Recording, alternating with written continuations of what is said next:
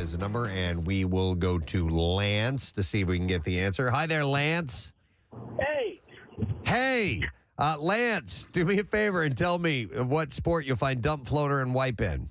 It's volleyball. Volleyball is correct, yes. My bad. Okay, hang on just a second.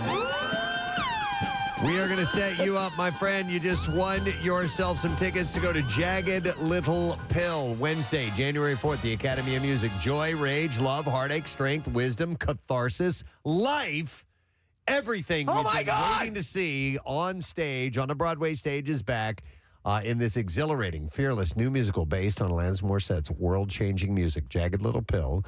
Coming to the Kimmel Cultural Campus from January 3rd to the 15th, and tickets are on sale at kimmelculturalcampus.org. Speaking of volleyball, did you see this incredible rally that took place at, I think it was at college girls volleyball? I saw where the gal dived over the table. To the table, yeah. It's astonishing. Yeah, it was pretty amazing. Did you guys know I was captain of my volleyball team? What? It's obvious. Yeah. Clearly, you with your vertical, you had to have been. It was the a small captain. school. That's funny. Literally. She was playing volleyball on a ping pong table. Well, we're going to start with the unfortunate news and the passing of actress Kirstie Alley. She died, her family said in a statement Monday, and she was only 71 years old. Her children, True and Lily Parker, said in a statement posted on social media, "We are sad to inform you that our incredible, fierce, and loving mother has passed away after a battle with cancer only recently discovered." It's so sad. Yep. They praised Allie's passion, love, and creativity and thanked the doctors and nurses at Moffitt Medical Center for her care. In one of her first major roles, Allie appeared in 1982's Star Trek, The Wrath of Khan, and she did not return for any of the subsequent Star Trek films.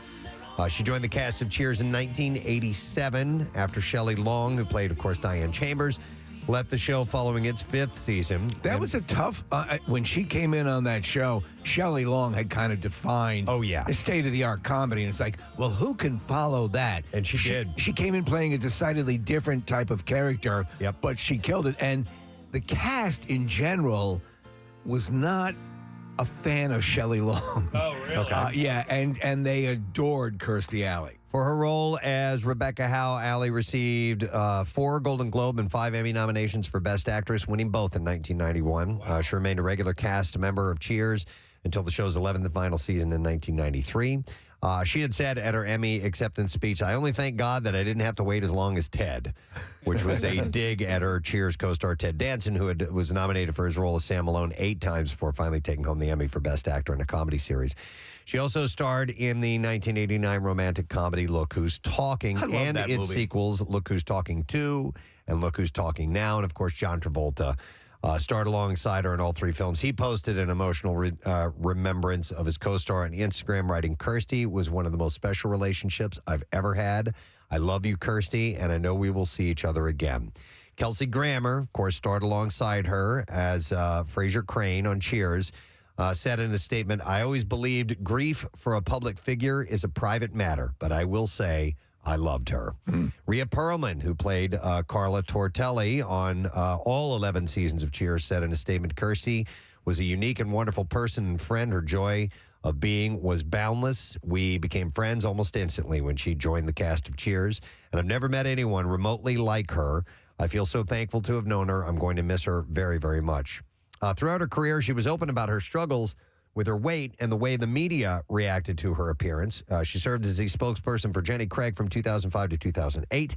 And in 2005, she starred in the Showtime series Fat Actress, in which she played a fictionalized version of herself. She also starred in the A&E reality series Kirstie Alley's Big Life, which followed her attempt to start her own weight loss program in 2010.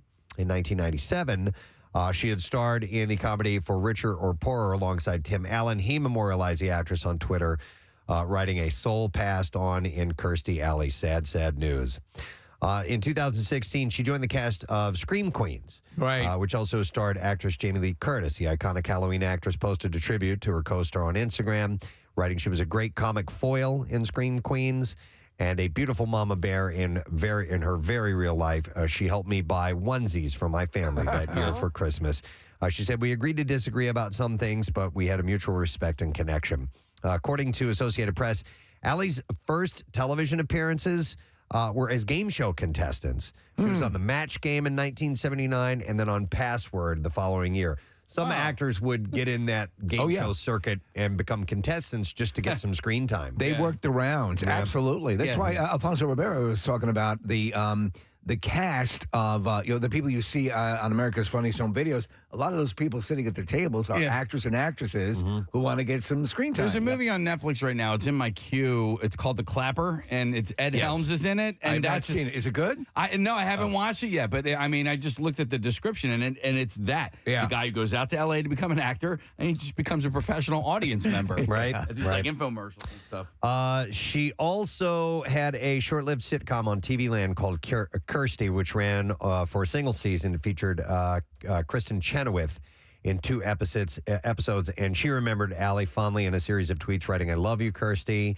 I will see you again someday. I can't believe you're gone," alongside photos of the two together. She was married to Parker Stevenson, one of the Hardy Boys. So she was married twice to her high school sweetheart in 1970 to 77, and then she married Parker Stevenson in 1983 until 1997, with whom she adopted her 2 children. And Stevenson posted a photo of himself and her on Instagram, writing her a short note, writing, "Dear Kirstie, I'm so grateful for our years together and for the 2 incredibly beautiful children and now grandchildren that we have. You will be missed. With love, Parker." So sad news, and it was one of those things. Left field. They just found out, and it didn't last long, but sorry to hear that, obviously. All right, a few other entertainment stories to run by you. The wait is over. Yesterday, Netflix released the official trailer for Harry and Meghan, a 6-episode docuseries about the Duke and Duchess of Sussex.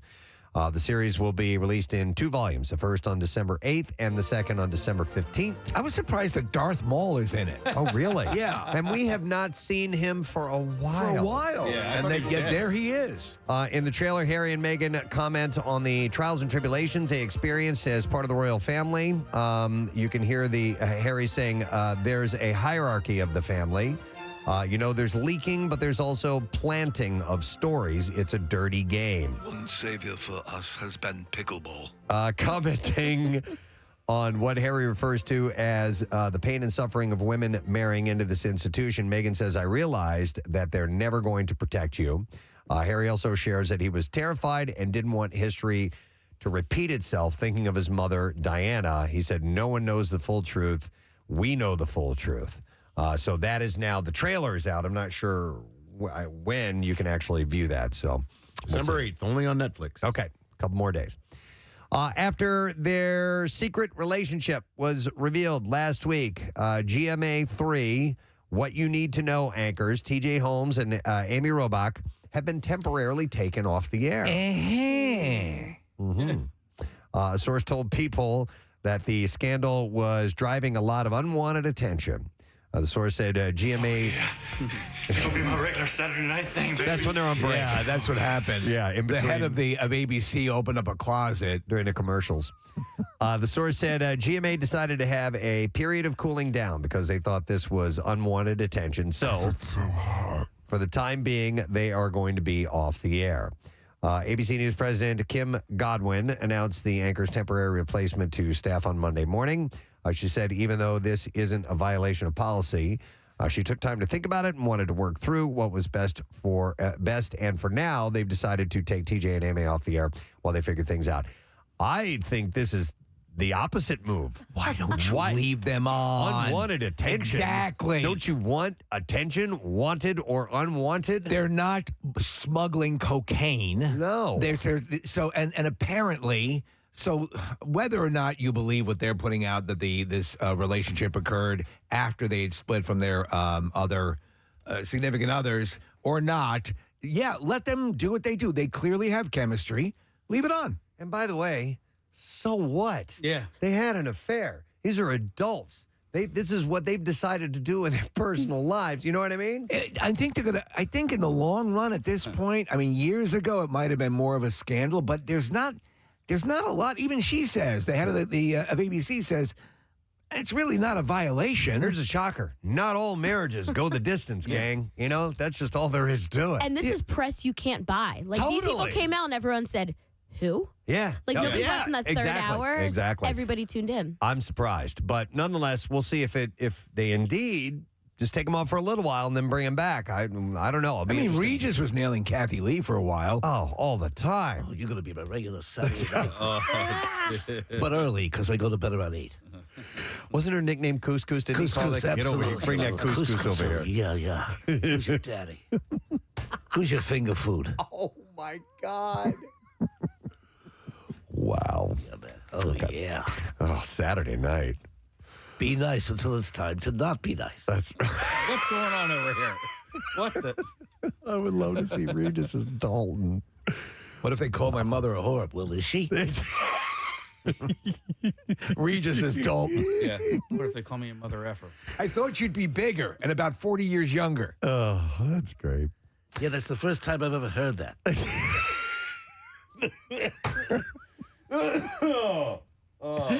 Great. What about pain? Pain don't hurt. Oh, it doesn't? No, actually, it does hurt. Okay. Yeah, I've got a little bit of the rheumatoid arthritis and Yeah. a little pinch in my nutsack. Sometimes just getting up off the toilet. Oh, my God. It hurts. I don't even look around because there might be blood. Yeah, I understand. All right. Thanks, Reg. And I don't wipe. Too many hemorrhoids. Well, okay, then bidet? What do you... Badonk. Okay.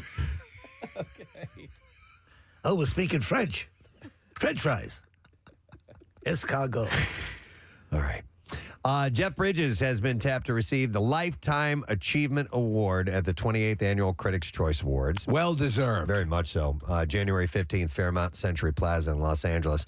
The actor who currently stars in FX's drama series The Old Man is also a past Critics' Choice Award winner for his performance in the 2009 film Crazy Heart, and that also got him an Oscar. It's a brilliant movie. Outstanding Brilliant performance. Film. SAG Award and an Independent Spirit Award just for that movie alone. It is brilliant. I forget what I was watching last night. Might have been the Flyers game or Jeopardy. But have any of you guys seen the Jeff Bridges COVID commercial? Yes. It's bizarre.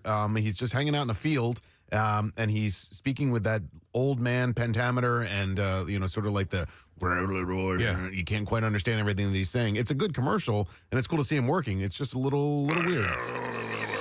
COVID.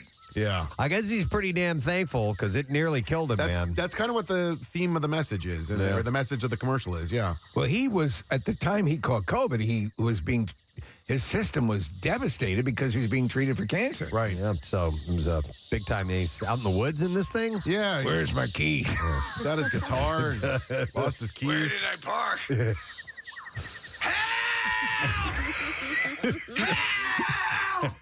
Yeah, I've seen it. It's You a okay? It's a COVID commercial. I don't know where I am. Good thing you got that guitar. I'm gonna have to eat this thing. I used it to kill some squirrels if I have to. Just get on that horse and ride out of there. There's a horse in it? Horse. Seabiscuit, get over here. His other credits include The Last Picture Show. That earned him his first Oscar nomination in 1972, as well as Thunderbolt and Lightfoot, Starman, The Contender, True Grit, Hell or High Water. Like I said, Seabiscuit, The Big Lebowski, and possibly his greatest role ever, Tron. Yeah. I'm just throwing that out there. In the movie Fearless, where he survives the plane crash, that is an unbelievable performance. Hell or High Water, unbelievable performance. And Preston, the quiet, paternal, loving character in Seabiscuit Wonderful. is so good. Yep. Bridges also is currently the national spokesperson for the Share Our Strength. Share Our Strength. No Kid Hungry campaign. That's good. That is fighting to end childhood hunger in America. So he's going to get the Critics' Choice Award, the Somehow I ended up in the woods. Lifetime Achievement Award, which is cool. Neil Diamond made theatergoers at opening nights of Broadway's A Beautiful Noise, the Neil Diamond musical feels so good, so good. He surprised fans and audience members at the Broadhurst Theater, where the new musical about his life opened on Sunday night, and he got up and did an impromptu performance of Sweet Caroline. Yes. Yep. It marks the first time that Diamond has performed in his hometown since 2017 and was a rare appearance for the music icon. He announced, of course, in 2018 he was diagnosed with Parkinson's disease and would retire from concert touring. He still, I think, tinkers around with writing and things like that. He does. And A Beautiful Noise is a fantastic album. It was produced by Robbie Robertson. Okay. And it's the band? Yeah. So I love that. In fact, he performs a song from it on The Last Waltz. We have a clip of him singing at this Broadway show, and this is him. He's up in the balcony. Right. He's not up on stage. So.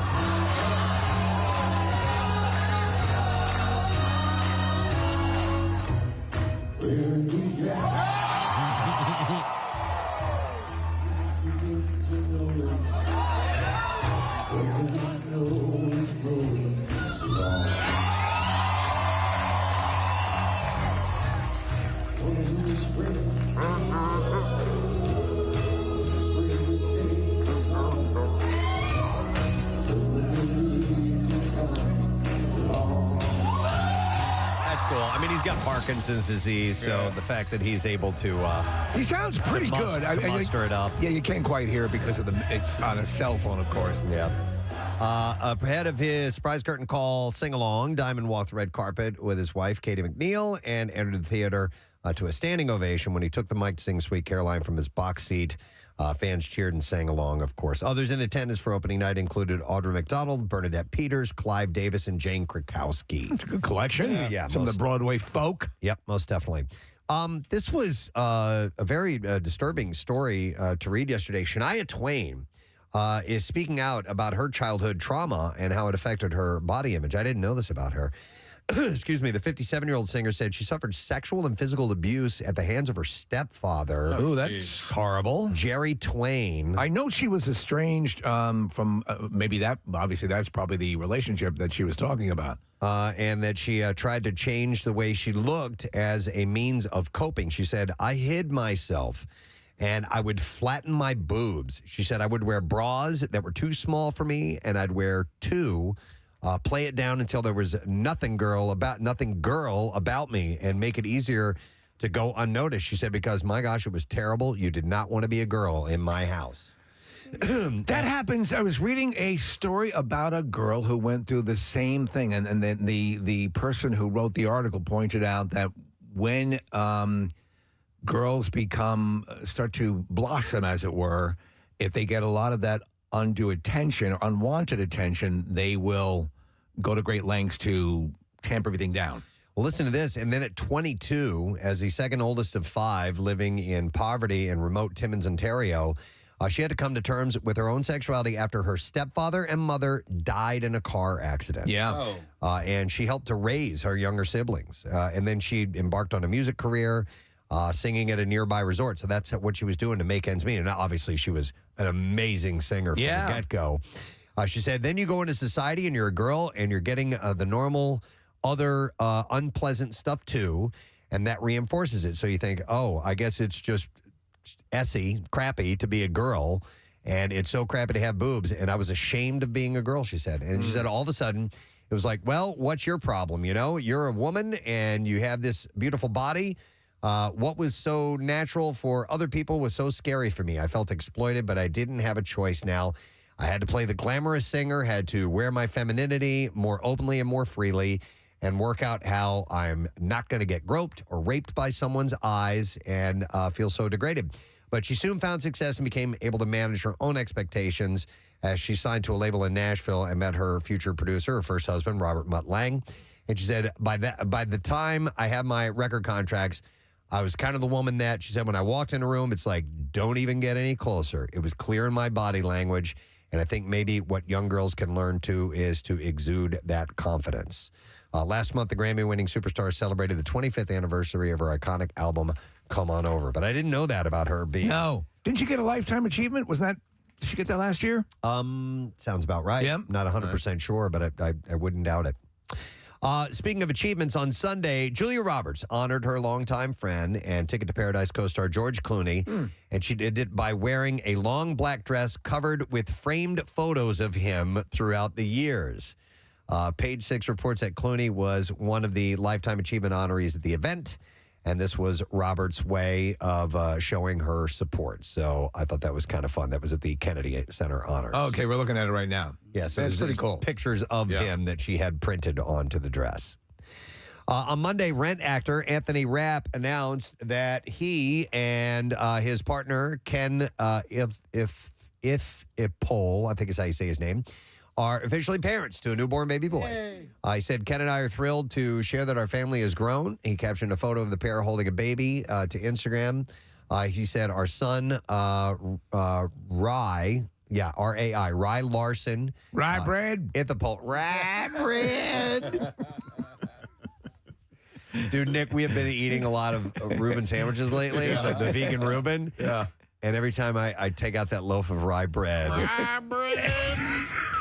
Nick's, your neighbor was yelling at you and your brother, right? That's the story? We're offering up yard work. Yeah. Rye bread? No.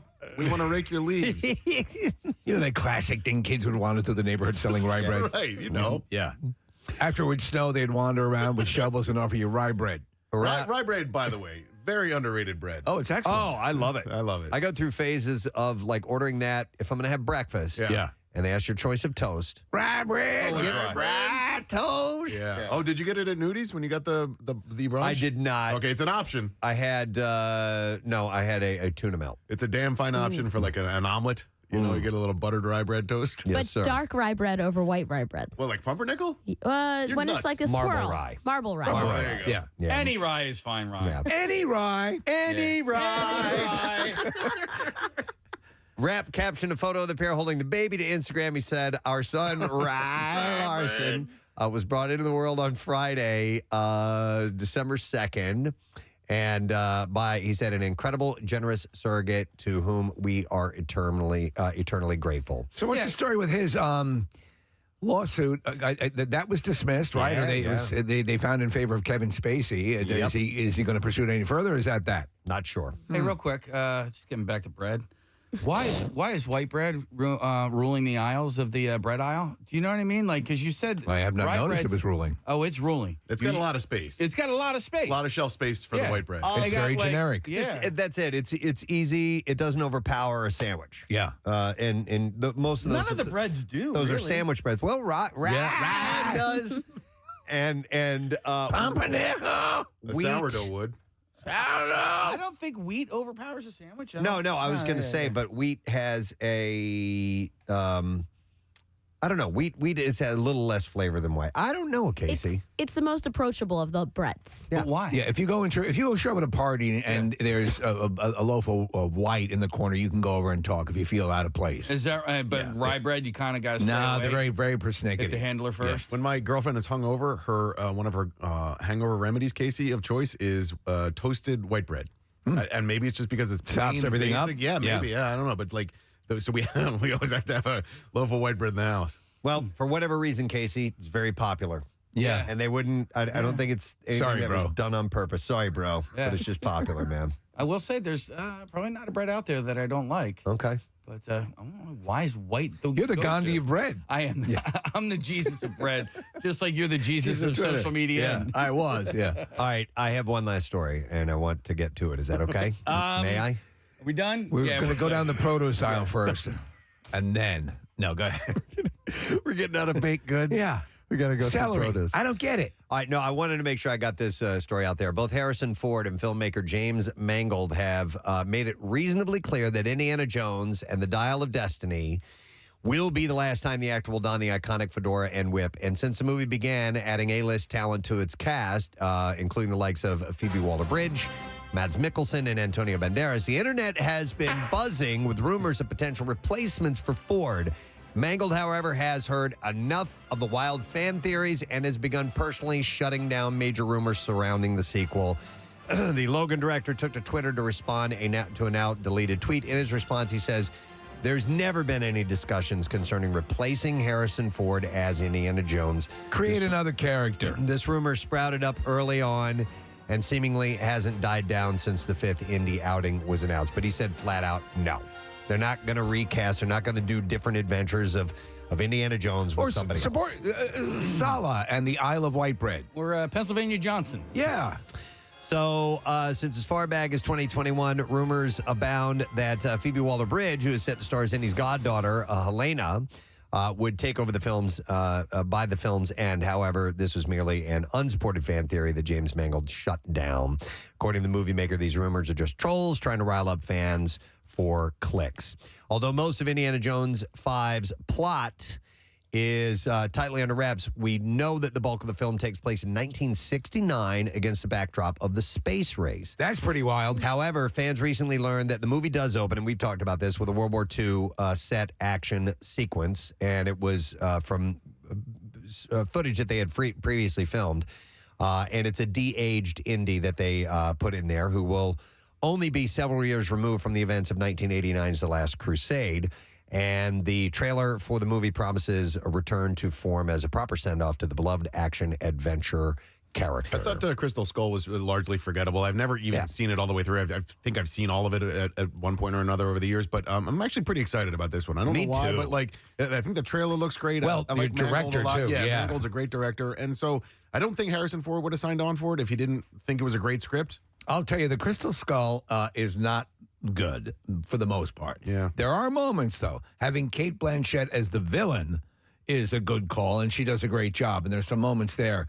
But, I'm excited, especially if this is done properly, as a good coda to his career, you know? All right, we're ready for clips now, so let's do them. Darby Harper is granted the ability to see ghosts after suffering near-death experience in her childhood in Darby and the Dead.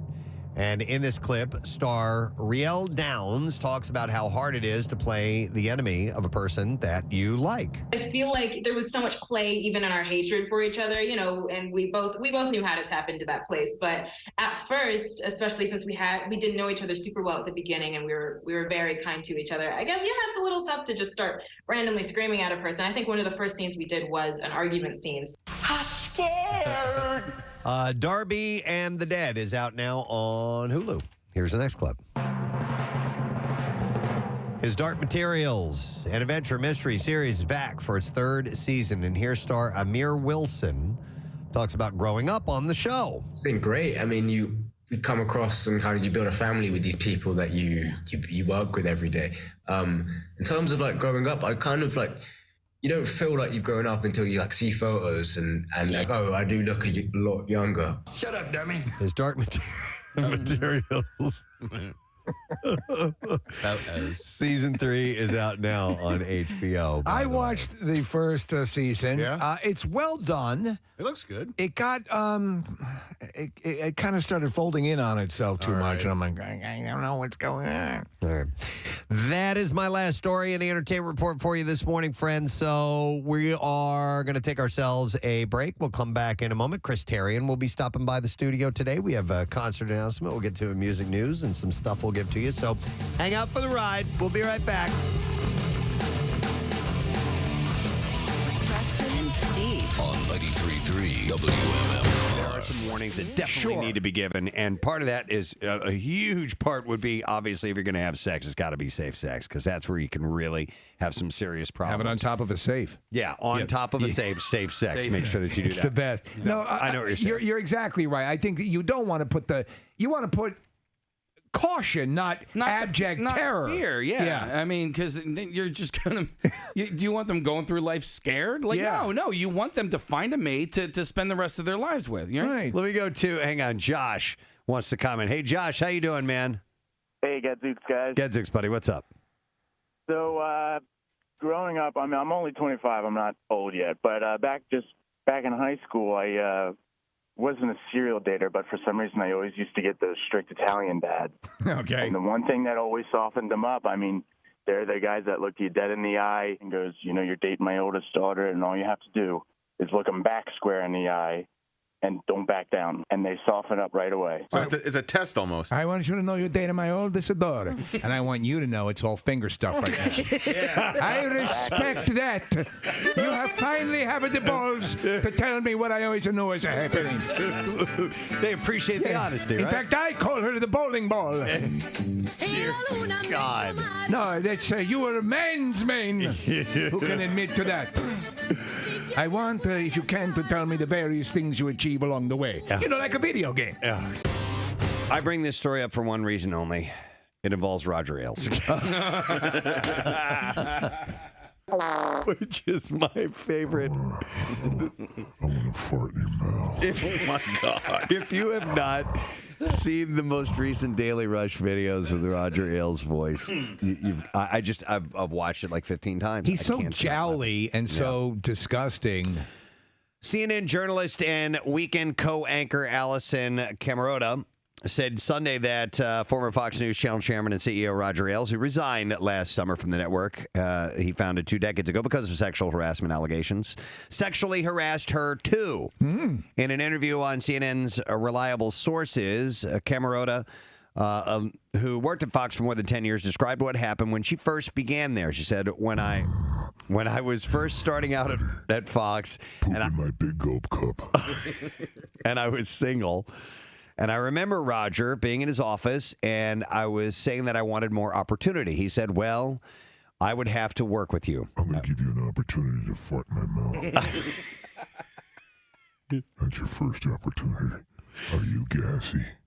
Yeah. She said, smells like hickory.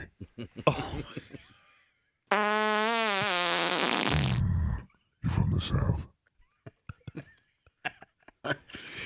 It's simultaneously hilarious and disgusting. Yeah, it's so disgusting. She's saying that he said, I would have to work with you on that case, and I would have to work with you really closely, and it might require us getting to know each other better, and that might have to happen away from here, and it might have to happen at a hotel. Oh, man. Do you know what I'm saying?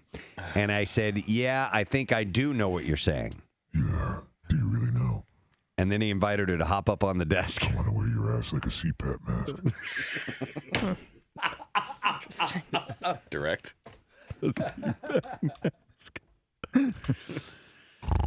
Camera. That's just how he breathes. Yeah, her cheeks are like caving in as he's inhaling. Is it too hard? Change my diaper. Oh, There's a lot in there. You know, the beginning of the season when you get that soil delivered to your home. It's like mulch. Is that what it smells like? It's like mulch. It's like a pile of mulch. There's a prize in there for you. Oh, God. A contract to do weekends here.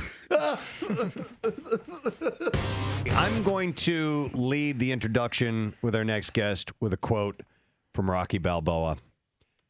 Man, you look good for an older guy. Ladies and gentlemen, Carl Weathers. Oh, my God. Preston. Yes, sir. Thank you for that, I think, kind summation of what's going on here. You look damn good. Look at this. Now, Steve's going to jump in on it. No, now. are we correct? Are you coming up on 70? Jeez, man. Why did you have to go there this early in the Because it morning? defies Yes. I would not. You look really good. You look good. Yeah, I don't go that way, but I just All right. might. Well, Yeah. Hey, man, you know what? Whatever happens, okay?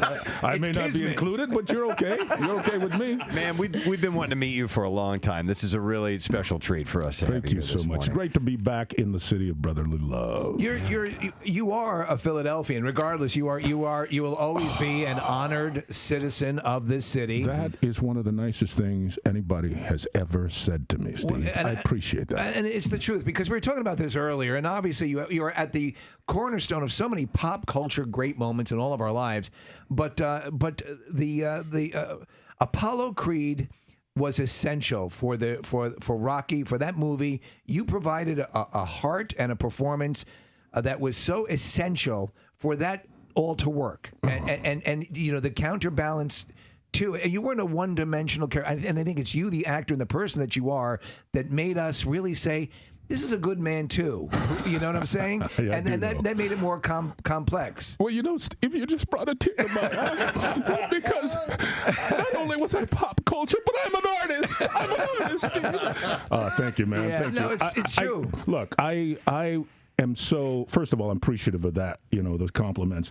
I got to say, though, man, I had such a great great time in the movies, all those Rocky movies and many other movies I've done. But we were very blessed to have such a great cast, you know, and to have such great words for Apollo Creed to say, written by Sylvester Stallone.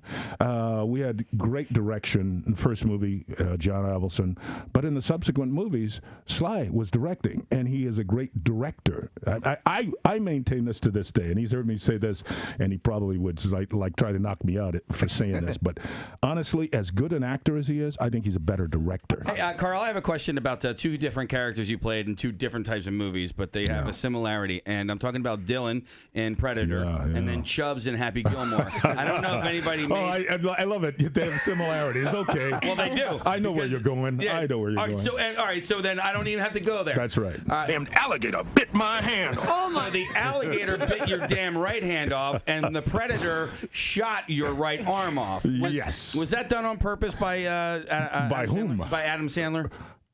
That's a good question. I never asked Adam that. You know, I really never did. But I seem to have this propensity for losing my appendages. Did you get to keep any of the props? Did you get to keep? Man, what a fool I am, because I didn't. Neither of those movies. Well, that's not true, because from Predator, the only thing I have is this beautiful knife that was forged. We all had these knives that were made by this great knife maker, and I don't remember his name right now, but it's beautiful, right? So no, I didn't keep the arm. I wish I had. And no, I didn't keep the damned hand that the damned alligator bit off. I'll tell you what, that Predator arm, if you were to hold that up just without me knowing, I would have said, yep, that's Carl Weathers' arm. It looked pretty real, didn't it? Well, you know, they took the mold of the arm, man. My guns had to, you know, like stand out, and all the sinew in these muscles had to stand out while the gun's pumping while it's in my hand, and the arm's jumping up and down, you know. Dude, that handshake between you and Arnold when you first see each other. It is classic, isn't it? It is classic. Man and man. By the way, I have coined that the man shake. Yes. That is not a handshake. That is a man shake. Carl, have you ever been to a sporting event in Philadelphia where they've done Rocky montages during the sporting event itself? I haven't. No, I haven't. It's amusing, and it gets you going, you know. But the scene that comes to mind is when you and Rocky are running on the beach, and then you end up hugging one another. Yes. Because it's sort of comical at this point. There are a lot of people who look at that and think, these two guys like each other. They really like each other. But you guys are in such phenomenal shape at that point, too, you know? So it's like, it's one of those things where you can't help but giggle a little. Well, you know, the thing about it is, I think somebody asked me a question about, you know, whether Rocky was, I think it was your competition or one of your competitors, and it was Eisen, you know, and he was asking about, you know, what people think of that show, and his thought was that it's really not a sports movie, it's a love story. Yeah. And I think there is a lot of truth in that. And I say it's actually both, because it's set so well and rooted so well in this role in this world of sport, and in boxing in particular.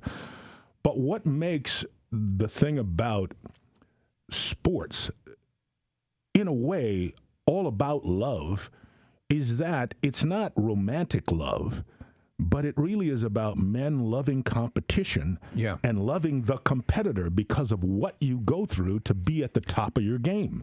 How much did sports help set you up and prepare you for the process of becoming an actor? Oh man, it's prepared me for life. Yeah, you know, in my mind, and maybe others feel differently about it, but there's something about teamwork, number one. To be on a team, you learn something about that from a very early age, what it takes, what your job is on that team, how to be your best at your job, how not to let others down because you have responsibilities, you know, you have assignments on that team. But speaking of the best, I mean, I think a lot of people would agree that during the 80s, Tom Selleck had the best mustache, but I think you give him a run for wait a minute now. Wait a minute. I gave him a run for it in his 80s. Okay. No, yeah, Tom, I know Tom's reputation, not only as an actor, but as an actor with a mustache. Yes, it sets him apart. I got to give him props for it, because that's a bush, man. That's a bush. Yours is the most rocking. Yes. Listen, we are just absolutely elated that you came by here today. We love you. We love your work. And as Steve had said so eloquently, you're a member of this city, this community. You know, just because of the relationship and with the Rocky films and what it means to this city and everything. So we're just really happy that you're here. Thank you. Thank you. Appreciate Preston. it, man. Yeah. I'm always, every time I come here, there's so much hospitality. People really kind of open their arms. And of course, if Apollo Creed's walking down the street, you're going to get a little attention. Just a little bit, So, I mean, props to Sly for taking us home with running up those steps, man. If it, those running up those steps kind of like sets the tone for everything when it comes to Rocky, and, running through the district there and seeing all the folks who are selling their goods in the morning, from soup to nuts, man, having them turn around and watch Rocky and cheer him on. So we're really all very fortunate that this city embraced not only the movie, but embraced the concept of the winner, and the guy from 93.3 WMMR. By the way, the rye bread thing, just the type of thing that might come up in the Christmas Miracle. Very true. It's Very stuff true. like that we will be asking our contestants to have knowledge of when we have that contest. Is that you may have to be ready to say rye bread up on stage. You never know. So. That's coming up on the 21st. We'll do some invites before the program is over today. So this story that was mentioned in the entertainment report, T.J. Holmes and Amy Robach, two people I had never heard of until about a week or two ago at Good Morning America, with this affair that took place. They were both married to, significant others, and the word was they started seeing each other on the side, on the down low. Right. Now, the question as to whether or not that was occurring post-separation from their significant others remains up in the air, but it was certainly happening. Yep. So anyhow, they are now in an open relationship with each other, and they work together. They're co-hosts, and so they are now taken off the air for a cooling off period, they said. There's too much attention being put on, which I haven't understood. And by the way, Amy Robach, and we realized this the other day, her husband, or her former husband, was Andrew Shue, an actor who was on Melrose Place for a little while. Billy, right? They had one of those like Brady Bunch families where they both had a bunch of kids from other marriages, a blended family. Yeah. Okay. So well, the interesting thing is, and we were having a quick chat off air about workplace relationships. And we all know how tricky that can be. And also, I'm curious what the rules are in some places. If you find yourself working with someone else and you become romantically involved, is that grounds for dismissal, termination? What's the story? How is it evolved? Yeah, or do they come and say, listen, we discourage this? Right. Does the company let their thoughts be known? And also with that, here's what I'd like to hear as well. And any phone calls that want to come in regarding this stuff we'll take. But I want to see if anybody managed to keep it a secret in a workplace, knowing that it's not allowed. Yes. But you for whatever reason, you ended up together and you just can't stop that. Yeah. Were you able to keep it a secret? 215-263-WMMR. Yeah, I think certain workplaces there's protocol where like you have to go to your higher up and say, hey, listen, this is we're want to take this to another level. No kidding. And it is something along those lines. They had that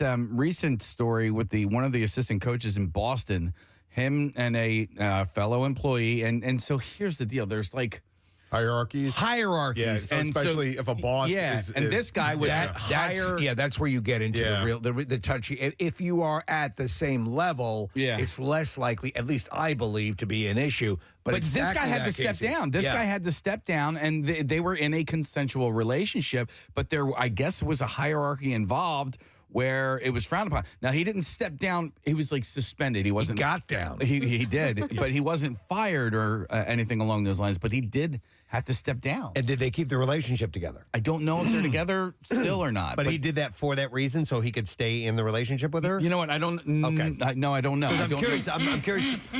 Somebody who might go... Okay. Somebody who might go, you know what? if this is the case, if this is the rule, I love this person. Yes. And so therefore I'm out. You know what I mean? And then they call their lawyer. Well, look at Yeah. yes, exactly. Look at the monarchy. Look at the that can play into it as well. Yeah, I have a friend who was in a relationship with a guy, and they were, I don't think she was like a boss of his, but she was above him in management, and they were in the same area.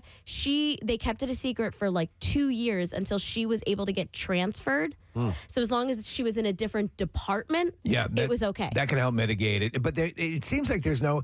Obviously, I think this is each company makes its call, and what they're comfortable with being liable for if something goes asunder. I actually married my coworker. Oh, that's right. Yeah, I mean, Claire was an intern, but when I was at WDRE in New York, but they sort of knew about it. They weren't thrilled about it, but that's what happened. Here's a text, and I don't know if we'll get to talk to this person or not. And this is a little bit of a different story. It says 9+ years affair with married boss. No one knows. Wow. Well, that's an affair.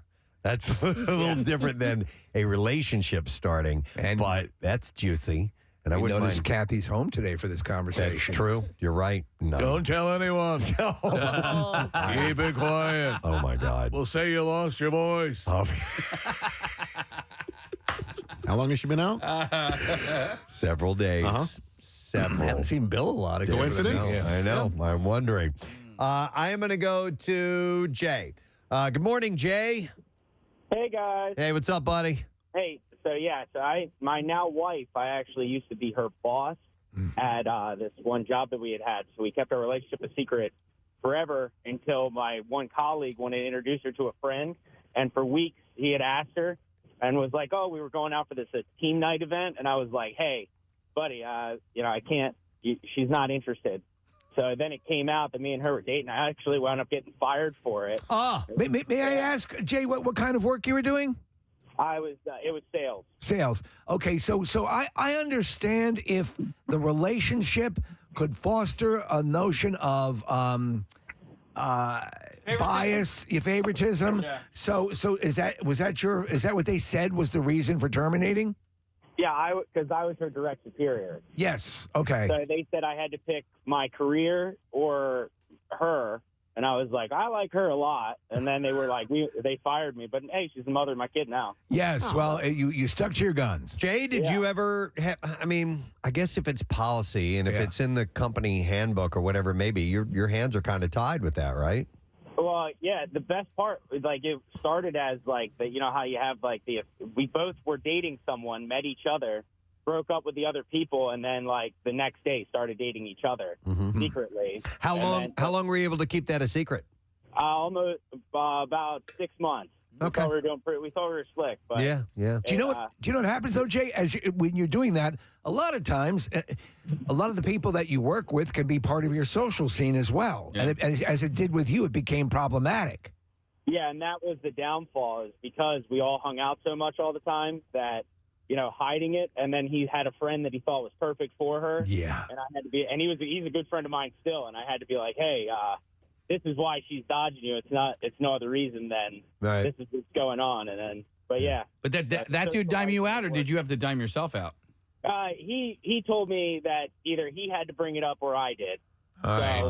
He gave me the choice there, and I was like, it's not really much of a choice, but still, I mean, maybe if I kill you. So I don't even know why he had to bring it up. Yeah. So what did you think about that guy after that?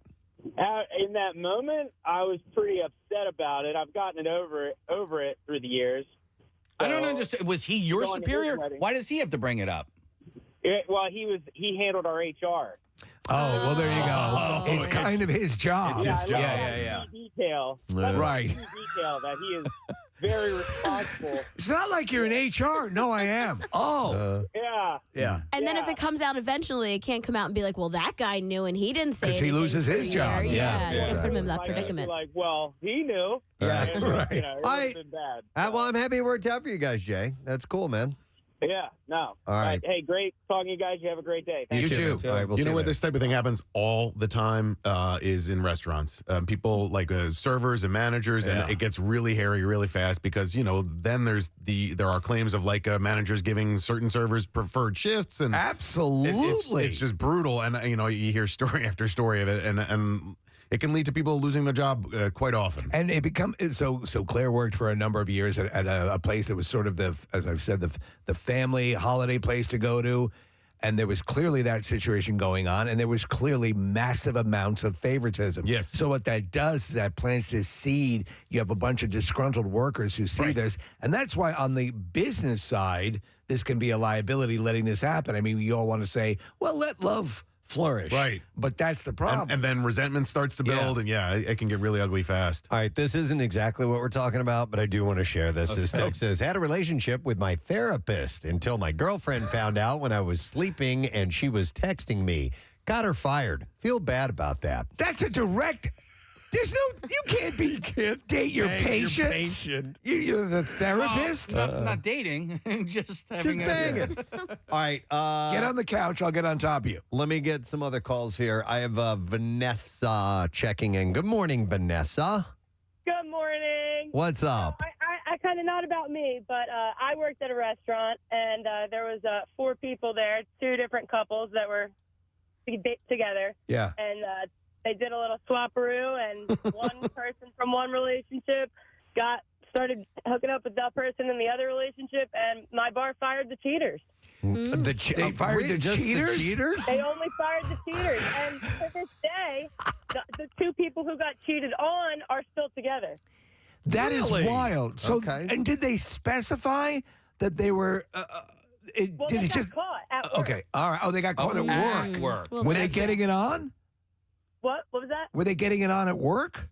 Yeah. Oh, well. On top of the coleslaw. You can't do that. Oh, yeah. That's interesting, though. Well, you can do it, but that you can. Yeah. Yeah. You just shouldn't. You're not allowed Yeah. to. Him and her got it on. Whee! No, they didn't. All right. Interesting. We've seen a few in our time. Some real successful ones too. Have we? No, seriously, Jackson and Michelle. Yeah, they're still together, and but I don't. I think when they started, Weston and Winnie. Casey, rest in peace. With Jackson and Michelle, I think they kept it quiet to begin with. I think so. Yeah, they did. Yeah, yeah. I was thinking of the ones that didn't work. Those happen too. Those are kind of. Oh, if it goes asunder, if it gets volatile, that's another thing when you're an employer. Preston's write me a note because I don't know who he's talking about. Write it down. You guys continue. Okay. That's the liability. But man, listen. It's just the nature of what did the recent survey about where we're most inclined to meet people. The job still ranks very high as the likely place where you'll meet somebody you'll end up in a relationship You with. go to the library, you go to church. Yeah. Good girls. Church. Yep. Got to know the father. Let me go to. I have Chris who's checking in. Hey, Chris. Good morning. Good morning, Gadzooks guys. Gadzooks, sir. What's happening? So I met my wife at work. We tried to keep it a little quiet for a little while, but we weren't fooling anybody. And we applied, got new positions at a different location. They knew we were together and we were getting married, and we've been together for 20 years, and we've been at our current job for 17. So, Chris, because now you proactively went to your superiors and let them know what was happening, or what was the progression? No, we didn't really proactively go to our superiors. It just kind of, naturally came out that we were dating. All right. And nobody really seemed to care. They basically said as long as neither one of us was a direct supervisor of the other, it didn't really matter. That's clearly one of the main issues. If you're in a place of power over the person you're with, or vice versa, that's where favoritism and all that stuff can come into play and really screw up a work dynamic. I wonder what the policy is, though, of you, let's say, thanks for your call, by the way, Chris. Let's say that you get a job somewhere. Right. And then your girlfriend or fiance or wife or whoever it may be, your significant other, applies for a job as well. Can they even not be considered at that point? Or, you know what I mean? That happened here with me and Claire. Claire actually worked in promotions for WMGK for a while. Yeah. So, but I'm wondering if some places have a rule that say, no, you can't. I wouldn't imagine. I would wouldn't imagine. think so. Yeah, I mean, I don't know. I don't know. But then again, what's the difference if you are already working together and you fall into a relationship? Well, so this happened with with a friend of mine.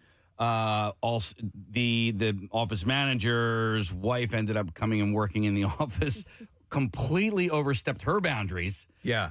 Ended up like sharing the office with the boss. Put herself into situations of this. I'm like, where like this is not your job. You're essentially the secretary, but you're acting as if you're the vice manager of the office. You can't do that. And then the husband, his hands were tied. He couldn't do it. He couldn't put an end to it or anything like that. I think it depends if you're qualified for the job or not. Like, I mean, if you're just a resume, yeah. If you're a resume on the pile and you're qualified for it, Claire came in, she worked in radio before, she did that. Yeah. If you're getting the job and you're not qualified for it, then there's a problem. But if you got it fair and square. Yeah, but I'm just wondering if the whole relationship thing will sometimes be an issue or not, because you could be qualified for the job and already be working there and then entering into a relationship where you both are already employees and they frown upon There it. was a place I remember I mean? that I briefly worked at. It was one of the early cable companies on Long Island, and they were adamant about they didn't even like outside work fraternization with just, they didn't like you going out at all. They wanted you to be an island unto yourself. Which is the opposite of some of the things that are going on now, where people are bringing in younger employees from other areas of the country and saying, like, come here, we throw parties, we take you out to hang out. So you're we'll get you a girlfriend. You're just asking for people to We'll bang. get you a girlfriend. You're young, you're hot, we're having parties, there's booze. Meet the Come person of your on. dreams. All right, so the texter who is with the therapist has called in, and he is going by the name Gary. Oh, Gary! All right. Hi, Gary. Are you there? Yeah, Gadzooks, guys. Gadzooks, bud. All right. Tell us about it. So I had a therapist at a certain, let's just say clinic. Okay. And because it was a clinic.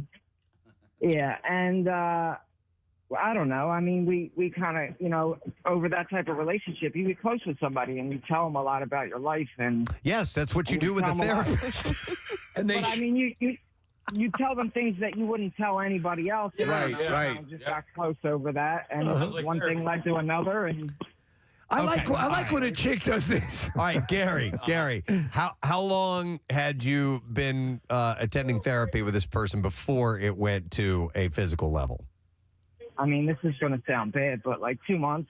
Oh my Gary, God. can I ask you who made the first physical move? She did. Wow. That's a great therapist. That's something you find in Penthouse Forum. Isn't there an oath that they take to not do those things? Yeah. Well, it's just a casual suggestion. Try not to bang your patients. Wow. Yeah, how long did it last, Gary?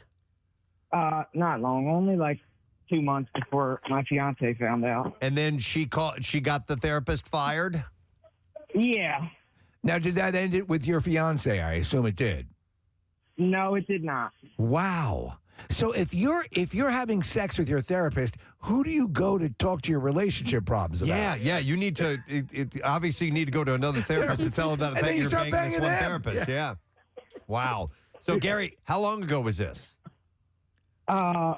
Recent enough that I don't want to use my name. Okay, Fair that makes enough. sense. Fair All enough. right. And are you still engaged? Yes.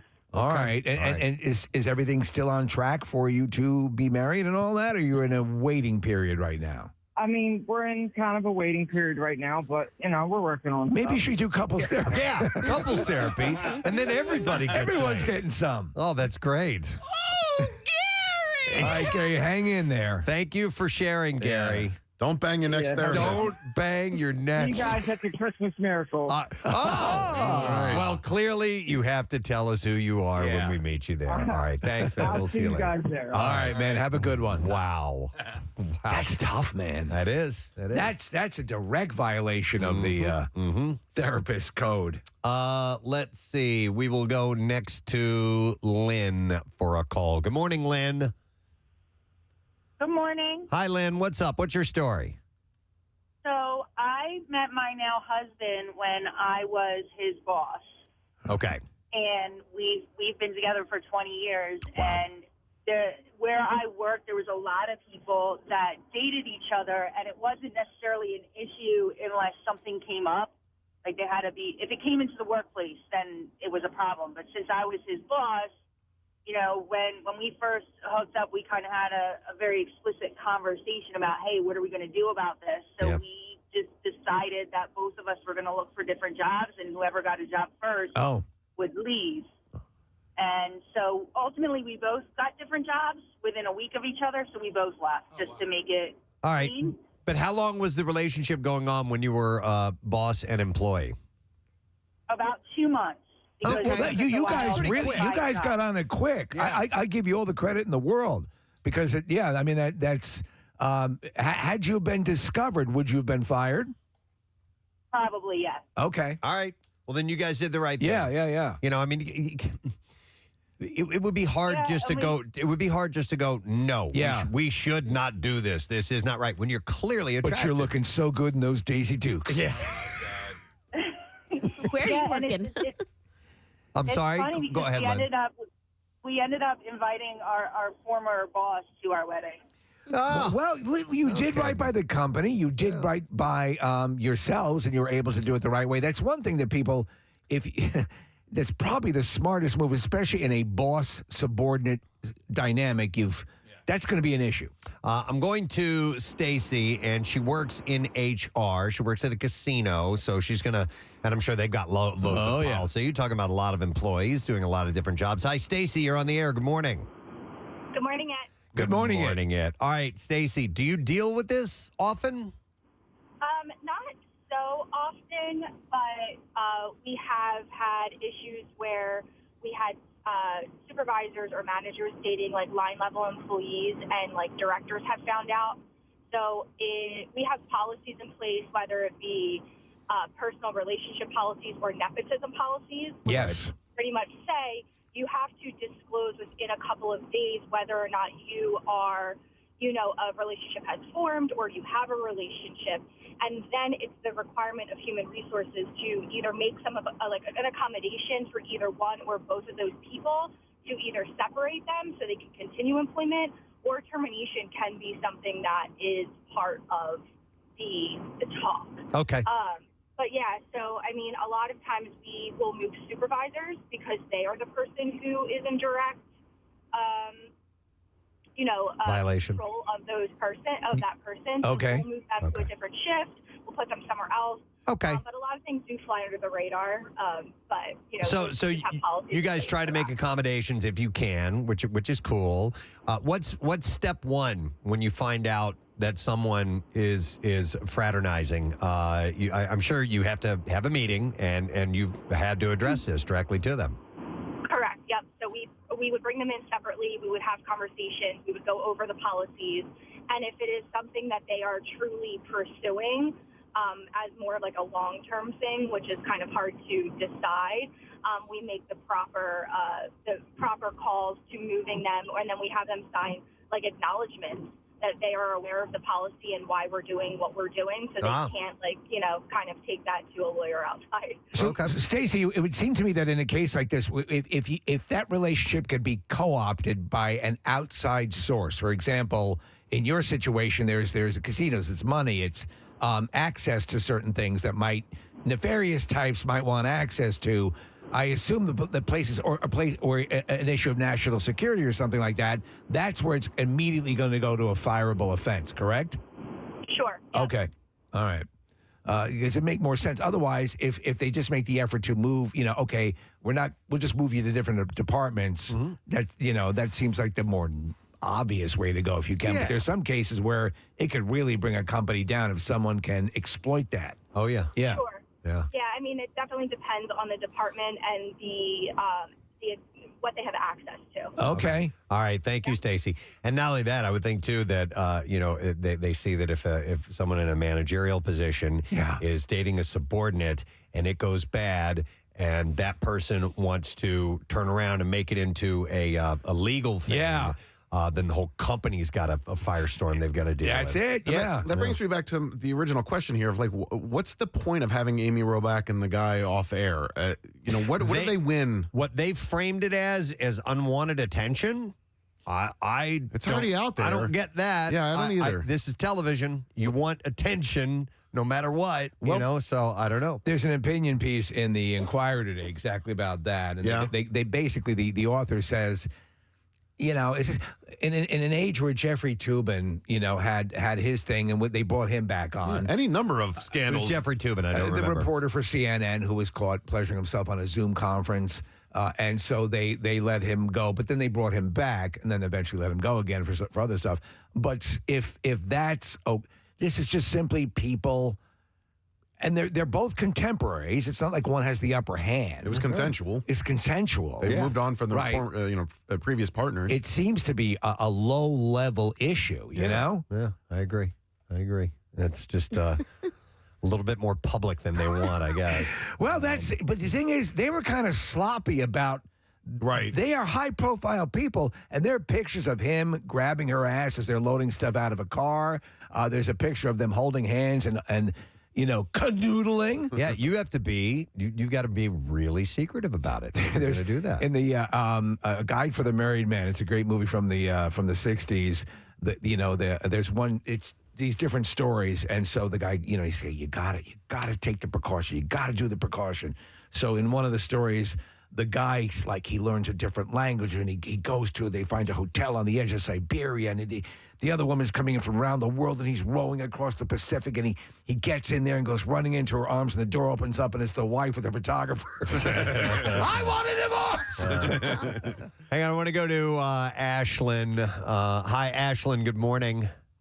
Good morning. How are you? Great. What's your story with all this, Ashlyn? So my boyfriend and I, when we first started talking, we were both in relationships with other people. And at the time, he was also my boss. So we both broke up with who we were dating and started secretly dating each other. I got offered a higher position in the office I was working at, so he was no longer technically my boss at that point. So we came out that we were dating, and here we are 4 years later, and we have a 16-month-old together now. Okay. And you're still working at the same company? No, we're not working at the same company anymore. He's still at the same company. I work for a car dealership now. How long did you successfully hide it for? Almost a whole year. All right. What was the most elaborate thing you did to hide it? For people who are looking for advice on how to successfully hide their work relationships, what would you say is the main thing?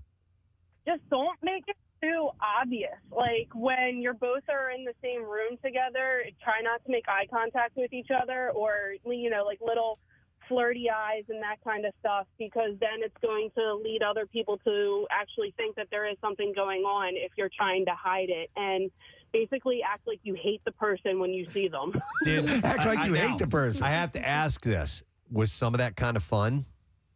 It was fun. It was, for me, I'm a nervous Nelly. So Yeah. I was always, in my head, like, okay, well, maybe this person knows. And he was always like, nobody knows. Just like, stop thinking about it. Exactly. Yeah. Would you ever send or receive texts that were like, I can't stop looking at you, but I'm not going to do it?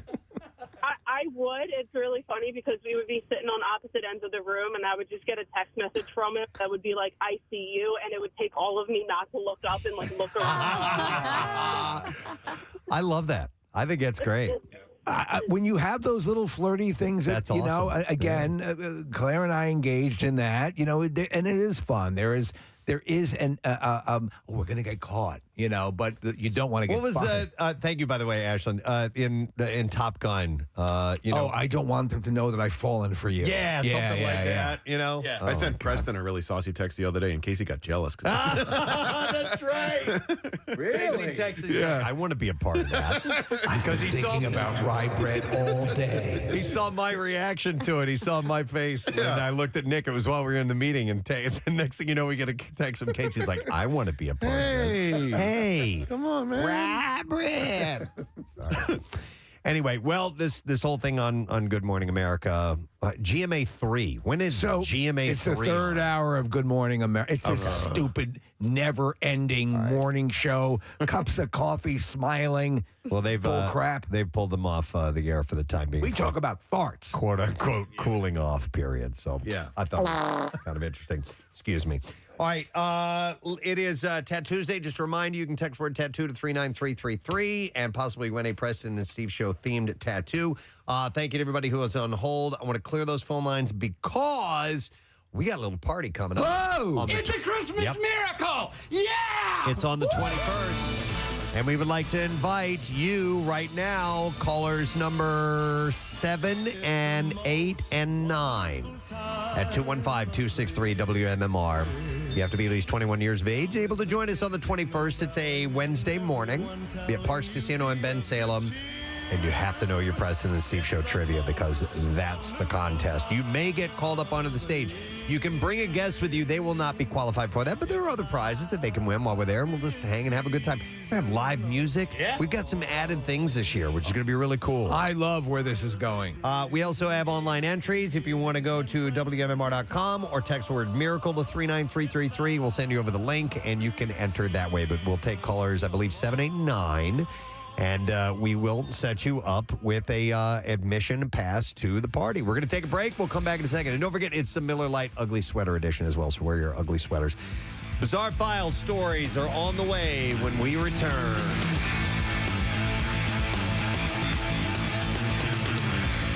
Preston and Steve. All 93.3 Rocky is kind of our anthem. Yes, so we thank you. We thank you here in Philadelphia. Chicago Justice, Sunday, NBC 10, 9 o'clock. Carl Weathers. Yeah! Thank you so much. Thank you. Thank you.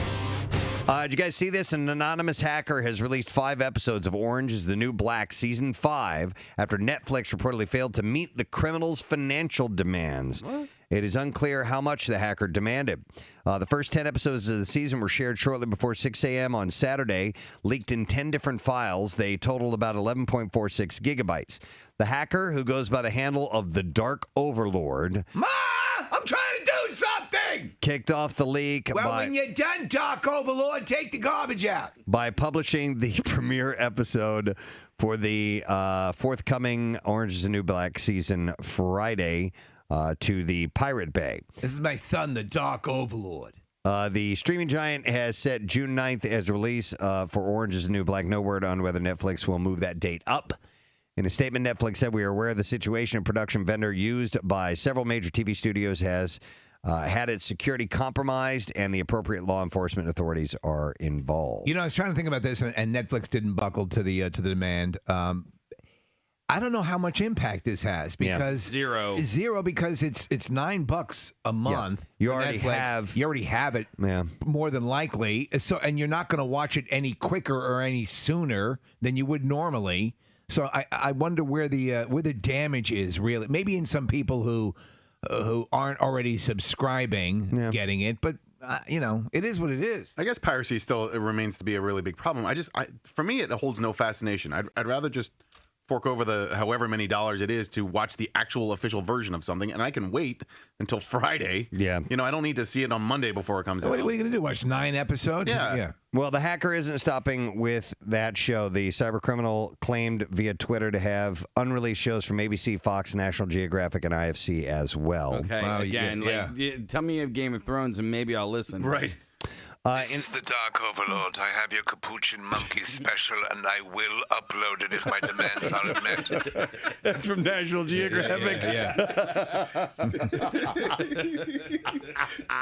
Your special concerning the Watusi women of Buka Buka will be released to the world. If you do not yield to my demands, I'm the Dark Overlord. Capuchin Monkey. I know. There's the extortion there. In a message posted Saturday, the Dark Overlord wrote, "This is the Dark Overlord, your 1-hour special concerning FIFO, the zebra who can tap dance. Will be released to the world." The Dark Overlord wrote on Saturday, "It didn't have to be this way, Netflix. You could have avoided it. You're going to lose a lot more money in all of this than what our modest offer was. We're quite ashamed to breathe the same air as you. We figured a pragmatic Someone's gotten a little carried away with their Dell laptop. Yeah, we figured a pragmatic business such as yourselves would see and understand the benefits of cooperating with a reasonable and merciful entity like ourselves. What are you talking about? Come on! No. Yeah, you're stole it's something illegal. from- yeah. And by the way, Dark Overlord. It is a substantial fee and prison sentence that they're looking at if they're found and convicted. Yeah. I mean, on the consumer end and on our end, it seems like, what? Okay. I agree with you, Nick. I mean, you already have Netflix. Chances are you already have it anyway. Netflix encourages you to share your passwords, for Christ's sake. Hey, and also, if you don't have Netflix, then you haven't seen the previous seasons of Orange is the New You don't Black. care. So if you're going to release the 4th season, can you release the first 3 seasons as well? Damn good point. I got to get caught up on this. Dear Netflix, we are committed to releasing the 3rd episode of Lemony Snicket. If our demands are not met, and this is a good one, too. Oh, man, I hope the Dark Overlord lives here and is listening to us right now. That would be awesome. Dark Overlord. All right, anyway. You're such a dork. You dork. Try to extort Netflix! She's just in for a visit to say hello, and you know her from The Office and her many visits to Philadelphia. She's a Philly gal. Please welcome Kate Flannery. Hi, You act like I was back by the dumpster and somebody noticed me and dragged me in. Hey, what's up, everybody? Is that Kate Flannery out by the dumpster? Have her come in. So what are you up to now? Because I see you on a lot of, obviously you have the live performances. Yeah, Jane and I are still performing regular. I'm still doing the lampshades. Okay. You know, I don't know. I always feel like there's something I can't talk about. Is there you love that? I mean, it's such bullshit. But I'm sorry. I said The filthy mouth. guys. Kate Flannery. I'm really. Is there? How much Rolling Rock have you had this morning? If you went to Not O'Hara, enough. you wouldn't have. Oh my God! Well, at Archbishop Carroll, we didn't drink. No, exceptionally good human beings. I also do another show called Talk Show, the game show. Yes, that's I saw that's that coming up listed. soon. Yeah. So what is it? I think it starts this month. No, but what is it? It's a talk show and a game show. But so they make the celebrities compete against each other with questions after their interview segment. Huh. And no more stand up in stilettos. It's that's done. Yeah, that's done. Yeah. But Wanda Sykes is the producer of Talk Show, the game show. That's very cool. Yeah. She was actually there on site. I was like, "What are you doing here?" She's local. I know we talked about media. Yeah, and she's never she's never been on the show. Been on our show. Yeah, she lives in media. Her. Let her know. Watch your mouth, I know that fucking. No, I'm sorry. You're getting worse. I know. I'm sorry, you guys. I will tell you Are this. there children It's gotten listening? worse. She just dropped the F-bomb. What's wrong with you today? You tell me not to do something. The more my unconscious is just like, oh my God. Let's put it this way: we had Andrew Dice Clay in here and never had to do the dumb button once. I need some straps like on my chair, or like on the pyramid. Kate Holy Flannery crap. 3 times. I'm so Nick is like, you're never coming back. He's shaking his head. It's like, this is it. Oh, we It's need nice- a so nice to see you. taser. Because that'll calm me down. We have to keep you here for a little while because there's some curses you haven't said yet. What are the 7 that you can't say on the air? You know what? That list, by the way, that classic list, Yes. as legend has it, we've said it before, did not exist before Carlin created Are you kidding that me? list. The FCC had no set list of words, but once Carlin created that list, the FCC said, "Yeah, that sounds good. Yeah. Let's go with that." That's amazing. All right, so when you're not on the air, Yes. you curse like a sailor? And how does that go I didn't think so over? until I got here. Okay. No one blinks an eye in Los Angeles, where No. everyone is drug induced and on painkillers. Once in a while, I don't know. No, I don't know. I'm so sorry. I think I have not had enough sleep this No, week. we have many dumb buttons for Joe Socha. Now we're going to call it the Flannery switch. No. Mark it on the board right here. Oh my gosh. Hit the Flannery dad's gonna switch. Hit the Flannery switch. Oh no. I'm sorry, we That's had, so we had to Flannery out on that. Well, the owner of a sperm bank has been accused of secretly switching donor semen with his own in order to father 60 children.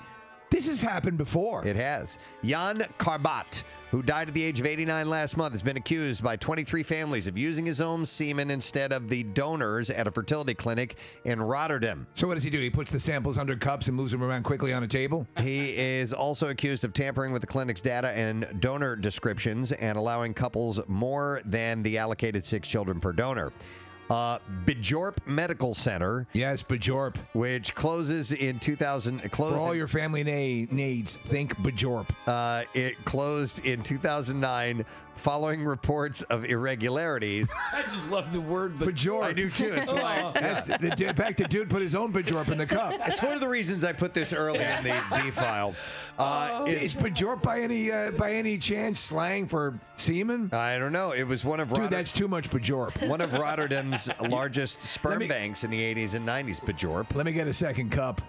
The 23 families are now seeking a DNA test to see if the sperm bank boss used his own. So I broke into this house and I Bajorped on the couch. Karbat reportedly admitted to fathering 60 children through the clinic before he died to one of the plaintiffs. What? A lawyer speaking on behalf of the Karbat's family insisted that there is not the slightest evidence that Mr. Karbat or the owner or was the donor, and asked the court to listen to the doctor's request that no DNA test would be carried out after his death. When the guys do this, what is the desire to be?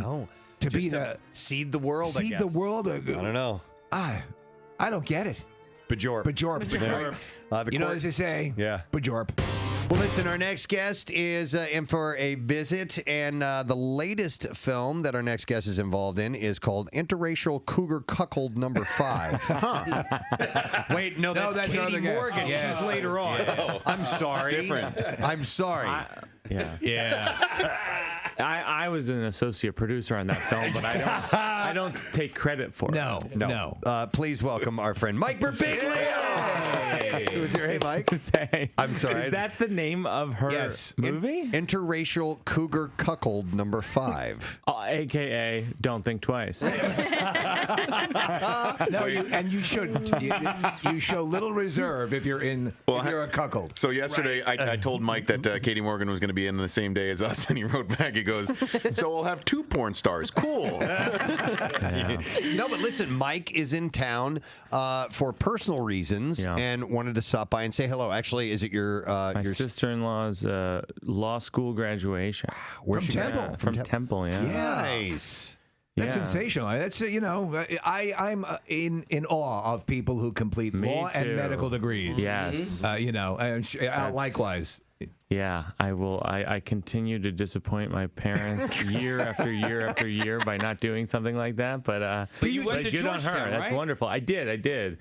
But then I didn't. Yeah, I didn't. Were you expected to go into law?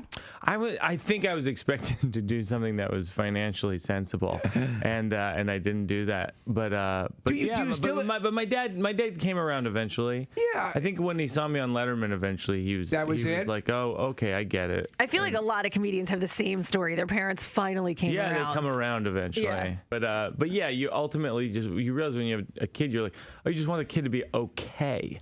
Yeah.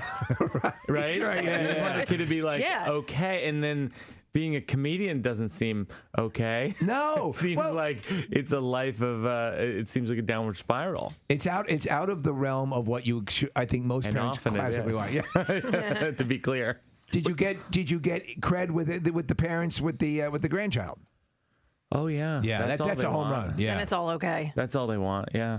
I have so I have a daughter now, and I had a lot of trepidation about. Preston was saying when I walked in, he was like, "Oh, you look skinnier," and I'm trying to lose weight because I'm like, my body's a lemon. I went to, I'm telling you, I went to the doctor and he goes, I'm not kidding. This is in one visit. He goes, he does the blood, calls me up. He goes, hey, this came out well. This came out well. You have Lyme disease and diabetes. Oh my God! I was really? like, whoa, one at a time, fellas. We're all gonna get a chance. Oh my gosh! Yeah, the Lyme. So no, Lyme disease. I took meds for, and that's fine. We caught it early. And then diabetes, I guess it's just road living over the years. It's like I have the body. Yeah. I eat terribly. I have the body of someone who's just about to start P90X and then doesn't. And Gets to the first. caught up. WMMR presents Preston and Steve's Bizarre File. All right, it is brought to you this morning by Wawa. We got you covered with gift cards for everyone on your shopping list, from Wawa gift cards, Wawa e-gift cards, or a gift card from your favorite brand. Happy holidays from Wawa. We will start with this story. A Florida Homeowners Association president and her husband were fatally shot by a neighbor over apparent HOA issues on Saturday. Did they specify what the issues were? They didn't, but the Martin County Sheriff's Office responded to a report of 2 people shot at Cedar Point condominiums, which is a complex for retirees. The couple, identified as Ginger and Harry Wallace, who were both 81 years old, were found just feet away from their door with gunshot wounds in their chest. Harry was reportedly found clutching his house keys. The suspect, a guy named Hugh Hootman, 75 years old, was found in his apartment and surrendered to the SWAT team within 20 minutes of their arrival. He has reportedly been charged with 2 counts of first-degree murder. Ginger, the woman, was the president of the condo complex's HOA, and the couple had gotten into an argument with Hootman in the days prior to the shooting. I don't want to plant daffodils. Sheriff Snyder said it does appear to us from witness statements that the shooter and Ginger had some sort of disagreement over HOA issues. Man. I don't know what those were, though. Sometimes they can get really testy, those things. Yeah. Some people take it real personal. That is messed up, man. All right, a man was charged with biting a security officer's finger while he was publicly intoxicated, according to State College Police. Not a finger! An officer noticed Timothy Rossetti staggering along University Drive. Rossetti tried to get into the driver's side of a pickup truck, but it was locked, so he proceeded to walk towards the McDade Blasco Attorneys at Law building and was found inside by police. An officer went to talk with Rossetti and noticed that he was visibly intoxicated, had a strong alcoholic smell, and no shoes, and was confused as to where he was. Rossetti was asked how much he had to drink, which he said, clearly not enough, police noted. That's going to hurt his case. When asked if he knew where he was, Rossetti apparently said, here. He's answering the right way. He wasn't there at that time. Technically, he's not giving any wrong answers. No. Yeah. Medical personnel were called to evaluate him and reported that he was fine to be released to a relative, but afterwards he got angry and started yelling and cursing. Then Rossetti was placed in handcuffs and driven to the Mount Nittany Medical Center. While at the hospital, Rossetti was yelling in the emergency room and was aggressive, so he needed to be restrained. A security guard came over, and that's when Rossetti bit the guard's finger. Rossetti faces charges of felony aggravated assault. I don't know to what intensity he was bitten, but he bit the dude's finger. All right, this is messed up, man. Canada's Veterans Affairs Office offered to assist a Paralympian and veteran to commit suicide when she sought to have a wheelchair lift installed in her home, according to the woman's lawmakers. Instead of that wheelchair, how about suicide? Yeah, so Christine Gauthier, a 52-year-old retired corporal who competed in the 2016 Paralympics at Rio de Janeiro, testified to lawmakers that a VA official had offered in writing to provide her with a medically assisted suicide kit. The case officer remains unnamed, but reportedly made similar offers to at least 3 other veterans. Gosh, they're awful pricey. So apparently the letter said, I have a letter stating that if you're so desperate, madam, we can offer you MAID, which is medical assistance in dying. She had told the Veterans Affairs Committee. Prime Minister Justin Trudeau... I want a Ring doorbell, please. How about suicide? Justin Trudeau condemned the incident in a public statement on Friday after Gauthier said that she personally wrote him a letter on the issue. Canada first approved medically assisted suicide in 2016, and the parameters around allowing it have since loosened. The law originally legalized assisted suicide only for those facing imminent death, but it now also includes those who suffer severe pain and disabilities. But I can't believe that guy, whoever this person was, sent that letter to not only her, but to other people. I'm going to save this department a lot of money. That is insane. A man admitted to killing his mother and severely injuring his sister at a home in Kissimmee, Florida. Deputies responded to a report of a stabbing at a home. Inside, deputies found a gruesome scene. A woman stabbed to death and another with severe cuts to her hands. Investigators said the person responsible was identified as Matthew Stewart Sisley. He was only a short distance away from the crime scene. Sisley was taken into custody, later confessed to intentionally stabbing his mother and accidentally stabbing his sister. While detectives were conducting the interview, they asked if he believed that his mother deserved to die, and shockingly, he said yes. And then listen to this. This is why I put this in the bizarre file. The detective pushed for more information, asking Sisley why he killed her. His response was, because she never pushed me to be a man. The detective again asked if he regretted doing it, and he said, no, I would do it again. I'm not manly enough, Mom. I'm going to have to kill you. Sisley was charged with aggravated battery with a deadly weapon. There might be some mental issues there. Facing some charges. All right, and then we'll do one more story and wrap it up. Let's end with this one. A resident in Davenport, Florida, isn't happy with a black bear that's decided to spend his nights in her neighborhood. Lynn Racken said that the bear has been wandering around the Thousand Oaks community for months. And the video, the bear can be seen in the early morning hours just chilling out by a tree. Racken can be heard saying in the video, no freaking way. Yeah, the bear said that? No, she said that. Oh. Yeah. At first, she said it seemed a regular Saturday night thing. It seemed like the bear was interested in the Christmas lights, but that wasn't the case. No. He was eating her avocados. What? You know what I'm saying? She has an avocado tree. I'm going to suck on your avocados. And she whispered, saying, that's not a good idea, Pumpkin. This is what she was calling the bear, Pumpkin. She said, that's not a good idea, Pumpkin. Oh, you're going to take a nap now? Seriously? That's the commentary. You hitting on me? According to Racken, the bear has been eating the fruit. I'm a Racken, and I'm a lichen. Off the neighborhood trees since he moved in. She said that she's contacted authorities, but she was told that they couldn't remove him. In the meantime, she is waiting to see if he'll hibernate. The Florida Fish and Wildlife Commission said black bears are typically shy animals and rarely attack people, but they have the potential to seriously injure or kill if provoked. You guys see the trailer for Cocaine Bear yet? Yes. Yeah. Based on the story you reported a couple of years ago. Yeah. We'll wait and see. Cocaine Bear. And Ray, who's in that? A bear. No, the guy who passed away recently. Ray Liotta? Ray Liotta's in that. Is he? Was that his last movie? Might have been. Cocaine Bear? What a fitting end. Yeah. All right, and there you go. I mean, he did do a lot of cocaine in Goodfellas. He did. Yeah. And that's all I have in the B file for you this morning. All right, we will take a break, and we'll come back. Don't forget, Chris Therien is going to be stopping in this morning because Chris has a book out. We're going to chat with him. Flyers had a win last night. They against did. the defending Stanley Cup champion, so that ain't too bad. So we'll talk a little bit about that as well with Chris Therien. We're going to take a break. Be back in just a second. Make sure you hang in there.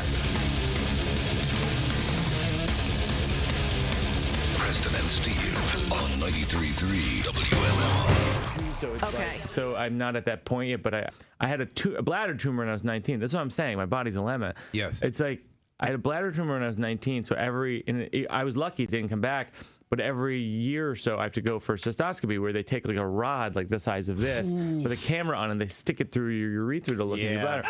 But while you're awake, Why do you have to be awake? Preston, you've had it. No. Vasectomy? Yeah. Now, they numb Mike's you not down getting there. that. Oh, is They that numb you true? down there, but still, I had read, which was my big mistake, that you could actually feel, there have been occasions where people were able to feel something. I felt and you something. definitely see and smell stuff. All right. And so I'm like, I want no part of that. And somebody had said, you know what, they'll knock you out if you want. I mean, not completely under general anesthesia, but they'll give you propofol. Right. What do you that's smell? like the way Michael Jackson went to sleep. Right. Yes, exactly. That's what it is. That's what propofol is. Yeah. And once I found out that they could knock me out, then I was like, okay, I'm totally down with this. And it was easy. But you stayed awake for yours. I was totally awake for mine. You mentioned a smell. What smell is generated during a vasectomy? Smoke, from what I hear. I couldn't smell anything, but you have to Wait, describe where the smoke is coming from, please. because they cauterize stuff. It's the doctor's cigar. Yeah. It's a Cuban. It's not a boy. Yeah, they hand out anti-cigars. They hand out cigars and say no more babies. I wanted to ask you about non-medical stuff. Sure. And basically, like, this sort of this career path that you're on now is fascinating to me because we've known you for a long time, and now I see you just popping up everywhere. And you're a producer on Crashing. You show up on late night talk shows all the time, and I follow you on Twitter, and it's like, hey, Burbiggs is doing Kimmel, Burbiggs is doing Fallon again. Are you surprised at that at all? Not that since you're 11. Are you Sounds like you are? Yeah. Are you as incredulous as we are? I was going somewhere with this. About that development. No, and then Nick pulls off a mask and it's Todd Glass. Here's why I asked that. Your career has been the most steady rising career I know about in comedy. Because some people, they shoot to the top and then they're selling out stadiums. But your success is I love your success. I love seeing it. But it's been slow and steady and consistent. Thanks. Yeah. No, I feel extremely lucky that that's been the case because I've been able to make, and I think that people who follow me notice this, I've been able to make the stuff I want to make as opposed to being able to try dancing around and trying to make people in the business happy or make Hollywood happy. It's funny when the people say stuff like to me on Twitter sometimes, like, you Hollywood liberals. I'm like, I don't live in Hollywood. I'm not part of like any like cabal of Hollywood. I live in Brooklyn with my wife and daughter. Like, I'd make everything outside the system. I directed 2 independent films, and I've made like 4 comedy specials, and they're totally separate from the the business in so many ways. But so thanks, yeah. When you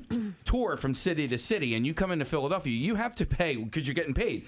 You have to pay a city wage tax, right? So how does that work when you're working in several different cities throughout? This is the most technical question. Yes. He just started part-time for H&R Block. So These are questions that Wesley Snipes and Willie Nelson should have asked years ago. I file in like 27 states. No kidding. My accountant is a close friend. Oh my God! No, I mean we spend so much. My brother Joe runs my company, and America's Guest. Yeah, America's Guest, Joey Bag of Donuts, and my and our accountant Elliot does our taxes, and we do quarterlies. Literally, recently we talked about maybe we should do monthlies. Like, it's so much taxes all the time. But yeah, I think I file in 27 states. That's just crazy. So. Yeah. You'll be back in town in November, so we'll see you when you're going to be playing can't wait. the Merriam Theater, and we'll make sure everybody is aware of that fact ahead of time. But listen, it's great to see you. You too. Thanks for coming by, man. Thanks Mike a lot. Birbiglia. I wanted to bring this up. I know it's nothing that Kathy agrees with, but pubic hair is becoming more popular. Aha! I knew it. Yes. Amongst the owners of said pubic hair, or the people who encounter said pubic hair? The people who want to see said pubic hair. Aha. New data from the porn site RedTube. RedTube, never heard of it. Reveals that the bush is back. The bush is back. That's right. Do you shave your bunghole? Come on. I have to ask. I don't do that. I mean, because some people have hairy. No, how would if we're talking pubes, there's a whole other side to that cookie. How would I even do that? I mean, you lay on my back and put my legs behind my head. Well, I mean, the question is, do you have a profoundly hairy ass? No. Okay. No. Then it's not an issue for you. No, my ass is not hairy. Okay. I'm good. But is your Kathy, Go ahead, say it, man. Kathy has some information she wants to get. Do you have a hairy butthole? Is your actual butthole hairy? See, I think you. Does it look like that thing that almost swallows up Luke Skywalker on the desert planet? Does it look like that? Yeah, that was my question. What's that thing called? Sarlacc? The Sarlacc pit. Does it look like the Sarlacc? Does it try to pull Lando Calrissian in? Could Manthe ask that, please? Can I ask you something? Do you have a hairy butthole? Just asking. Is it like tendrils that stick out and grab you by your feet until, I don't know, later somebody throws you a lightsaber? I don't recall the Sarlacc having any hair, and we need to pull up the picture. Oh, they look like tentacles. Yeah, but it's just the tentacles coming out and the teeth and everything. Don't ruin this, Casey. Anyhow. Don't disturb our groove. Anyway. Yes. So, no, I don't. Anyway. I don't have a hairy butthole, and I don't. I mean, if we're being clinical, we have to ask. To the senator from Arkansas, no, I do not have a hairy butthole. Thank you, sir. It took a lot of courage, Mr. Comey, to admit that. Oh, dear God. Listen, you might not have an overly hairy butthole, but there's hair back there. Everybody's got hair there. Yeah. Yeah. So take It's it off. called JRBH, just right butthole. Do you guys get lasered? Yeah. Do guys? Possibly. Guys would do. think so. I do not. Yeah, I don't. There's your sphincter. I don't care. Is that what that? That's the Sarlacc pit. Yeah. You got to watch Jedi, Kathy. I thought it was a person. All right. What? No, my question was more about the Sarlacc. He's distracted. I'm glad that you Casey, off air, yourself. I have an interesting fact to tell you about the Okay, Sarlacc pit. thank you. Yeah. Well, We can go there if you want. I don't care. Man. Well, when we were I'd in rather talk California. about buttholes. Did you see? Did you see a? Jesus, who are you? Well, now we're gonna get into this crap. We've unleashed the beast. When we. Wait a minute. I just want to point out, Kathy would rather talk about buttholes than Star Wars. Well, here's the deal. If given a choice. Yeah. Okay. I'm gonna go butthole. She's going to go butthole. You brought up the grooming, and I think that is. I think it's just something that is a universal topic that people consider. Yeah. And so if you're talking about the front, you have to talk about the back. You agree with Right. that? Yeah. I'm with you. I mean, maybe we can put up a Twitter poll. Sarlaccs or buttholes? All right. Anyhow, I think it's nice if a woman tends to her area but just don't get rid of it all. You don't like the hardwood. You like a little bit of carpet. I think it's nice. I think You know it's what? I need a table saw sound effect. Something like that, Marissa. Okay. You can get that for me. All right. So anyhow, RedTube had revealed this. The most likely to seek out videos that have the hair are the over 65 crowd. I want to see a really nice bush. And can I get some sponge cake and some cream soda, please? And then a very hairy bush. My evening set, hot spit. Boy, old people are fun. I like a piece of angel food cake, a cream soda, and a big hairy bush. We have we need some music out of like the 1940s And some like sound, nice please. jazz Some or something like that. please, from my knees. My recollection of my high school career is a lot different than what it actually was because my mom brought me all of my report cards. Okay, and what was your recollection? My recollection was that I was not that bad. You know, I was above average. And what's the reality? The reality was I was about average. Okay, and all right, yeah, and so grade school report cards. Go figure. You got graded on conduct. My conduct was always pretty bad. Unsatisfactory and stuff like that. Do they still with the report cards? Do they still include teacher comments, or has that been excised from? It depends on what grade they're in. Like in high school, you're not going to get teacher comments. I don't like there would be. Remember, they would fill out. There would be like a number associated with the comment that they wanted. So you'd look and be like, right. number 3. Work well with others. I think in this hyper sensitive. Yeah. We go to meetings with the teachers a lot. You go a lot. Yeah, we find out directly how they're doing. But is that that's not for all students? Is it? I have no idea. God, they must not have any free time. I'm amazed when they come in. But I mean, we have some special circumstances that they help us out with. And which is awesome, but I know in grade school they'll give you detailed. Caroline is a delight to be in this. Right, blah, blah, right, blah. right. I always used to get the delight. Yeah. I was a delight. Were you a delight? I was a complete delight. Case you weren't a delight. 6th grade was it. Miss D. You were a delight in Miss D's class. I bet you what I know what she wrote. Always eats in class. No. He's eating right now. It's my breakfast. I know. Yes. And it's just simply a bagel. It's just a bagel the way any broadcaster would eat a bagel live. I don't have time to get it any other time. And I take my medication at a certain point. My God. Okay. Getting back to that situation, excuse me, at an everything bagel. I wasn't going to talk, but you brought me into the conversation. Well, it's presumed that you're going to participate.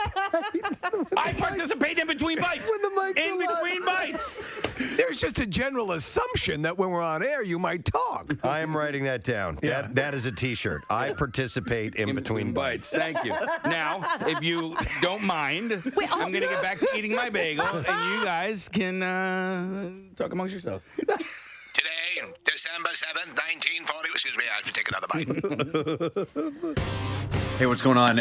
It's Preston, and actually Nick is here with me as well. We're in California, and we're at the 20th Century Fox Studios, and we are here with Mr. Michael Giacchino, who has become a friend of the Preston and Steve show now. That's my favorite thing. Friend of the show. That's my favorite thing to hear. Yeah? I've never heard that before. And then the last time I was on, I was like, friend of the show. I was like, yes! Yeah. I think friend of the show! You have to be on like 3 times, and then you become an become a friend of the show. There should be a pin or something that you get. We can get that. You get a pin or Ribbon, something like that. Something that says friend of the show. Can't just be like, here's a WMMR pin. No. It's got to be legit. We can come up with something. Yeah. Next time he comes in studio, we got to present him with something. Yeah, there should be some sort of coronation. So Michael invited us out to be here while he is recording the score of the film Spider-Man, and we're at this legendary studio. Actually, he was giving us some of the details about this room that we're in right now. Yeah, this room that we're in right here has been around for a long time. All right, thank you, Marissa. As we head into the holidays, the shelves are overstocked, and we need to clear some room. Oh my God! We're going to open up the general store and dig through some odds and ends this morning. There's the proprietor, Preston Elliott, up front waving everyone in. He's got a whole bunch of stuff to sell you and a whole bunch of incredible stuff, and that's all I got to say. All right, that's all you got to say. Listen, obviously, people are purchasing their Christmas trees right now, and there is an estimate that 84 million Americans plan to purchase a real Christmas tree. It's about 33%. And will be faced with the task of getting it home safely. This is something that a lot of people sometimes they love to attach the tree to their own car, and I've seen people fail miserably at it. You need to do it in the right way. According to this article, just like moving furniture, appliances, or other large objects, transporting a tree is no different if not properly secured. A tree can cause vehicle damage, such as scratched paint, torn door seals, or distorted window frames. Even worse, it could fly off of the vehicle or out of it and become a danger to other drivers. So AAA's survey revealed that 44% of Americans who plan to purchase a real Christmas tree will transport the tree using unsafe methods. So almost half of people who are doing this are not. So we got a small real tree from my wife's bedroom, Preston. She wanted just a real small tree. We have an artificial tree because where it is a perfect area. It's right by the radiator, and we need to have the tree up for a long time. So we go with the artificial. But this guy must have spent like 20 minutes securing this tree to the top of this car. And in a way, you appreciate that because sometimes around this time of year, you'll drive along and see a tree off to the side of the road that didn't quite make it. Is there advice in this article, Preston, about using the windows as places to draw the rope through? Because I've seen more often than not people being unable to either close and or open the doors afterwards because the rope gets situated in such a way that they can't do it.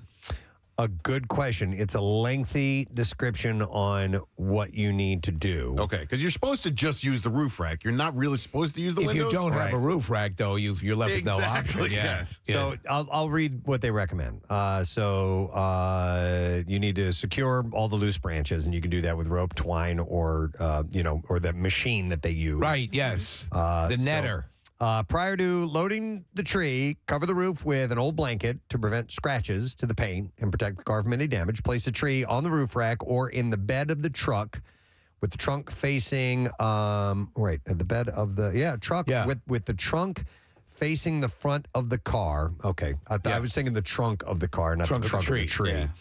Yeah. If the vehicle does not have a roof rack, and as an SUV, a CUV, van, or minivan, place the tree inside. If not, rent or borrow a pickup truck. God. Also, by the way, ask if you're buying, now depending on how far away you live from the place, but ask if they deliver. Yeah. A lot of places will deliver. Yeah, do we need to ask the expert here? Because Connor works at Connor's a master. He's been doing tree sales for years and years and years. It's like having Steve Jobs available for a computer discussion. Is that what it's like? Yeah.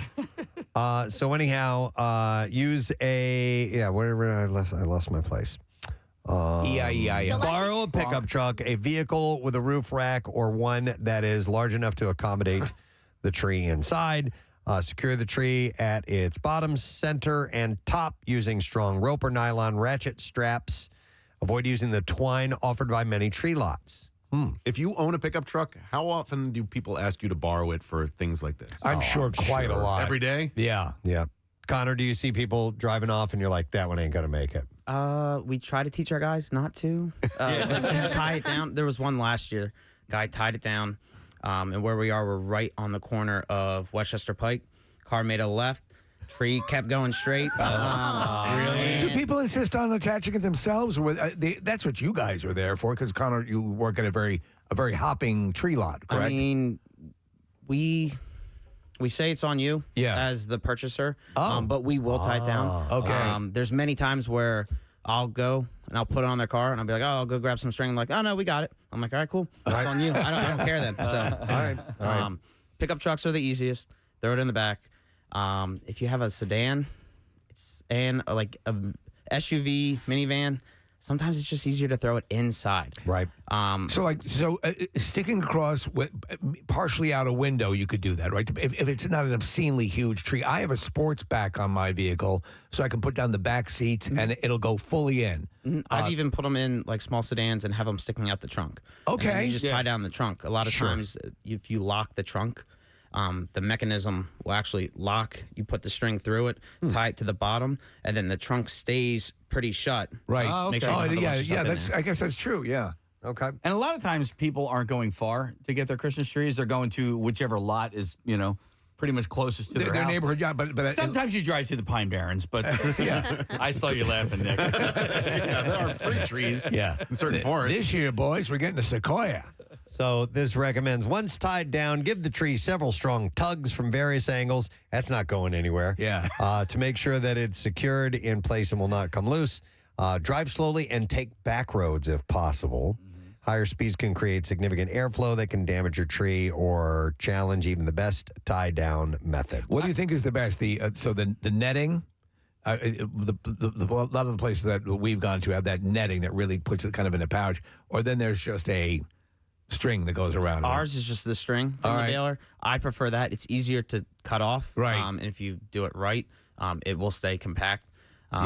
Never go through the windows. Never go through the windows. Because people, unless you absolutely have to, some of the minivans, they have that like automatic sensor. So like if the string hits it, it'll just keep opening the door. So then you got to go through the windows. Okay. Otherwise, if you go through the windows, you can't open the door. So like some people will get in and then they'll be like, yeah, just go through the window. And then you can't get out as the driver.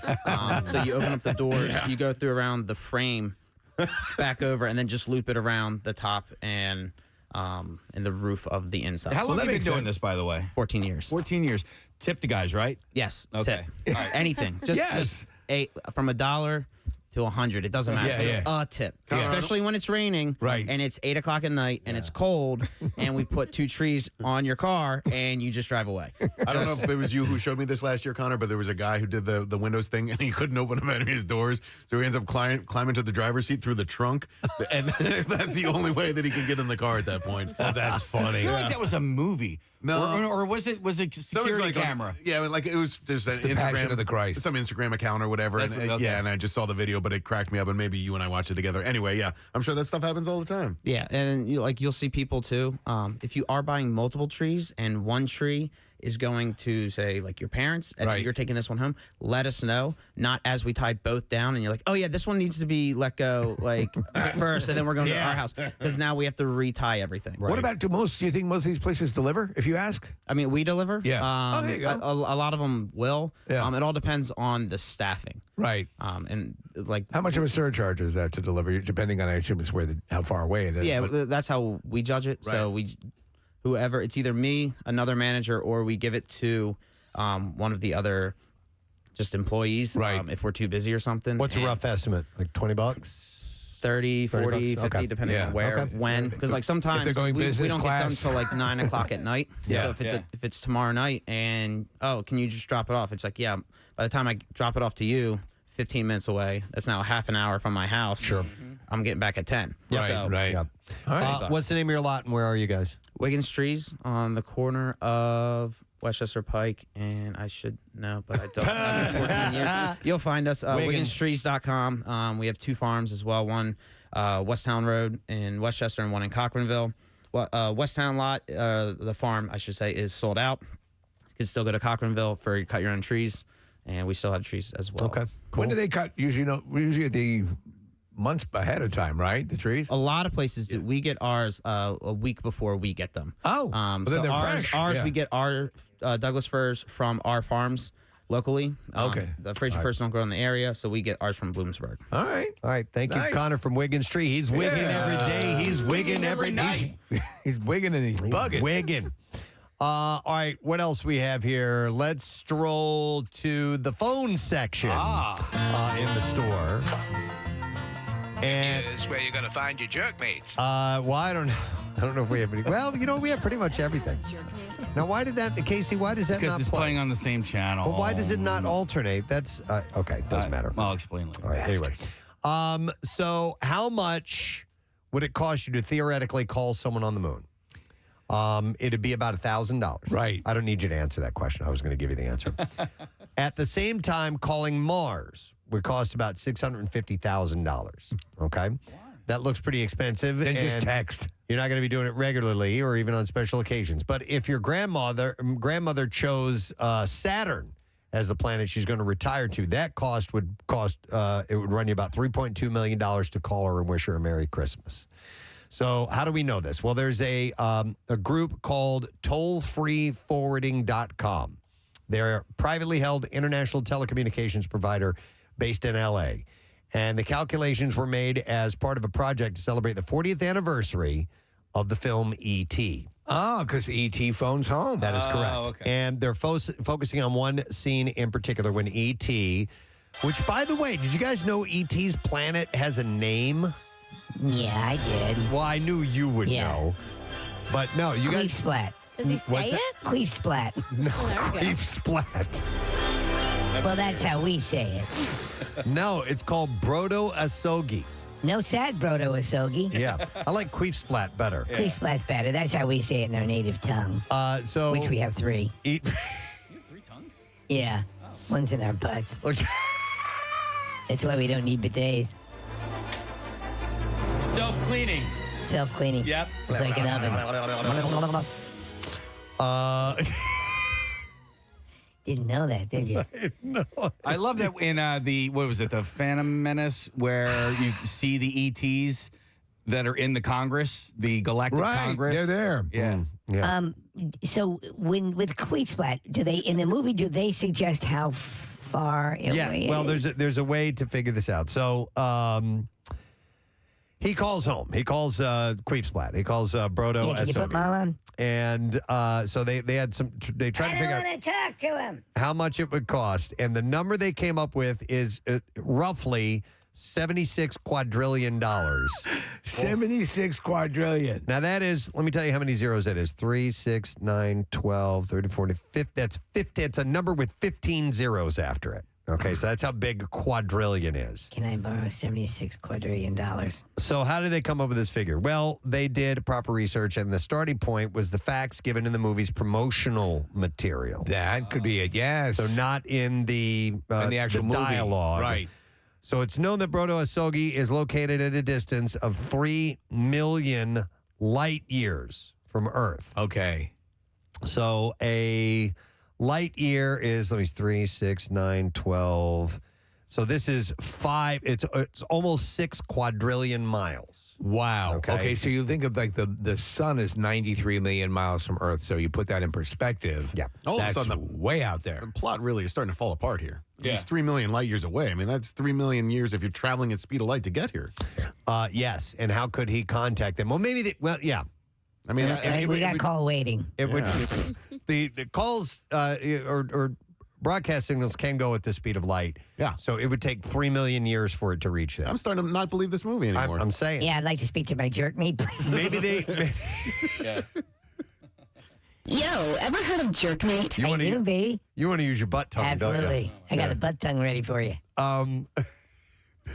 Nick, maybe they found a way to communicate through a wormhole. All right. You're bringing me back Am I in. bringing it back in? Yeah. All right. So It still seems absurd. It sure does. You know, on my planet, I was a botanist. we know that Full-blown accredited botanist. a light year is about 6 quadrillion miles. So to calculate the distance from Earth to Queesplat, we have to multiply that by 3 million, and you get a number I can't even tell you what this would be. Let me get you the number of zeros. 3, 6, 9, 12, 15, 18. Hike. 21 zeros after it. All right, so Nick, can you say? Can you? It'd be like septillion, right? Search. A number with 21 zeros would be called what? Sextillion. Sextillion. Okay, Yeah. so you get 17. You're gonna be my regular Borfblatt then. Yo, ever heard of jerkmate? My regular what? Borfblatt. Is that That's They don't. Saturday. They don't work on Borfblatt. Borfblatt, yeah. Yeah, you're off work then, right? Yeah. Of course. That's an insane distance. I want everyone to meet E.T. Oh my God! He's the new cooler. All right. Oh, he works at the Double Deuce on. Yeah, Regis hired me. Yeah. It's funny because I thought you'd be bigger. Imagine they've got on this planet. They have this bar where all the toughest of those ETs. Oh yeah, like hang out, the cantina, yeah, right? And they brawl, but they're all those little. That's your movie, Roadhouse and the Cantina. Oh my God! Right? Yeah. That's a tough bar to bounce. So they calculated the cost per mile of an international call from California. They made a list of the cost per minute of a call to literally every country in the world and multiplied it by 10 to get the cost of a 10-minute phone call. They calculated the cost per mile for each country by dividing the cost of each 10-minute call by the distance to each of the countries in California. The average cost that they got was essentially 1,000th of a dollar per mile. So, did we discuss it, or did we miss the part? Time-wise, to place that call, to send a message out, to get to that home planet, how many years would that take? It would take 3 million years. Okay, I missed that part. If there are 3 million light years from Earth, then it would take 3 million years. It's gonna be a while. You guys start dinner without me. This is gonna be a while. But I posited maybe they found a way to communicate through a wormhole, and they can do it a little more quickly. So they came up with 76 quadrillion miles. So they multiplied the 1,000th of a cent by 17 sextillion. What is it? Sextillion? And that's how they got the number of 17 quadrillion dollars. Did you ever, when you were a kid, or when you first started using the phone, did you ever make like a long distance? My brother did one time, a long distance call, just screwing around, and the bill came in. It was up there. It wasn't like I was thinking about that the other day about long distance calls, and that was a big deal. Was a huge deal. I have to make a long distance call because they were expensive, and I don't remember how expensive because by the time I started paying bills, you didn't really have to worry about long distance calls that much anymore because you had your cell phones, right? And you can call anywhere in the world. And your plan covers it. Right. It's crazy. Yeah, but remember having to wait till nights and weekends? Oh, yeah. There were nights and weekend hours, What time did nights start? 9. 9? You had to Was wait it that 9? late. Yeah. You call late on Borfblatt. You remember there was an old commercial that ran for calls and it was you're making a collect call, and you have a collect call from Mr. Adababy, it's a boy, right? Which was essentially them saying that they just had a boy and they didn't want to pay for long distance calling because the operator would ask the person in the other line if they wanted to accept the call or not. So it was Adababy, it's a boy. We did that that was a like great campaign. technology. That was a great campaign, by the way. We did that. I mean, we would call our parents and go, you have a call from Pick Me Up Now, please. Yeah. And they say, no, I'm not going to accept the call. And I'm hang up surprised they would let that through. Yeah. When I was, I got to study in France when I was a kid, and I was really homesick one time, and so I wanted to call and talk to my mommy, and I did, and that ended up, I talked to her for far too long from France to the U.S. International phone calls, man, they were like, how much do you remember? It was like $650. What? Yeah, because I talked to her for a while, and it was just like, and I think calling from France to the U.S. was more expensive than calling from the U.S. to France. Jeez. Give me an idea. Talk for a half hour? Probably something like that, yeah. $600. In fact, when I ended up going back a few years later, you would get calling cards, and the calling cards would have a chip on them, and you could buy like an hour of calling and then use that, and you would have to go to specific pay phones. It was a really Did you get your ass system. kicked, or what did they? They suggested maybe I keep those phone calls cheaper the next time, but that was 1989. You know, that was the only option. There was no email, there was no other way to connect, and right now you can just do it via WhatsApp, or if you, I think. if you are at a hotel staying in France or whatever and you have Wi-Fi, you can call back to the States for free at this point. I believe right? that's the case. Here, hang on. I have Colin wants comment on that type of thing. Okay. Hi, Colin. Good morning. Hi, Grandmom. Hi, Grandmom. What's up, Colin? Hey, so overseas, we would use Wi-Fi calling. So, like, I have T-Mobile, and I wouldn't have any cell service, but you're on Wi-Fi, and it was completely free. Wow. And I would call into the station. I got on with you guys before over Wi-Fi calling, and you wouldn't even notice that you were 5,000 miles away. Huh. That's pretty wild. Yeah. Not that's just amazing. like WhatsApp and all, but you can use Thanks, Colin. Facebook, Instagram. You can make phone calls over those apps too. Okay. Interesting. But What do you use that then? well, yeah, Yeah. you're going to save yourself $17 quadrillion. And that's a ridiculous amount of money. Yeah. All right. Let's see where else we're going to go. Let's stay in the phone aisle because it's a big aisle. This was an interesting one. The European Commission is making plans to ensure that European airline passengers can stay connected with what's happening on the ground while suspended thousands of feet in the air. The new rule will put an end to frequent flyers having to put their phones in airplane mode, as airlines will be required to install 5G technology on planes. Well, so speaking of that Wi-Fi thing, if you're on a Wi-Fi signal on a jet, which is a local network, but yet you're able to tie in. You could watch Netflix, you could watch anything. So you should be able to conceivably make a Wi-Fi call from your plane. I don't know if correct? you guys remember when I was on the way back from Arizona, I hopped on our conference call at 6 o'clock because That's right. I do. bought Wi-Fi to watch the Phillies game. Yeah, it sounded fantastic. Yeah. In fact, it sounded in some ways better than locally. Yeah. We were blown away by that. So, do you guys ever put your phone in airplane mode? Yeah. And there's a lot of times I don't, Preston. And it's not me being this big defiant. I just never really, even they mention it. I and wanna just listen to the I don't cockpit. do it. You know or- when I do it specifically? Hey, you guys doing up there? Yeah. Who's making the call? If I'm in a place with no signal, it's smart to put it on because you'll lose battery life really quickly if you keep it in, active. So, like, if you're in a place on a Does it natural, keep searching? yes, Okay. yeah, and so it's a great way to maintain battery. And I do it on the plane. And you only keeping it in airplane mode. Once they get up and cruising, you don't have to, right? Or they is it other way? There is this long-standing perception that it could conceivably screw with the communications, and I've heard that debunked. So I don't know. It just kills the battery. Yeah. So that's why I do it. Yeah, but I mean, I'm curious what the By the way, reasoning is behind how it. do you Also, airdrop D-pics to the other passengers? and in hospitals too. Oh, in hospitals? A lot of times there are signs that are, turn your phone off or put it in airplane. Yeah. And I never do. I don't know why. I don't know. I'm Because you're a rebel. I guess that's it. So apparently the updated frequency bands will allow for streaming of data, hungry videos, and music apps, along with the use of making phone calls mid-flight. That's been a revelation, having the ability to do that. Press, I am not a sign reader. So if there's something that says that in a hospital, I have never seen that. But I'm also Used to be at Riddle. Yeah, I'm just not in the regular practice of like looking at sign. It happens all the time where I'll, hey, do you know where the bathroom is? And then they'll like look up and they'll point to the sign that says, bathroom down this way. Right, I'm like, yeah. Maybe I should just read the signs. Why do you think that is?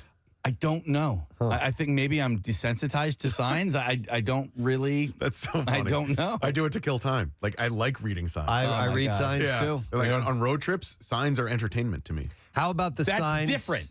Like billboards and stuff like that, Yeah. and signs like that, yes. But when I'm like, I guess in buildings too. Yeah. Like if I'm bored, I'm like, it's almost like picking up a cereal box. How about the historical signs? oh, I couldn't give two craps. Oh, I about read that those stuff. all the I read time. those, yeah. Oh, my We got God. tons of them around Absolutely, here. yeah. I love those. You go out on any trail or path, you're going to see a whole bunch. I read that Kelpius cave sign 5,000 times. You learn stuff. Yeah. So, like, if you are trying to find your way around a building you're not familiar with, Right. you'll just No. Okay. If I need to do If you some- need to, If I, okay. yeah. If I'm like walking, But if they're saying don't do this or this is not allowed, Right. it will just kind of. Yeah. Sometimes it's just easier to go to Oh. every suite in the building and say, is Dr. Philby here or whatever. Yeah, Yeah, you could do that those too. sort of things. As far as navigation is concerned, and maybe when I talk about there being like restroom sign or something like that, maybe that's inaccurate because It becomes sort of white noise to you? That's got to be, that's the best explanation for it. Here's a text that says, Officer, I apologize. I was speeding. I'm just not a sign reader. That's from Brett, by the way. No, I suffer from the white noise thing, and I get it on restaurant menus. So if like all of the font is in one way, and then like the center of the menu has like a different colored box with with menu items in it, I totally just look over it. Huh. See if you get that. Maybe we synergize there. Interesting. All right, let's see what else we got. We're going to do something else. Walk through the whatever the hell it is. The star. So suicide deaths. We've heard that they spike during the winter holidays. It's been the long-standing perception. Yep, but it's the contrary. Historically, December has the lowest suicide death rate. Yet that myth that suicide deaths increase in the jolly season persists, potentially putting people who are vulnerable at risk, according to psychologists. In fact, local psychologists, researchers at the Annenberg Public Policy Center at University of Pennsylvania. University of Pennsylvania found close to 900 media references to the holiday suicide myth over the past 23 years. And in only 9 of those 23 years, were there more stories debunking the myth than supporting it. Do you think people will kind of keep it in the back of their minds, that are suicidal, that I don't want to do this around the holidays because then it might ruin the holidays for... I don't know. I wonder. Yeah. Maybe some. I don't know. The latest analysis, though, released on Monday, found that during last winter, only 25 stories made the connection between the holidays and rise in suicide, but more than half portrayed it as true. The holidays and the end of the year can be an emotional time for people, according to Dan Romer, a psychologist and research director at the Annenberg Public Policy Center. He said that some people might feel anxious taking stock of the past year, while others might struggle with shorter days and seasonal affective disorder. The holidays can be specifically difficult for people who don't have family to spend the occasion with. Romer said the holiday suicide myth might come from a place of good intentions, wanting to help and shed light on a problem, but it can be harmful when suicide is portrayed as a popular way to solve a problem. He said it can have a contagious effect. No, I don't doubt that. Yeah, I don't doubt that. Yeah. Suicide is a leading cause of death of young people in the U.S., according to the Centers for Disease Control and Prevention. The overall number of suicide deaths increased by 35% between 1999 and 2018. The rate declined in 2019 and 2020, but it rose again last year when nearly 48,000 people died by suicide. The suicide death rate does vary through the year and is actually the lowest in December. It's the lowest. In 2021, there were 15% more suicide deaths in August than there were in December. Romer sees some progress toward ending the myth, though. Large publications rarely make the false claim that suicide death increases during the holidays anymore, but the myth remains common at smaller local media outlets. And while there could be harm in repeating the holiday suicide myth, that should not discourage anyone from reminding others to reach out to people in their lives who might be lonely or having a hard time during the holiday season. Good idea. And there is the 988 Suicide and Crisis Lifeline. Yes. Now available. It's available in more than 150 languages. You can just call or text 988, and they can help you out. There are people there who want to help. Yep, and that's what they can do. But interesting, very interesting. All right, let's do some more shopping. Okay. Left the suicide aisle. Yeah. Man, there's a whole aisle for it? I didn't even realize that was an aisle that we went down. I got to ask you, why did you put that in? All right, let's go to, let me see, I have a bunch of different things here. How about this one? While rats are no stranger to New York City, officials are attempting to find solutions that curb the relentless rat population that continues to climb. After New York City Sanitation Department reported that residents complaining about rats were up by 71%. Oh my God. In a city that's always had a rat issue. Well, it's way up. Yeah. The mayor's office announced that their plans to hire a director of rodent mitigation. Yeah. The new hire, an RM, will earn between $120,000 and $170,000. That's not too shabby. Yeah, and help keep a lot of cheese. rat populations in check. So they're going to play chess. The push to crack down on rising rodent rates has led to restrictions on when New Yorkers can curb their trash bags. Yeah. And even the creation of an anti-rat T-shirt that quotes sentiments from a press conference held by the sanitation commissioner that reads, "The rats don't run this city, we do." I saw an expert, and they're looking at a couple of different people who are well known for rat extraction, talking about the different measures that they go to. I didn't realize, and I forget what breed. It might be your dogs, Preston, their breed that are bred to go after rats and things like. Yorkies are, yeah. So are I believe. Dachshunds. Yeah. Aren't there literally a breed? Isn't there a breed called rat terriers? Oh, yeah. Yeah. You know what? It might be them as well. So, but and then rat bastards. They're having a big boom of rat issues. I mean, I remember years ago, Preston, riding the subway and seeing rats that were literally the size of cats. Steve, when you saw this expert, was there any hope? I mean, because it seems like it's a hopeless situation. It is a multi-prong effort. Yeah. You can't rely on one. And yes, it can. And in fact, they did for a while have it under pretty good control, but you have to remain vigilant, and you have to do it in multiple levels. It's funny you mentioned the dogs and our our Yorkies and their terriers, obviously, but they're the sweetest, most loving animals in the world. But if you see, and it's it's like portrayed in the movie Up. If there's a squirrel, if there's a rabbit, if there's any kind of furry little thing, even a bird, they turn feral. Well, it's bred into them. It's just it's like the Terminator. You can't reason with them. They don't show remorse. It won't stop ever. Like if you're a squirrel, it won't stop. But I'll be sitting there going, "Haley, stop! Hey!" and like just no acknowledgement whatsoever. They that don't bark. I'm the master, and I do not exist at that point. You at can't all. stop them. No, they don't listen at all. But that's what they're bred to do. Yeah, exactly. So it's hilarious. All right, I think we can get one more. All right. Yep. Let's head down. We went from the suicide aisle to the rat. Yes. And now we're going to the narcotics aisle. Oh, great. Let's go to the pharmacy. The store's really added some new interesting aisles. So the country's first over-the-counter magic mushroom shop is open in Portland with a semi-legal setup that flaunts the state's trailblazing psilocybin therapy legislation. So the Shroom House is what it's called.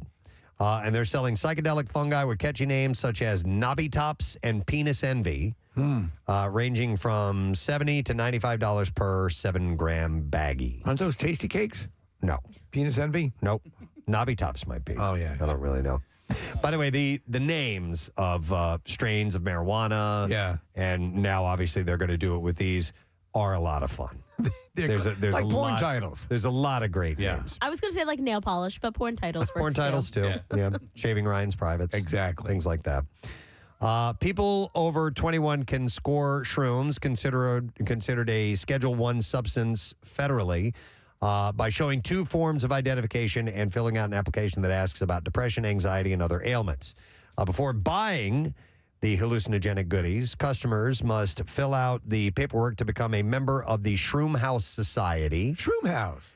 The application states the business's board will consider your application, at which time it will be rejected or accepted. And then you go to the Shroom sorting hat. But a reporter at the Alt Weekly was able to order mushrooms roughly 5 minutes after submitting the paperwork. Oh, so they're very, very much committed. Seahorses forever.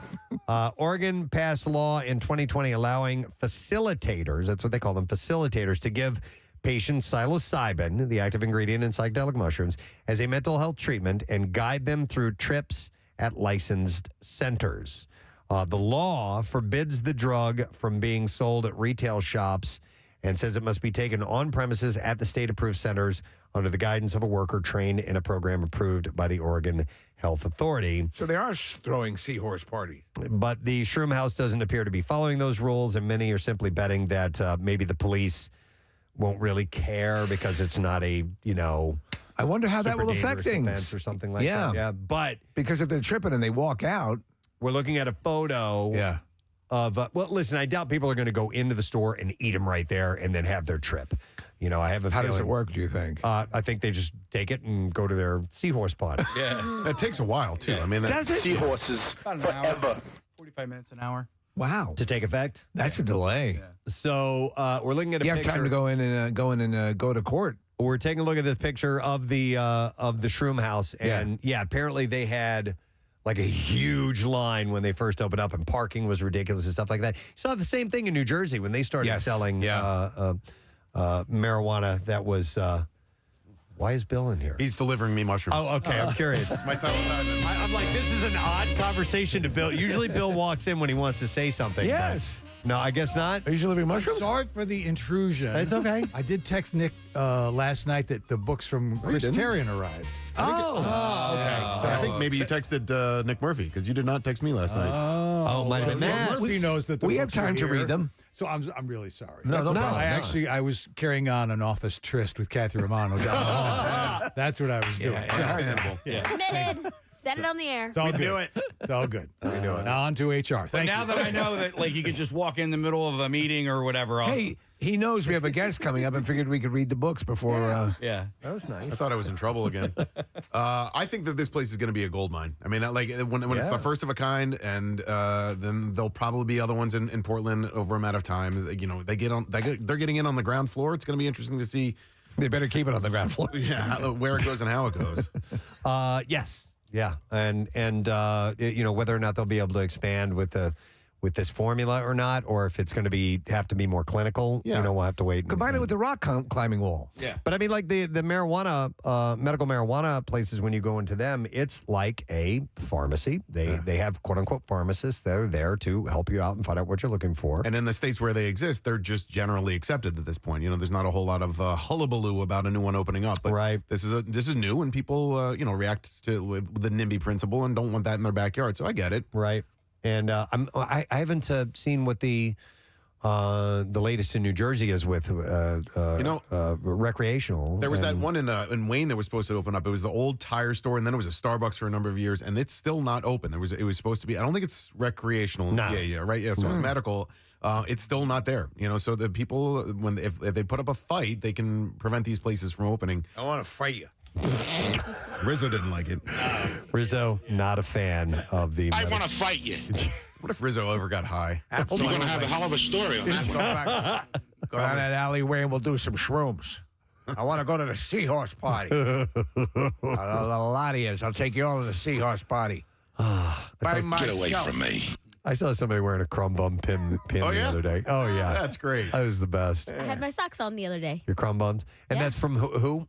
South Fellini. That's it. Mm-hmm. The guys on East Passyunk Avenue. You're a real crumb bum. And that's it. And I'm doing shrooms. Yeah. All night And I'll long. do it along with you. Okay, good. Yeah. And my penis looks like a unicorn. I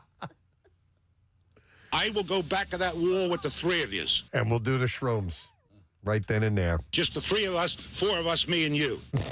We'll do That's whippets. actually, he says 3 of us, 4 of us, and then says 2 people. Me and you. He was high. He was on He was I'm not wasted. good at counting. Just the three of us, four of us, me and you. Just me. Just the 3 of us, the 4 of us, the 7 of us. The Mormon Tabernacle Choir, me alone. Get away from me. Get away from me. Get away from me. Not even really a horse. Yeah. He's still on the seahorses. Yeah. Seahorses forever. All right. You're a lush. Oh my God. Yeah. That's where that started, right? Yeah. You're a lush. You're a lush creep crumb brulee, crumb bum. No. You're a crumb creep. You're a crumb creek. What's someone that says I was a cop here, Casey? Left hand. He says, I was a cop all my life, and I know a lush when I see one. I was a cop all my life, and I know a lush when I see one, and you're a lush. You're a lush. You're a crumb creep lush coward. You're a crumb creep clutch coward with Jimmy's. You're a yellow sneak. Ooh. With Jimmy's on top. He's going to be creating his menu. And a cherry. It's your make your own crumb bum. Right. Yellow sneak could be a shroom flavor. Ooh, and You're a yellow sneak. crumb bum could be because you can. You have Crumbles? ice creams. Oh, yeah. Oh, yeah. Great idea. That could be our next I flavor. am Frank Rizzo with the kind of ice cream I think you're really going to love. It's called crumb bum. Just the three of us, four of us, me and you. And I'll do it along with you. Yep.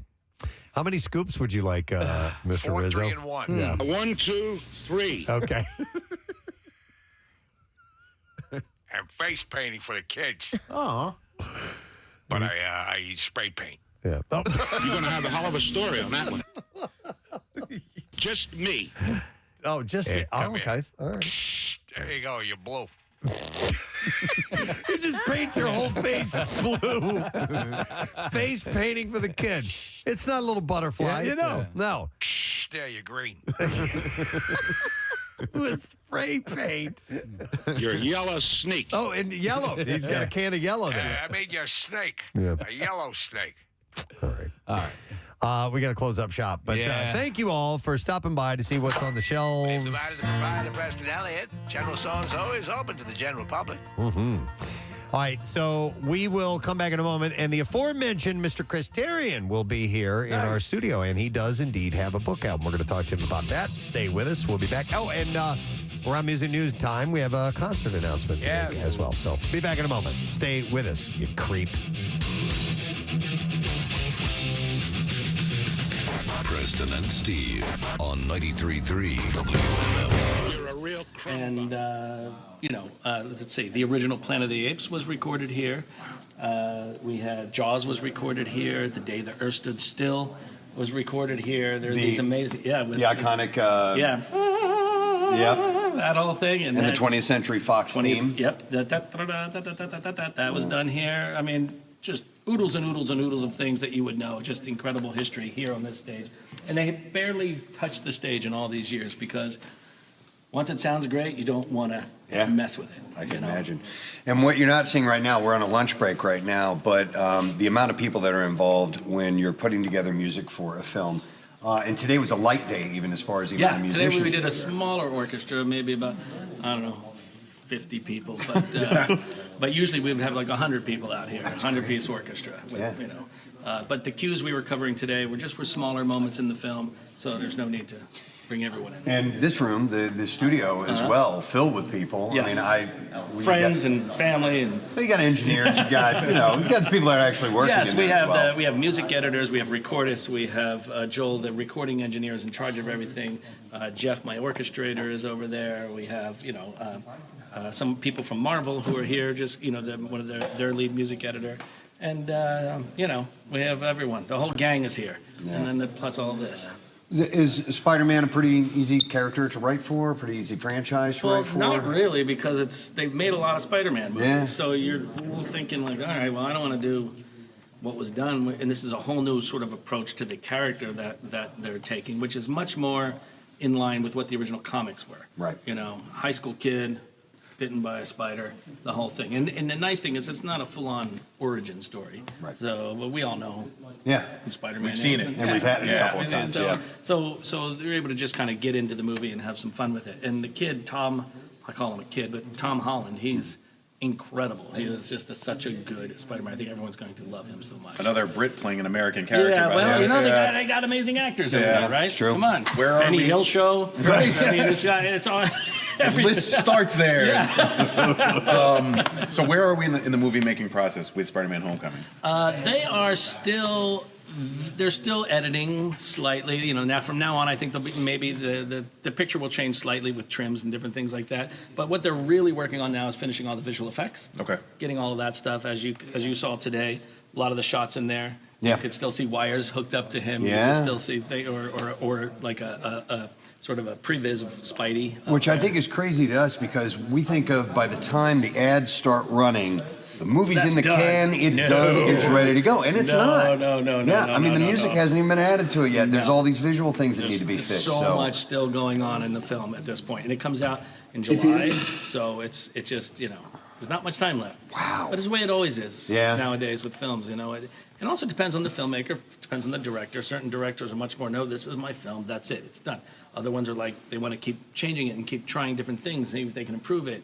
You know, everyone is different in the creative process, so you sort of have to be adaptable to whatever that process is. And every time you're on a film, it's a whole different story. Yeah, I'll bet. You know? Another one of the amazing things that you don't realize until you see what goes on behind the scenes is the musicians that you have here.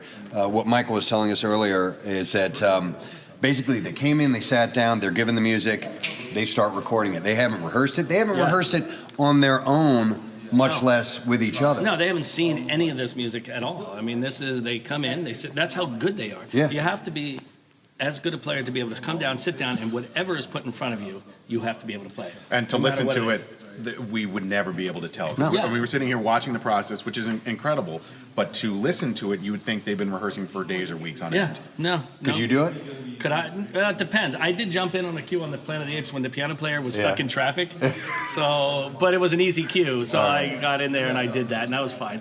But most of the stuff these guys do, it's such a specialized thing. Yeah. I kind of went in. I didn't do the performance route. I went into the composing and orchestrating and all of that instrumentation, that route. So all my time is spent there. Right. So I used to be able to play a lot better, but the more I write, the less I play, and so my fingers are rusty. But I get around it. It's fine.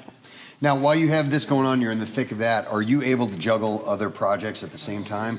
Work on Well- completely diametrically opposed, you know, You mean like storylines maybe and films with apes in it? Yeah, or something like that? Yeah. For example, one that comes to mind. Yeah, I just literally a week ago finished Planet of the Apes. We actually have one more day of recording on the 25th for Planet of the Apes. Wow. But that's just we're going to catch the end credits and all of that stuff. Yeah. But the bulk of the film was done, and that was this past Friday. And then here we are doing this. So. Right.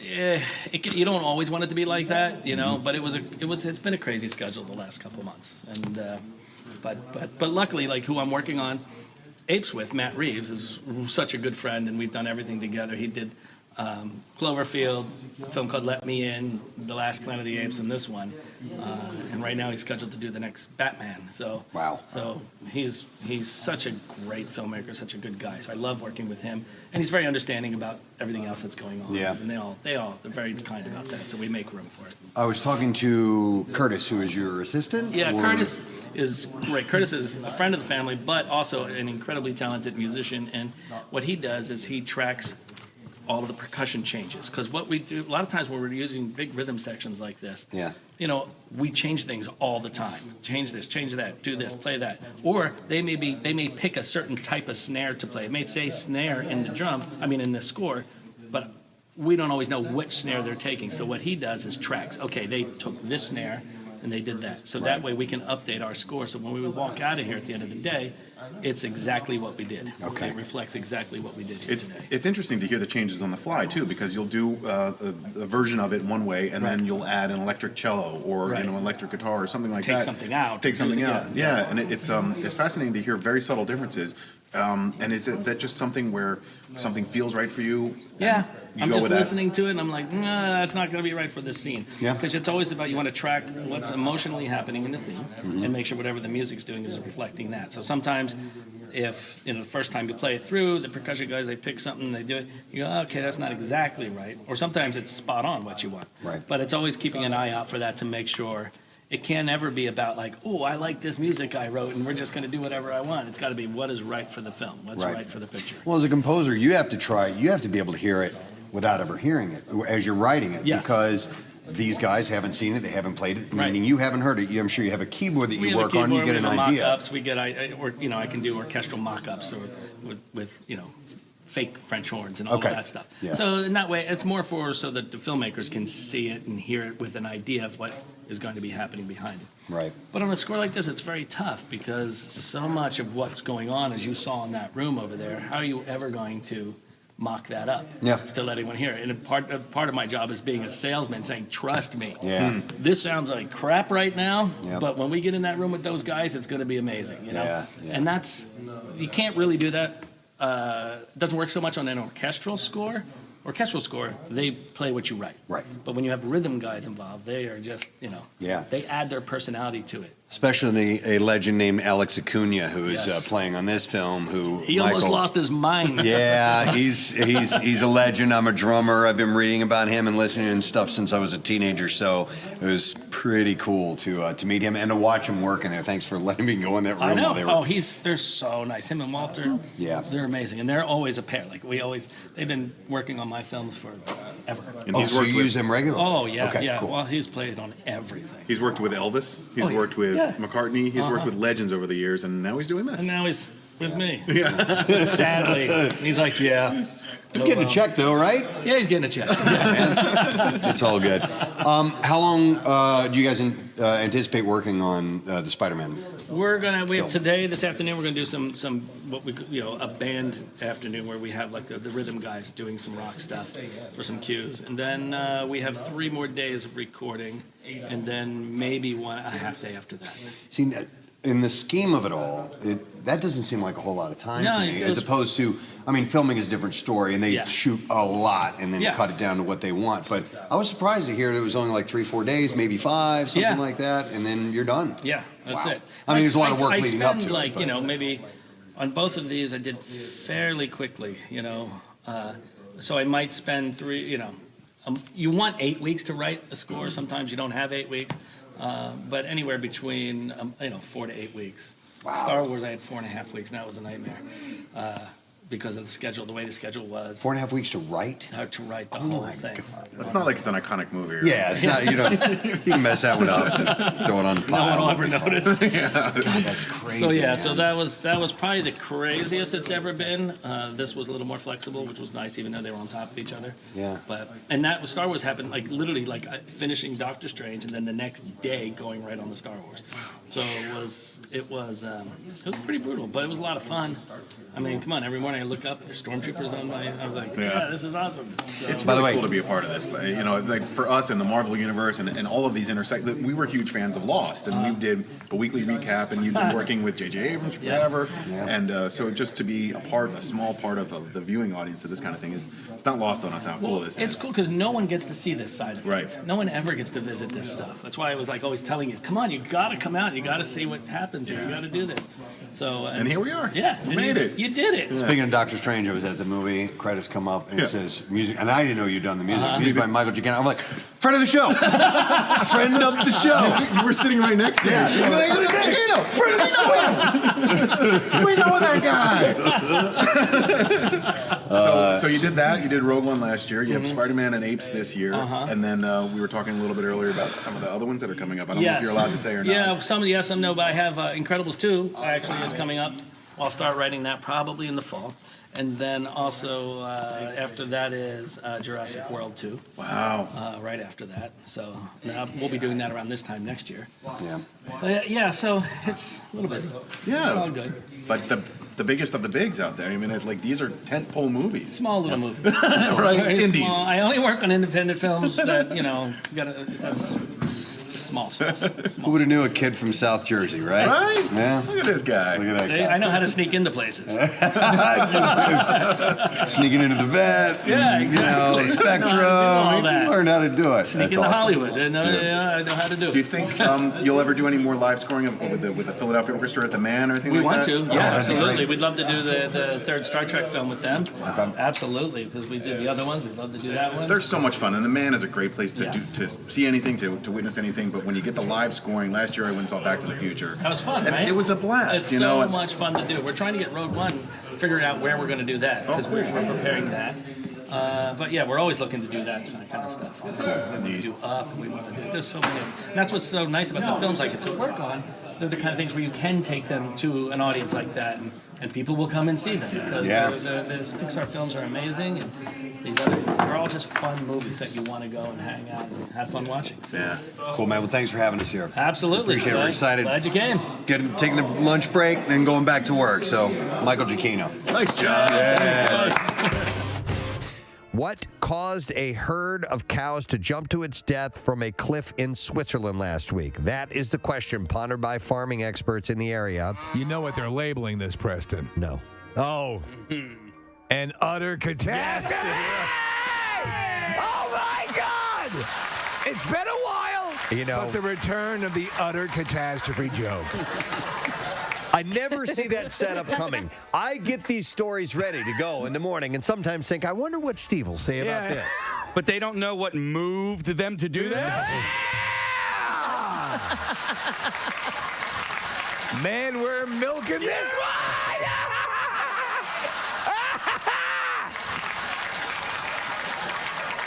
No one knows what may have steered them off of the cliff.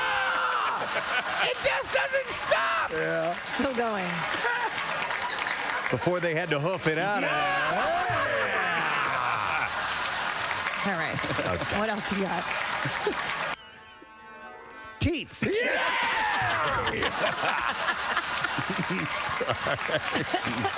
All right, anyhow, the 13 Heron cows broke. The crowd loved it. They did. You can hear the applause. Broke out of their pen, ran towards a cliff, and either fell or threw themselves off the 50-meter drop last Wednesday night. Wow. 12 of them died. The 13th actually survived, probably because it landed on the others, but was injured and taken to an animal hospital. The cows broke through several lines around the pasture before finding themselves on the ridge. They fell into the void as though they were forced into it. The president of farming insurance company in the region told the paper, in total, the cows were thought to be worth about 20,000 francs. They're saying the remaining cow's odds are half and half. God. Got one more. Oh, my God. That one I actually like. Okay. That was good. They belong, even though it was cheesy. It's a dairy product. That's right. So they belong to several owners, but were all grazing on land belonging to a local couple who said that they thought some kind of predator must have chased the beasts off the cliff. That must have been one hell of a predator. It's not. Yeah. They're not even considering a suicide cult. Nevertheless, the behavior was a bovine suicide cult. Yeah. I think they need to consider all. We're just cows. In a new study, the finding of which was published in the Journal of Molecular Psychiatry. Yeah, I get it all the time. WMMR. All right, thank you very much, Marissa. We are happy to have our next guest in the studio with us this morning. He has got a book out, his memoir, which is called Road to Redemption. He's been a professional hockey player, a professional broadcaster, and he's just a professional, nice dude. Please welcome Chris Therien to our show this morning. I love fabrications. Nice to see you, man. Good to see you guys, too, and Marissa as well, too. Under the weather, but still looking and doing a great job. Well, and then for Kathy, who's like out, she's under the weather. Everybody's feeling sick these days. It's great to be here. Congratulations on the book. Thanks. How long in the work in the making now? You know what? That book took me about a good. I probably, if I would have stayed right on it, probably could have done it in a month, 3 weeks or a month, just straight time. But it took me a year. Okay. About to put it out. I mean, there's a lot of memories that come back, and you got to search back each year. You know, the good thing writing a book, I think, if you're an athlete and you played a long time and you had a structure every year, you can almost pinpoint the beginning of every single year you lived because of the start of each hockey year, and you remember that. And there's already people recording stats and information on you. Yes. So you're sort of, there's a biography in the works anyway. So to cull from that information, I think the hardest part would be, especially since this is about your redemption and your becoming alcohol free and that chapter of your life, beating that. The hard part is how you want to put that in, how you want that to come across, because I'm sure the impetus for this is to help change other people's lives as well, correct? You know, it's really funny because I had a call probably 5, 6, 7 years ago to from the same book company, Triumph. They said, would you like to do a book? And I said, I don't know. I was broadcast, and I think I just went to TV at the time. I said, I don't know if I have a lot of time to do it. So I think this book actually became Lou Nolan's book, the first one, where if these walls could talk, which is a great book, like hockey stories. So they approached me a couple of years ago, and it was Wayne Fish who said, hey, do you want to do a book again? Do you want to think about doing a book? Because there's not a lot of guys that played as long as you did in this market. Right. And people, I think, would have an affinity to kind of hear some of those stories and talk about maybe one of the most polarizing times in the 90s with, what went on and everything. It was like a soap opera at times, but also the least known era of Flyers hockey that I think was the best. Yeah. Was that 90s and early 2000s. So I said, let me memorialize it. But when the guy, when they called from the book company, I said, I'm ready to actually share a story that goes far beyond what hockey was to me. It was a story of redemption, my alcohol, and how that affected my career my last year, how it affected my family life, especially my kids. It's a profound issue. It's awful, and it was an awful feeling. It was gut-wrenching, but for me to do this the right way, I had to be completely honest and bare myself completely naked to be able to be truthful and honest with who I was, the changes I made, and the things that I have to do every single day to make sure that never, ever happens again. I love hockey. I love the sport. I loved when you were playing, Chris, and I'm fascinated by the drug and alcohol culture that exists within the sport. That's sort of this known secret. It's under the surface a lot of the time. I think about guys like Mike Richards, who was the captain and had to deal with some oxy issues after he retired. And it's a really difficult cycle that players, especially in hockey, get in because they get the crap beat out of them from night after night, right? So then they have to fight the pain. And then they get addicted to the painkillers and in order to be able to play again. And then they sort of wash that down with a couple of beers. What can you say about the type of drugs and alcohol that were in the league and how can you, bring some light to that type of an issue? Yeah, well, I think there's no doubt that it was part of the culture of the sport, right? Especially drinking. Like, that was the way, and it's funny, when I go back in even my childhood, like I remember my dad or buddy, close buddy said, when you're a hockey player, you go out and have a beer or two with your teammates after, and that's part of how it is. You're having that beer, being around those guys off the ice is as important as what you do on the ice. And booze was your issue, right? Of course, yeah, nothing else. Like, I've never done a drug. Right. I mean, weed is, if you want to call it that, but that's actually transcended. Alcohol is actually a forbidden drug now in the pro sports industry. And that's because that culture, it gets in you. It's liquid. It stays in. It makes you fat. Yeah. It stays in your body overnight. It doesn't leave. So listen, I'm not, naive enough. I certainly was not one of those people. But guys are going to do something. They're still going to do something if it's not drinking. Right. And the drug that I know has made a comeback has been cocaine. Yeah. Which was prevalent in the 80s. If you talk to NHL players from the 80s and 70s, cocaine and booze. Then it went to booze and painkillers. Now it's gone back to cocaine because it leaves your body in 30 hours. It almost seems bizarrely nostalgic, because it was of a time, and yet here it is. You write in the book. I was reading some of the excerpts. And you had your epiphany. So my brother's recovering, and has been doing great for a long time. Casey's been very candid with his issues as well. And you talk about a moment where you were going through your closet. You found, I guess it was a shoe or something with which you thought was a water bottle in it. Mm-hmm. And explain what happened. That was a month actually after I'd stopped. Yeah. And I was cleaning out my closet, just trying to get myself back on a path again, like anybody knows, and probably trying to do something accountable, like clean my closet. Right. And I found this water bottle, like in an old shoe, and I opened it, smelt it. It was about 1.5 ounces of vodka. Yeah. And that was like my goodbye. Right. I swigged it, rinsed the bottle out, and threw it in the trash, and that was the last time I ever put alcohol on my lips. And I wasn't even planning on it. Yeah. I found it, and it was kind of like my surreal goodbye to the best lover I ever had in my life. I think everybody, like my brother, knows that exact moment. He had a talking to from a coworker who he was cursed by the fact that he was able to do his job. And so there was no crash that made, there's an obvious, we had Steve-O in here a little while ago, and the obvious crash. So, but he had that moment, that epiphany from a coworker who had also been through it. And that's when, and he considers that moment, he considers his entrance into, or actually when he finished AA, his birthday, his birthday. And I mentioned that as well in the book. I mean, there's, alcoholism's tough because, there's the hardest part, I think, telling the story was where, someone said, I had to drink in a game once, my last year. And that was for me, I think, when I still go back in it. And then I found out there's other guys who said, well, I drank over the years too. But this for me was not about drinking because it was fun. Right. I was drinking because I was afraid I was going to collapse or I was going to have a seizure. Wow. I was trying just to survive. Yeah. I mean, I was about as useful as a nativity scene donkey, and that's what it would have looked like, sitting in a. But that's what I had to do, to get back into it. When you decided you were done for good, was it very, very difficult? My last year, so that was 2005 that happened. It happened once, and there's games I'd probably been hung over. But as I went into January of 2006, I had an awful concussion, and then that got mixed with alcohol. But as I said, you talk about getting slapped for everything. Yeah. I lose my sister from sudden cardiac death in June of that year. Oh, geez. And I'm still an alcoholic. And then when I decide I was already going away. I called the league, said, I need help. And they said, what do you want to do? And I said, actually, where I work in Moonlight, to brand is Caron Treatment Facility in Wernersville, Pennsylvania, which is one of the best in the entire world. It's 50 miles outside of Philadelphia. So I went in there with today still the highest recorded blood alcohol level in the history of blood alcohol levels. Are you kidding? I was a 0.63. Oh my God! You should have been dead. And here's the part. Anyone tell you this?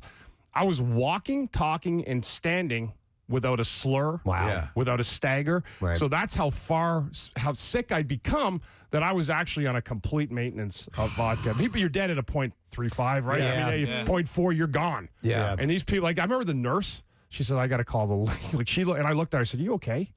Yeah. She looked like she was going to have have a stroke or something. Of course. Wow. So you really needed assistance. It would have been dangerous for you to try and quit that on your own. I couldn't have. Yeah, you couldn't have done that. And People don't realize that. People die. Yeah, you can die from that. being that far along. And Casey, you've mentioned this, and people make that mistake and they try to do it. It's happened often where people will die from the withdrawal, from the seizure. Well, this is like the old adage is if you throw 10 addicts in a room alone. Yeah. You throw 5 heroin addicts and 5 alcoholics in a room, and you come back in 3 days.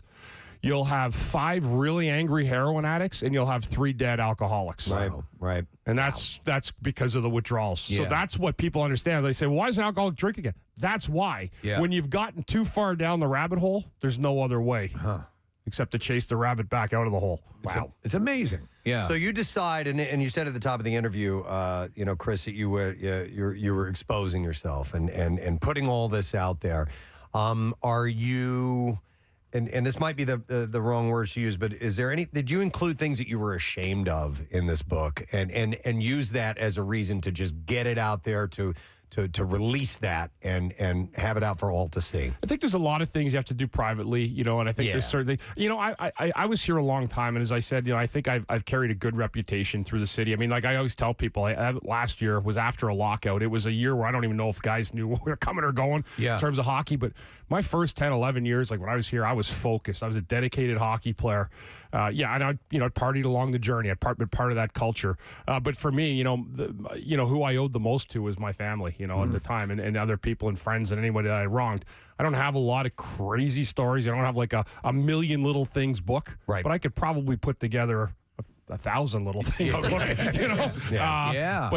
again, that's a journey, and everyone has a journey. It's like Casey has one that we don't know, and so I decided to take the best parts that will inspire people. And I think the best part with the book for me, I slap myself as hard as anybody in the book because I have to, but I think also for people that are struggling with this, I think this book, if you read it and use it, it can get you across the finish line and keep you there. Okay. When going over the stories of your life, Chris, did you what were your thoughts about including people's names, talking about other players? I mean, Craig Berube does the foreword, so obviously some players and coaches have contributed to the book. Did you have to say, hey, I'd like to tell this story. I want to make sure you're okay with it?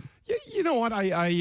There's only a few guys. There's a lot of guys. I have a lot of positive things to say about a lot of guys. Claire, I went into Johnny and me were roommates for a lot of years. I mean, that was, you could have put a video on that. It would have been epic television. I had to talk about Eric.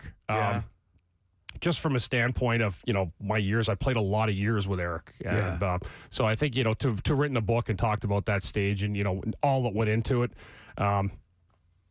There's some names like Berube, and there's a lot of with Philadelphia. I mean, I went into Clark, I went into Ed Snyder, just about what those people meant to me as well. But I think really at the end of the day, when I look at the book and the hockey thing, I think the best part about it for me is that ultimately it happened in Philadelphia, and I don't think that my journey of recovery would be the same if it were somewhere else. It's interesting. I have to compliment your chapter names. Here's a few: Sex and the Road City, Wasted Away in Margaritaville, Last Dance with Mary Jane, Behind the 88 Ball, On a Tear with LeClaire. These are great. Did you come up with all those? No, actually, Wayne Fish did most of them, and Wayne was a writer that's been the longest tenured writer for the Flyers. And when he asked me, he was just great to work with. But he said I voiced it, so that's how they do it. I'm not going to lie. I'm not going to make it look like I put pen to paper. I voiced it, and he said, it's really funny, Chris, because it kind of wrote itself, and I just kind of laid it out what you were voicing in a lot of ways. To me, that still seems a difficult thing. Is because there, you are a great guy, and you have a good sense about yourself, and we all have issues that we deal with. Sure. And I think sometimes, even though you had a high profile and have a high profile presence in the city, most people are kind of like, I'm prattling on about myself, But was that difficult, or did you have to work your way into that? It was honesty, and I think there's times, right, to take a deep look in the mirror. But for me too, you can't put a book like this out and let yourself off the hook. Right. And ultimately for me to be able to help others and to be able to explain this like I'm doing right now, that's where the honesty part comes in. So I couldn't really take a full, to give myself a breather on any of it, just would not have made it the book it is. With the other players, as Nick brought up, there's something, and we talk about it here. We on this show, through the years that we've been on, share a thing that no one else can understand. So, and it's the same with you and unless you are in the same profession, can understand, and then also understand being part of a unit. And so, with that, would you describe your relationship with the other players, especially the names you were mentioning, as very familial, as more family? I would say so. I mean, like a guy like a Craig Berube or Luke Richardson. I mean, those are guys that you could go in the battle with, right? So as you were a unit, you're on the ice. But I also think when I talk about Craig Berube, this is a guy that I partied with, I drank with, we played together, right? But he's also a guy that was there for me, when I needed him as well. It seems that's the vibe I get, especially with hockey, and I agree. That's the sport I love to watch in person, and yeah. But there seems to be that, and obviously all the sports have that some level. I sense it a lot with hockey. Do you think it's exceptional, or is it the kind of the norm in any professional sport? I think it's completely exceptional with hockey. There's a real brotherhood and a brethren. I think that guys look out for each other, and that's I feel that more than any other sport. I have my daughter's boyfriend is an Indianapolis Colts lineman. And there's two, I talked to her or him. There's two teams. There's a defensive team and the offensive side of the ball, right? Yeah. So he's only really knows the guys on the offense because they're never really sitting on the bench together. Yeah. But hockey's a total group. You're a group on the ice. You play with every single guy on the ice, and then you go back into the room, and then you go to the bars together, and then you get on the planes and the buses together. Yeah. And you're doing that. That's a very difficult thing for professional athletes when it comes to an end. Yeah. Well, there's a strange uniqueness to the game as well, because you can be battling against someone else, literally fist fighting with someone, and then they're your teammate. And that dynamic changes. And you guys can seem to, now listen, I'm sure there's personal stuff that happens along the line, but you guys seem to be able to shake that off and have friendships. Guys go to the box all the time, or they played together before and they have a fight. I don't know if it doesn't have as much, but I used to be like, minor, two guys would get in and they'd look down and go, okay, great fight. Yeah, we'll have a beer after, meet you after the game at the martini bar. It's such a unique sport. Yeah. I want to ask you about the current team, because it's a tough slug, right? They're not great. I think that if you ask the players, they would probably give you the PC answer, but they're just not a great team overall. I'm still a fan. I'll root for them until the day I die. I thought last night was probably their best game of the season. The Avs are banged up, but they're still the Stanley Cup champs, and the team played really well. The one of the things that gives me hope about the current Flyers is John Tortorella. I think that he brings players like Travis Konechny and makes them better automatically. Konechny's killing penalties now. He's out on the penalty kill and the power play. So what are your thoughts about where the Flyers are now and maybe, hopefully, where they're going? I think Torts has been pretty honest, and I like that hiring in the summer when they got him. The problem is the fans. It's things are so different right now, and where from where the Flyers are at and where the fan base has been. This is a team, clearly, I think that Torts has said we're trying to find what we want to keep. moving in. I think he understands. You get a good win last night against Colorado, it's going to happen. You're going to outwork the team. Their goaltender wasn't as good as Carter Hart was last night, so the Flyers ended up getting a good win. McKinnon gets hurt in the first period, which helps. We'll take that all day long. But Torts is a guy that's going to try to maximize every single player's efforts and what he puts out there. He's gotten Kevin Hayes, as we were saying last week on Snow the Goalie podcast I do, that he's he's got a point a game. I mean, Torts has somehow found a way to get him to point a game. Konechny's another one. So how do you maximize these guys? Are you going to keep them, move them on? But, things, I think the team in general, they work hard every single night. It was a huge win against Colorado. And I think right now what you're trying to do is find the young guys that are worth something, as you move into the future. And then you're probably at the end of the year going to be able to have another high draft pick. You add that to the fray. But this is clearly, as I've said before, they call it a retool. I still think it's a rebuild because if you're talking about finding what young guys you want to keep, that is a rebuild. It seems like it's been the case for a while, and they've been looking for that magical mixture, and it seems like it has to be that way. I think that's the only option left. Do you believe that? I totally do. And again, there's a process to do it, and there's a process where you can keep your fans happy. The one thing last year I'd go down to the center, and it felt like it was like a new thing almost. Mm-hmm. Like this is not what I remembered. The building was half full some nights. Yeah. There was more focus on things like newer relics and things that I think fans just want. Like you hear fans I just want to listen to the organ and talk to the guy next to me. But that's Flyers hockey, right? There's a lot of old school in this town. It's a different market than anywhere else. I mean, I've seen every city, in the country in terms of sports and what their buildings look like. Very few of them have the passion and the care that a Philadelphia fan has for their Flyers hockey. Like they're hardcore. It's funny is just by happenstance last night I got a message on my phone. It was somebody from the Flyers organization calling. See you've purchased tickets in the past. Oh, what do you like about the team? Like kind of like, and I've never gotten a call like a survey. Huh. What do you see for improvement? And just a general question. I'm like, well, that's interesting. Yeah. They're doing a lot of better things with the building and getting back to some of the stuff of the past. It's hard. I understand new people come in, they want to make their changes and put their handprint on it. But sometimes things are better left alone. The one thing I will say, the Wells Fargo Center looks amazing inside. I mean, the whole club level's unreal. The suites are redone. The building's great. And I think fans, I was there last week for the game. It was Tampa. Tampa Bay had a really good night. The two teams in Colorado, you get the champion in the previous one, and the Flyers look like a different team against Tampa. But, I think the one thing I complained about last year, guys, was effort. Yeah. And I didn't see some nights it was awful. Like even the coach I was here said, man, it would have been hard to have any great coach try to account for this team climbing the standings. He couldn't do it. But something with Torts, I have a feeling it's going to, we're going to kind of shake some of the stuff off this year and continue into the future. They're going to have another high pick, and the kid they drafted in the draft last year, Cutter Gauthier, I think he's going to be a real good player. So there's things on the horizon. Every team, I will tell you, goes through the ebbs and flows of this. I'm fortunate for Philadelphia, it's been a little longer lasting than we'd like. Right. Just tuning in, Chris Therien. His book is called Road to Redemption. I wanted to ask on something you just touched on briefly at the beginning, Chris. You talked about the drama of the late 90s, the early 2000s, all that stuff that was going on. What do you think? And it was, and I remember that, all that stuff that was going on and reading in the papers of this and that, and this person says that and so on. How do you think that dynamic would be if you added social media into the mix? Like if Crossing Broad existed when you were playing. Or even the players had their own account. I would have. I was just going to say, I would have had a ghost account. I would have spent it with naked stuff.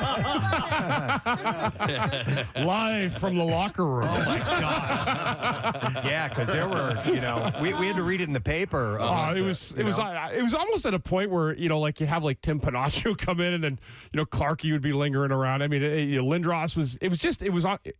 It honestly, God, there was days it felt like a soap opera, and you'd get off the ice and you get your workout in or whatever after. And I remember just leaving. It was almost for the players. It got old. Okay, and that's what I was wondering. If it was just like I don't have time to deal with this. I don't. I mean, you're just trying to have a good game. You're trying to keep your focus, and I don't think anybody in any kind of pro sports world. I mean, I guess the newest thing it kind of started and ended quick would be like the Tom Brady thing this year, right? With the divorce, and but that happened and was over with, and he's back playing football. But and that's in the world of social media. Yeah. But what you guys make a great point. Like, I don't know what that would have looked like in the late 90s. It would have been a mess, man. It would have been it a mess. already was, but yeah, it would have been crazy. Do you cover, because we just got the book and I haven't had a chance to go through it yet, but how much of your early life is covered in this and coming up? Because, you know, the likelihood of a kid who likes hockey, who learns to play, of them making to the elite level is just so minuscule. Yeah. And you got all the way there. You know what? And that's the hardest part of my journey. Yeah. I was one of those bullied kids in school. Had a really difficult time. You know, one of my great stories in the book was when I was 14, the double A team, they didn't have triple A then, the double A team that I played with all those years, I got cut from my age group. So they said, well, go play with the double A team the year ahead of you. And so they brought my dad on as an assistant coach. They cut me again. With my dad as the assistant. So this is the best. Right? Like, you can't make this up. So what do? I come home, I'm like, I can't even make a team. My dad's the assistant coach. No. And he didn't even know. And I'm like, this is like, this is bad. So I quit hockey. Oh, wow. And I skied with my local high school in Ottawa. I skied for 1 year, 4 nights a week. And I'd get back, and that's all I did. I did not skate for 365 days. I tell hockey parents that now. I know Nick's laughing kind of, but they're like, I didn't play for a year at 14. I'm like, no, you didn't. That's not true. Yeah. I'm like, that's true.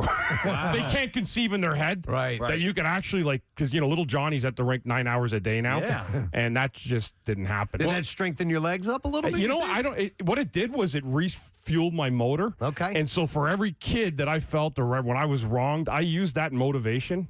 And my dad got me out of Ottawa. Like, he sent me to Lake Placid to Northwood Prep School, which was a totally different route that anybody in Canada would take at the time. Now there's NHL guys whose kids go to Northwood, but my dad sent me there in '87, and that's where everything changed for me. I was 5'8" and fat. I became 6'3" and lean. Wow. Overnight. I want to bring up a point that Steve has made several times on the show, is that, like, when you go through these types of trials and tribulations, it for better or worse, it ends up making you who you are, right? So the fact that you got cut when your dad was the assistant coach. Yeah.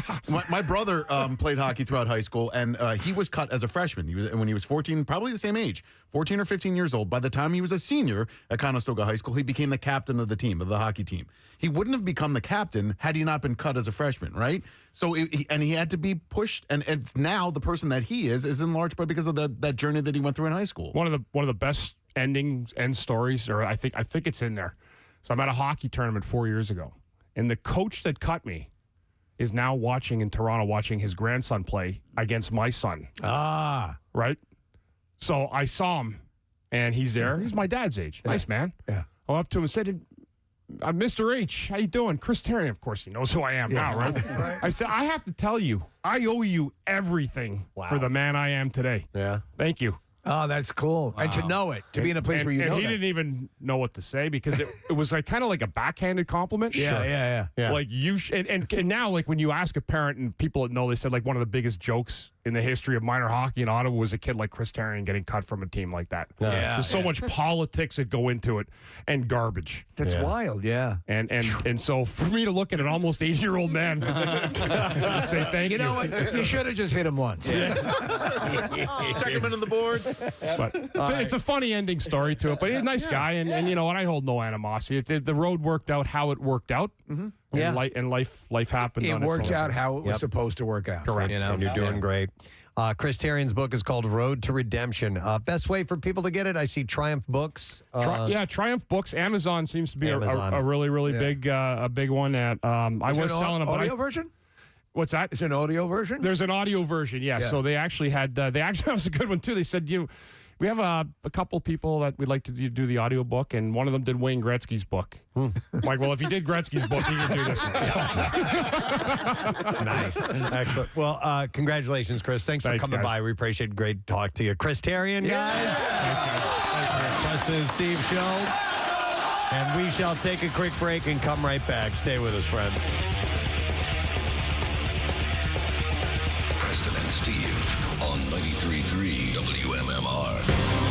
Early Christmas that gives them the ability to read a person's thoughts and emotions by looking at their eyes. The scientists found that the genetic variants on chromosome 3 in women are associated with their ability to read the mind in the eyes, known as cognitive empathy. Yes. Which is an interesting term. Hey, I could see that, though. Yeah. Do you find that you're intuitive, Kathy?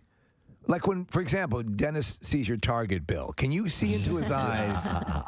No, but I think I could look, and more so though with men than women. Like, if do you know what I'm saying? Like, if it was a girlfriend of mine, I'm not sure that I would necessarily be able to tell. Maybe that's because we're I don't know, better at hiding, cancel each other out or something like that. But yeah, and not and like maybe you guys too, or other men that I'm close with. Do you want to see my defensive face so that I can show? Yeah, let's see if I can.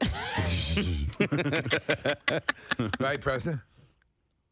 Yeah, you look stupid. Yeah. I know that face. I go gump. I'm going gump. I'm going dumb. I'm going gump. She'll never break through. I gotta go gump on this one, or she'll be on to me. I don't know. You know what? I don't find myself trying to think too much about trying to read people. Casey reads people a lot, I think. Do you notice that about yourself, Casey? Yeah, well, I was a communications major, so. That's where they teach you to read people. Yeah, no, but exactly. I find that Casey reads people a lot and can say that, he's lying or he's thinking about something else. Hey, Preston. Yep. I drew a picture. Okay. Hold it up. Look into my eyes. What's the picture of? It's a penis. I knew it. Steve, I didn't even see you. All right. That's just because you guys are in love. That's just because I know. Let me do it. All right. You gonna draw a picture? Yes. Dude, I totally nailed that. Yes, you did. What else would you draw? I almost said butthole. All right. Yeah. All right. So. Steve drew a picture of, what is it?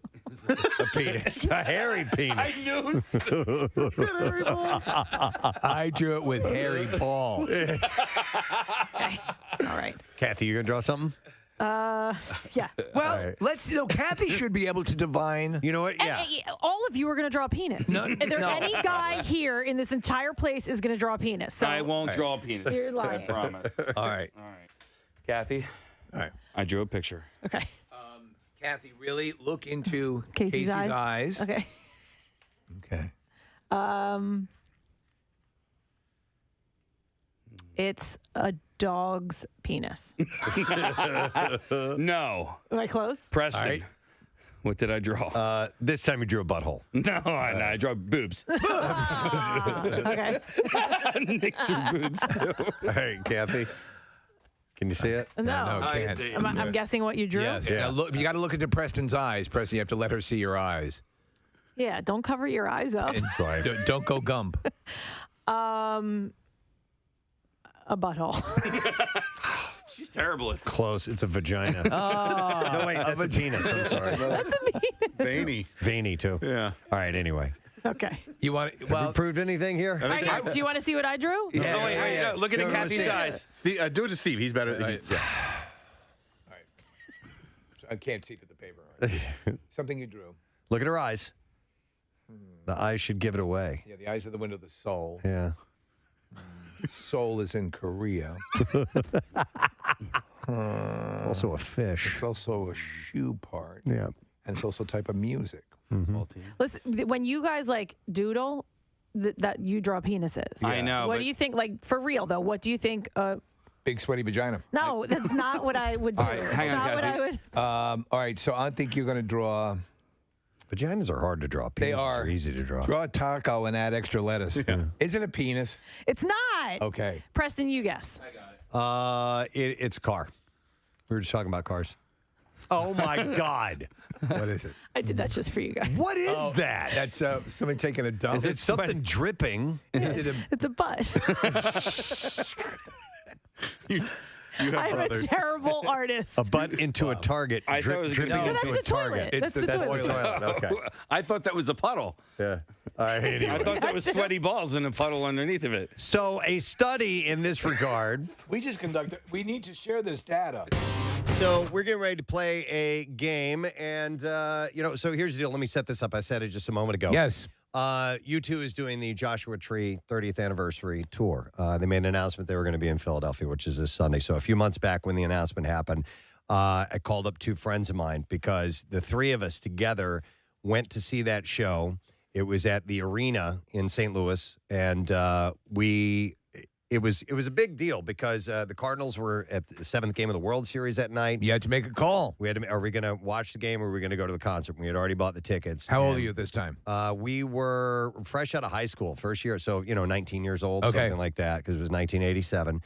And we went to the concert, and I just was so blown away by the show that night. And I was like a mid-level U2 fan. I thought they were a really good band. I knew enough of the material to go to the concert. The new album sounded great. I hadn't listened to the whole thing. I'd heard, some of the songs that were on the radio. I'm like, all right, let's go. And left that night just amazed. The lights came up. The crowd was still singing. They ended with 40. Which is awesome. And the crowd is still singing and singing. The band was long gone, and we were still singing, and the lights stayed on. And I was just like, this was amazing. This is the best concert I've ever seen. And I was just dumbfounded for a while after this. So it was a significant show. Yes, yeah. And when they made the announcement that the 30th anniversary was coming around, I'm like, I got to get these guys. We got to get together. We got to go see it together. Everyone had the same experience of your friends here? I think so. Okay. Yeah, definitely. So they're back in town. They got in yesterday and the day before, and we're going to the show on Sunday, and we're going to play some golf and stuff while we're here and just having a buddies thing, which is pretty cool. So I told you guys this, and you decided, well, why don't we have them come in and we'll play a game with them? Sure. About my teenage and formative years. Right. We've heard a lot of stories. Yeah. And so there's some stuff that we know. There's some stuff that I'm going to be asking. I have no idea what it means, but it should resonate with you guys. Yeah, because Casey, I gave him some phone numbers from some old friends who couldn't be here, and he tracked them down and got some info, right? Yeah, I talked to Hawk. Yep. Right. And then I talked to either Patty or Sandy. I think you spoke to both of them, didn't you? No, I gave you Sandy's number. You gave me Sandy's number, and then Patty somehow got involved as well. Yeah, I saw those names pop up, and then the parole officer, of course. Obviously. You needed all Yeah, the all info. of the information, yeah. It's funny because I was, I consider myself a child of the 80s. And I definitely had yearbooks and all those things that I can look back at because I was in school at the same time as Preston, but I was slightly younger. And to see what you guys were doing, and I think you're like 7 years older than me, but like what you guys were doing and what you guys were up to in 7th and 8th grade, and then high school, it's just It's freaky, isn't it? Completely different world. I mean, I look back at my old pictures, and there I am at the Continental Congress. Yeah. And I'm saying, Well, it's just so wild. Because I've told you guys in the past what DBH meant. Yeah, Dubong hits. Dubong hits. And so Casey's looking through my 7th and 8th grade yearbook and all the signatures and people signing, and it's like, dude, DBH till you can't stand it anymore. And this is in 7th and 8th grade. And that's from teachers. Right, Yeah, exactly. yeah. So But he then- was just looking at it and being But blown it's away. also funny because I think a lot of times we have this attitude of like, oh, these kids today, they're crazier and they're doing things that I never did. With and their then, malt shops and their leather jackets. But the reality is I think the kids of the 80s were probably way worse than anybody right now. I guarantee you, every generation has that perception. Yeah. And but yet there's something that is the same across the charts. Yep. And I think as I'm looking through this, and we were looking at some of the things, and we were all laughing at the back, saying, "What the f does that mean?" Mm-hmm. Everyone's got their things, and that's why. It always amazes me when anybody runs for political office, because any of these things taken and put on, there are a number of things here that we're going to ask that if we're put on a front page of a paper, you'd say, what the hell? Yeah. But we partied hard, man. Yes, We partied yeah. very, very hard. And these guys are a little nervous. So why don't you introduce your All right, friends? and before I do that, do we need any callers on the line to play along? All right, 215-263-WMMR. Somehow or another, we're going to work this in a way to have you win prizes as well. I don't really know what's going to happen. Let me explain. Though. It's going to be a straight-up trivia contest. And so we're going to have people playing. You're going to play for callers online. We're not going to go to them. Okay. They're just going to win prizes as we cycle through so we can move some product, and that'll be happening in the background. So everyone will get assigned. If someone gets a question right, that person wins, and then we put another person in that spot, and that's how we'll proceed. Before we introduce our contestant, Steve, what's the name of the game? The name of the game is Preston, Cheston, and Steve Blast from the Ass Trivia Challenge. Thank you, studio audience. Let's meet our contestants this morning. Contestant number 1 hails from St. Louis, Missouri, and he is currently a teacher who's got the summer off. It's a wonderful thing. We go way back, and yes, his name sounds like mine. We are welcoming Chet Plaguey. Yeah! Chet, good morning. Thank you. Good to have you here, sir. Good to see you. Great to be here. Excellent. All right, next, the guy I consider to be my best friend. Yeah. We go way, way back, and we've been through some times together. We are aware of some of them. I won't mention any of them now because it may be ones that are coming up in the particular contest. I just think it's great that I have a story with Steve. You know, I with that time that we spent down in St. Martin, and we enjoyed ourselves, and you lost your wedding ring. Oh, yeah. Yeah. That was fun. He's He got has a that nice now. new one on now. All right, please welcome Steve Leasick. By the way, those of you who've heard the story about my friend Steve who threw his phone into the ocean. That's him. This is him. That would be that Steve. That was All a right. fun one. That was a great throw. Yeah, You have to admit. it was awesome. It was a small window. You could have shattered that door. From distance, maybe inebriated, maybe not. Maybe not. So, friends, by the way, and just to contextualize this, these are friends at this point in time we're going to reference. But how long, does it go back to junior high and even...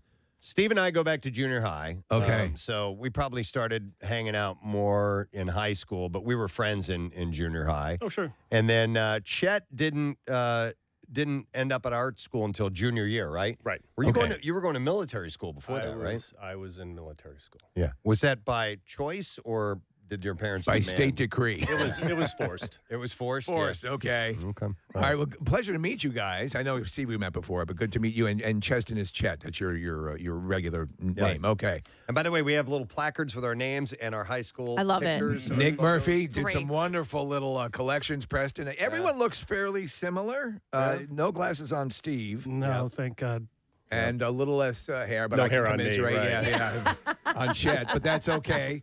That's all good to go. So we're good to go. We have our callers up. Everybody set? Yeah, I believe so. All right. Yeah. So you want to start this? Everyone has our El Cheapo buzzers. Yeah, let's do that. So each one of us has a buzzer. This is going to be a trivia thing. So I guess we're going to buzz in when we know the answer. Yes. And we're going to hold these up to the microphone. I will signal mine so you know what it sounds last traffic report of the week so we can get our holiday activities Yes. tomorrow. Yeah. Of all weeks for Kathy to be out. I mean, Holiday It's all good, but thank you for filling in case we do get her back tomorrow. But you never know. Might be a return of the Marissa Magnata traffic extravaganza. disaster, extravaganza, No. whatever you want to call it.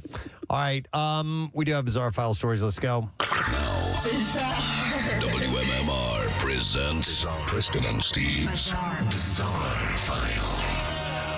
All right, it's brought to you by Zane, Western Apparel and Work Gear on Route 40 in Piles Grove, New Jersey. They have all the top brand names for less online at zanewestern.com. All right, so this is a pretty wild story. A young man's fake Tinder persona of an attractive blonde woman was so convincing he managed to persuade an active police officer to hand over his patrol car and body armor to him. Sure.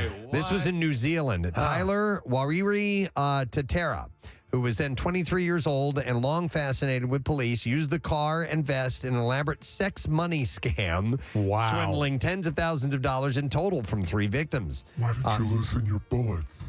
They bought him iPhones, a car, and at least one case had sex with him. Court documents tell the story of an easily bored young man skilled at using superficial charm and deceit to create chaos. A New Zealand case follows another case of deceit overseas that involved the same dating app, and that would have been the Tinder Swindler. The Tinder Swindler. Yeah, remember that guy? Tinder Swindler, yeah. It was on Netflix. But Tatera's relationship with his first victim, named in court documents as Miss H, was a farce from the start. They met on Tinder for 9 months. He fooled her into thinking that he was a police dog handler and in an undercover role. Oh, man. To solidify his act, he sent her photos, videos of himself in a police uniform. It's not clear how he got that uniform, but photos of police staff, police cars, and inside of police stations, as well as audio from a police radio. He also told her that he owned multiple properties and a business called Empire Capitals, sending her emails from a fictional assistant called Mark and calling himself Lord. As part of his business advice, Tatera convinced her to buy a car for him in her name, saying that it would increase her credit score. She also bought him an iPhone after he said he couldn't buy it himself because he had business disputes. He eventually returned the car, beat up and needing costly repairs. He never returned the phone. The pair had a romantic relationship between January and September 2020. He then struck again shortly after that, this time as a woman, using photos stolen from a former policewoman's social media, including a uniform. He created the Tinder profile of an alluring blonde called Tori and started messaging the second victim, an active police officer who is known in court as Mr. L. Now, Mr. L brought a marked patrol vehicle to Auckland, New Zealand, and handed it to Tatera, thinking that he was the girl's colleague, Tori's colleague. You know Tori? Tatera had the car for about 4 hours that first time and managed to get the police car a second time. Later the same month, Tori had told Mr. L the listening device did not work and they needed the car again. I don't know what the listening device thing was, but... Can you bring me a bazooka? Later that month, Mr. L handed over his spare body armor vest, again under the ruse. Is he going to need that? Of Tori's undercover work to insert a listening device in it for placement at a police station. What the hell does that mean? Like the first victim, Mr. L was scammed into buying an iPhone for Tori as well, who said her wealthy father's board members did not want her to have a personal phone or social media for fear of getting it back. Tatera returned the police car, but not the vest. Much later, he told police after his arrest that getting the patrol car was worth it for the thrill of driving it alone. Yeah. So there's similar stories that go. The story went on and on and on. It's amazing that people are duped. But he scammed a cop car and vest from a police officer. That's crazy. So I thought it was worth putting in the bizarre file. All right, this is a terrible story. A family in Pomona is mourning the loss of their dog after they say it was shot dead by a neighbor over the weekend. Listen to what happened. So the family say Canine, that's the name of their dog, it was an 8-year-old lab mix, was shot dead Sunday. The family had just moved into the Pomona neighborhood 2 weeks ago. They say Canine was chasing a squirrel and followed the animal into their neighbor's yard. The neighbor came out of the house, shot the dog 3 times. Just came out and killed the dog. Marlon Caballero said that he begged the neighbor to let him to retrieve the dog in an effort to save him, but the neighbor refused. He said, I'm pleading with the neighbor. Hey, please let me get my dog. Let me have my dog. I can save him if you let me get my dog. He went back in the house, called 911, but not before he heard more gunshots. He said the guy went back. He goes to the back of his yard, unloads another at least 6 rounds from the revolver that I saw that he had. Wow. And from right there, it broke my heart. How could somebody do that to a dog? The family got the police involved. They filed a restraining order against the neighbor. The neighbor is facing charges of animal cruelty and discharging a firearm in a public area. He's doing court next month. And the guy said, I bought this property solely for my dog to be able to run around freely. And for this to happen is unimaginable. I hope they throw the book at that guy so hard that is just ridiculous. In Indiana, a possible bomb threat at a residence in Marshall County was found out to be a novelty alarm clock. Oh, my God. The fire department was dispatched Tuesday afternoon for the incident. The police department bomb squad was also called to the scene. It's okay. It's just a toy. According to the sheriff's office, the residence was vacant and listed for sale when a potential buyer saw what was described as several sticks of dynamite with a switch wired to it inside of the home. The item was found to be a fake novelty item believed to be an alarm clock. You know, that would actually be a cool alarm clock. It would be. Yeah. So the bomb squad eventually cleared the scene and nobody's in trouble and nobody got hurt.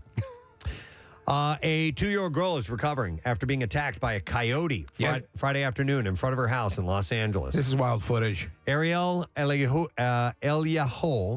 said that his daughter, Aria, had to have multiple rabies shots after the attack, which happened after he had brought his children home from daycare. Video from a Ring security camera shows a coyote run up to and grab Aria and start dragging her around in the seconds before her father could react. He said, I heard her scream. I thought she fell down. I ran immediately to see what was going on, and I saw the coyote attack her. I picked her up in my arms and tried to make the coyote go away. And this is in daylight. Yeah, you can hear other people screaming off camera. Once his daughter was in his arms, the father tried to shoo the coyote away and then threw a water bottle at it as it ran. He took his daughter inside, picked up a board, and walked after the coyote.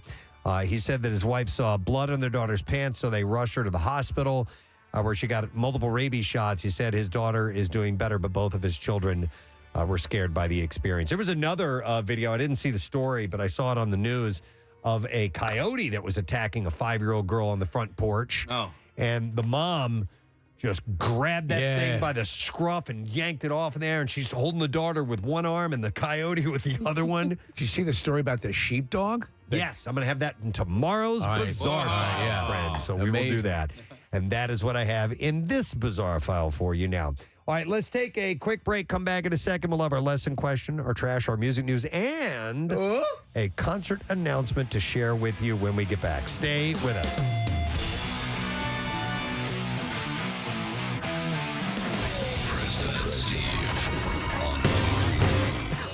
And then Steve.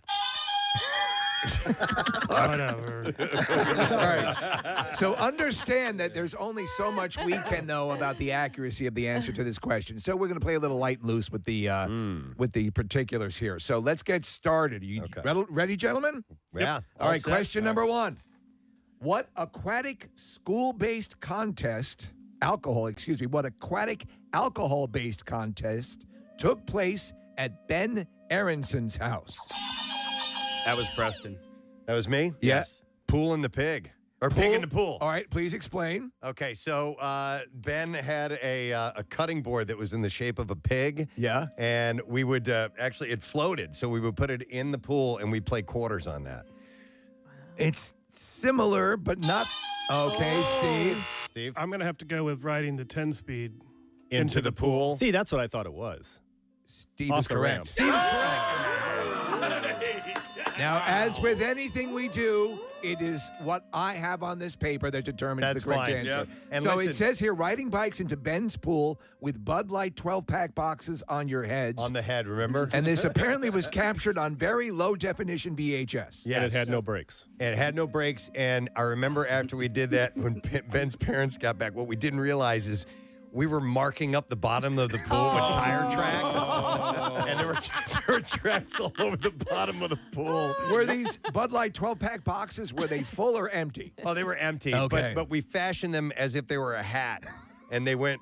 We'd put it over your head, like pull it down over your like face. a protective shield. Yeah, almost like a knight type of a helm that you would wear. So, all right. Well, our winner is Ron on line 3, by the way, and he has won a Hand and Stone gift card, good for a free massage or facial. And you can give the gift of relaxation this Father's Day with a Hand and Stone gift card for Dad. Get $10 off 1-hour spa gift cards through June 19th, including their signature hot stone massage. Visit handandstone.com. All right, gentlemen. Question number 2.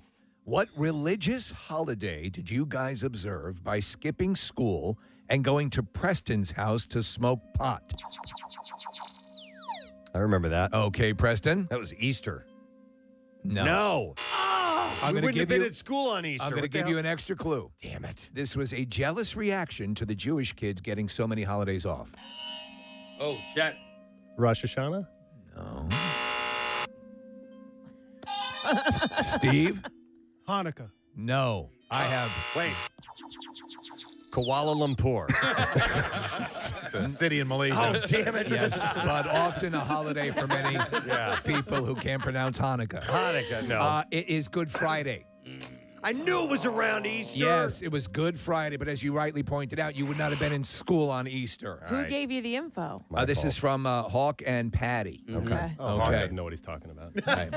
All right, question number 3, gentlemen. And remember, our answers are correct despite what is accurate. Right. Whose father made sure Hawk didn't go to jail for the senior sleep out scavenger hunt? Who's? All right, Steve. It would be Doc Plaguey. Incorrect. Chet's dad? No. No? Okay. Whose father made sure Hawk didn't go to jail for the senior sleep out scavenger hunt? Let's talk this out, guys. What was the senior?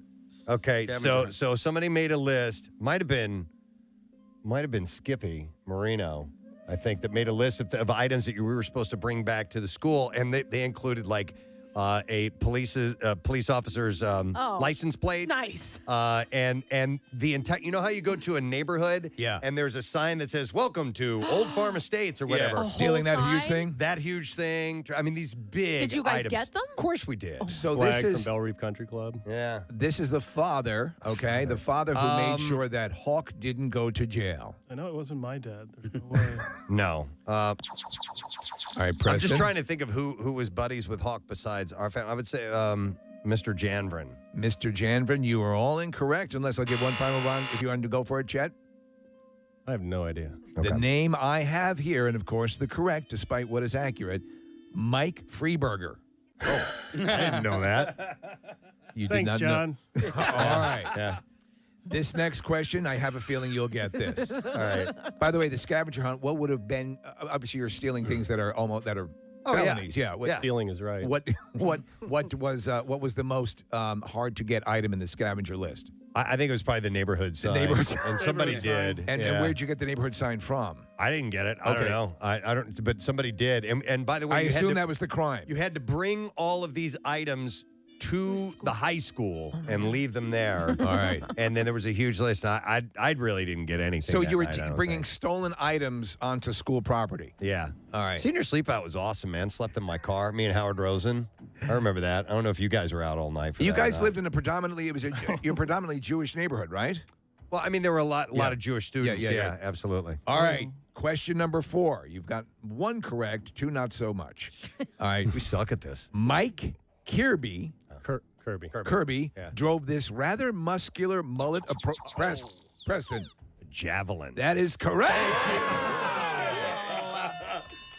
Kirby, that thing was loud.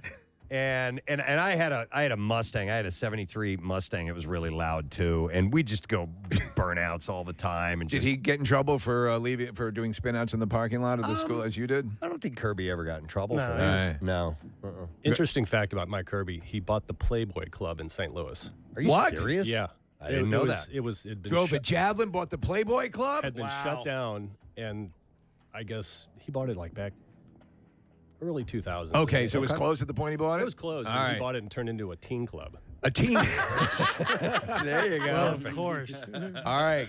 So who is Preston playing for? He was playing for Brooke, so Brooke won a Hand and Stone gift card, good for a free massage or facial. You can give the gift of relaxation this Father's Day with a Hand and Stone gift card for Dad. Get $10 off 1-hour spa gift cards through June 19th, including their signature hot stone massage. Very nice. Handandstone.com. All right, question number 6. As the story goes, and listen carefully to this, a sign was put up across a door about Nan's, quote, good couch. Paraphrase what that sign forbade and to whom it was directed. Steve. I You have to paraphrase. we weren't supposed to be on the good couch. What were you not supposed to do on the good couch? Relationships. We'll take that! As we have it here, the sign read, no semen with the J. Oh. Can we get away with that? No. No jazz. No jazz on the good couch. Nice. And this apparently, by my information, was directed specifically at you, Steve. Oh, yeah. Wait a minute. Who was Nan? Whose house was Was that this? Patty's? That might have been Whose house was this? Sandy's. Is it Sandy's house? I do believe. No jazz. And so it was so common for you to spread your seat around the furniture that a sign had Steve's to go like a fire hose, man. the Peter North of the group. It only hurts when I juke. So. There's another story. Yeah, we'll tell that another time. All right, so that's an interesting piece. I'm not going to ask another question for fear of giving away another upcoming question. All right, so that was Erica was our winner, and she's won a pair of tickets to the Bucks County Playhouse presents The Nerd, June 23rd through July 15th. Get ready to laugh out loud at the most ridiculous comedy of the summer. For tickets, call Playhouse Box Office or visit buckscountyplayhouse.org. By the way, so Sandy, the girl who this happened at, now that was an offshoot of, we went to a high school called Parkway Central, but we also had a friendship with some Catholic schoolgirls Right. who went to St. Joe's Academy. Yeah. And that was Sandy and Patty and Cindy and the whole slew of them, actually, that were over there. So it was the Catholic schoolgirls that were afraid of the semen on the So couch. you could no man batter on the couch. Yep. All right. On Nan's All right. couch. There we go. So, question number 7. Where was Preston's band The Image playing the night of Hawk's 21st birthday? Steve. I'm going to go Litchfield.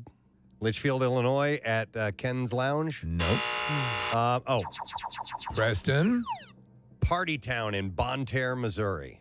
No. Wow. Chet? I'm going to say it's Name of the song. What time is it? It is 10:17, a Tuesday morning. That's flying right by. Yes. We'll give away our Tad Tuesday prize in a little bit as we get to the end of the program. We have a few other things to do. One of those is ask a lesson question of you and give away a prize in conjunction with that. And let's go ahead and dive into it now. So the question we will ask this morning, by the way, the prize is 4-pack of tickets to Elmwood Park Zoo's favorite family tradition, which is Wild Lights. And the question we will ask this morning is, according to E.T., what is the name of E.T.'s home planet? Not the one that was in the promotional material for the movie. According to E.T. himself, what is the name of E.T.'s home planet? If you heard that earlier this morning, call now. 215-263 WMMR is the number. While you call, we will do the trash. The trash business is a gold mine. 93.3 WMMR with Preston and Steve's Hollywood Trash. All right, this morning, brought to you by Family and Company Jewelers. You can fill her stocking with a gift that she'll be showing off all year long. Visit them on Route 70 in Malta, New Jersey, or online at familyjewelers.com, South Jersey's holiday diamond destination. What's up this morning, Steve? Well, Aerosmith had to call off their Friday night show in Las Vegas after Steven Tyler fell ill. The band's spokesman says it's nothing to be alarmed about and that Steven is just going through menopause. A recent sports betting commercial featuring Drew Brees appearing to get hit by lightning has enraged a lightning strike survivors organization. The organization has also drawn support from another group which champions victims of pianos rigged with dynamite. Hey!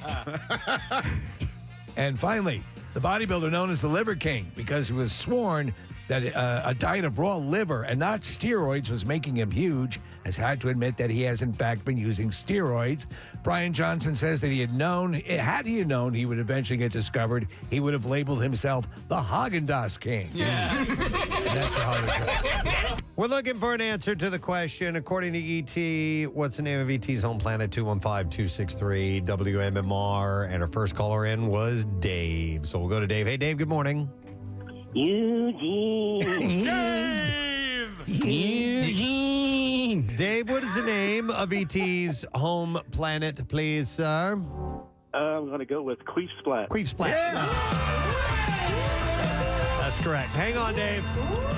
You got yourself a 4-pack of tickets to Elmwood Park Zoo's favorite family tradition, Wild Lights. The holidays are bright with dazzling light displays, illuminated animals, and live entertainment at Elmwood Park Zoo's Wild Lights. Info and tickets at epzwildlights.com. All right, let us get into music news. Now, Preston and Steve's Music News on 93.3 WMMR. Brought to you this morning by Manhattan Bagel. You can treat everyone on your list to a gift that's always in good taste. A gift card for Manhattan Bagel, and you can buy a $20 gift card and get $5 free for a limited time at manhattanbagel.com. Manhattanbagel.com. Participating locations only. We'll do our concert announcement at the end of this. Yes. Is that okay with you guys? Seems only appropriate. All right.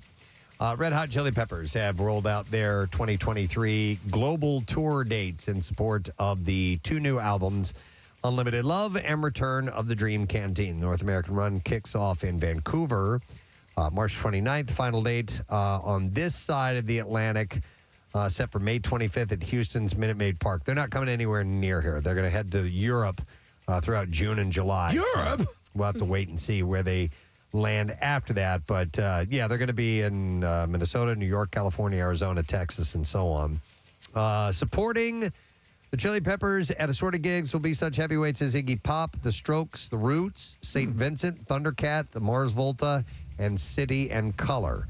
So they'll be popping up in different locations. What is this? Europe.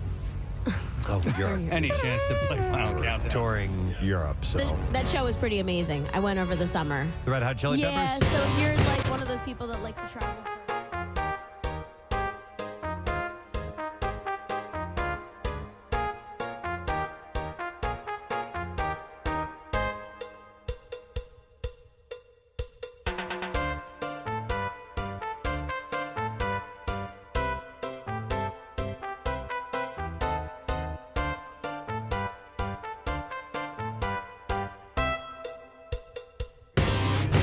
Tweeted Monday. Hello, everybody. I hope you're all doing really well. Here are some things I love at the moment. We are in the studio. And according to the list, the band is currently into music from RM. RM? Yeah. Randy Macho Man is what that's short for. Erica Badu, Bakya. Oh, wait a second. What? All right, so it says, okay, Erica. Oh, all right, that's the list. Yes. Okay, it's RM Yun. Yun featuring Erica Badu. There we go. And then Erica Badu with Tyrone Live. So anyway, the 1975 Inhaler, Kyoka and Stormies, or Stormy Z. So if you're into what Coldplay is into, there you go. I think RM, Steve, is K-pop. Is that right? Yeah. Huh. Well, now you're talking my language. Yeah. RM has got this song called Topic with Erica Badu. Okay. I didn't even know that. Yeah. Well, he's a big K-pop fan. Yes, Coldplay, Yeah. Chris Martin. Chris Martin. He did, he did that song with Jung Kook. Yes. The fact that you know all this is great.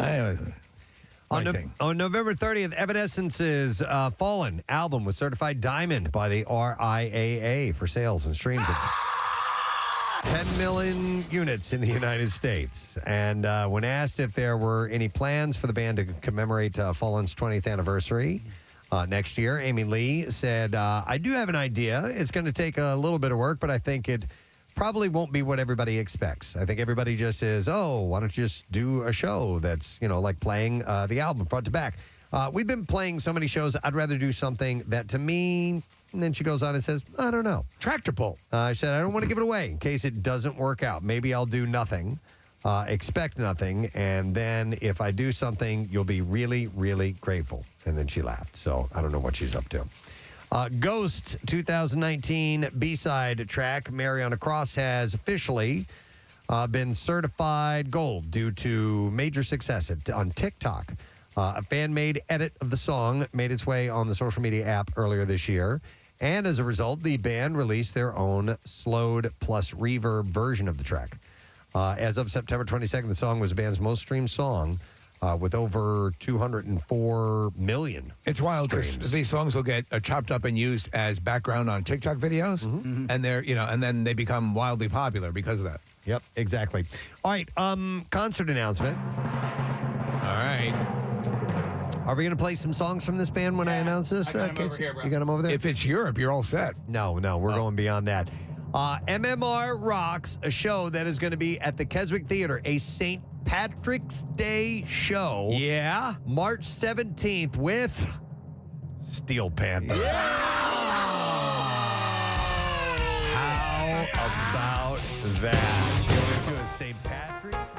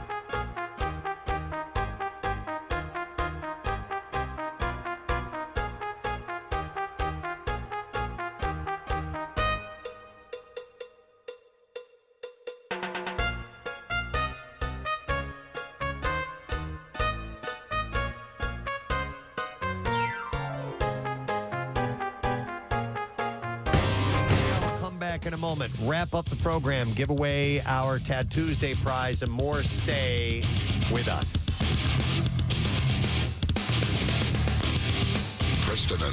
Preston and Steve. On 93.3 WMMR. No. No, incorrect. What we have here is ZBT House. I assume it's Zeta Beta. Oh, my God. In at the Columbia. zoo. That was his birthday that night? This is from Hulk himself, so I'm assuming that's correct. You all had the same reaction to that. That was Okay, an explain. insane night. There is a much deeper story.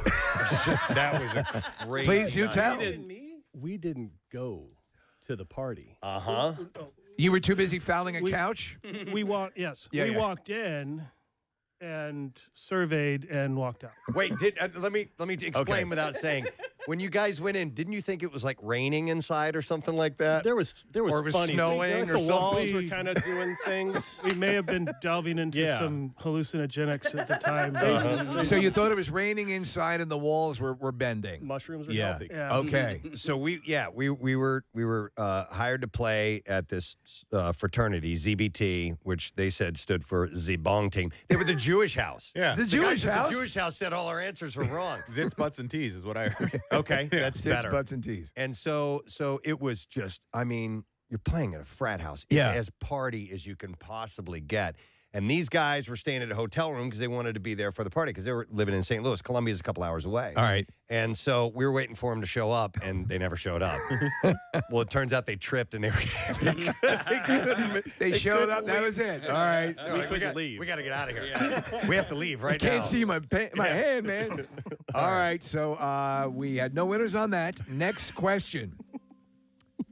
And this was just referenced, actually. What was the nickname given to the, quote, crappy Litchfield Motel? Okay, now this is Preston. going to sound terrible. All right, All right. but it was the Haji Inn. Am I right?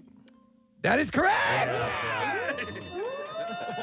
And this is It was called the Motel 66 Court, okay.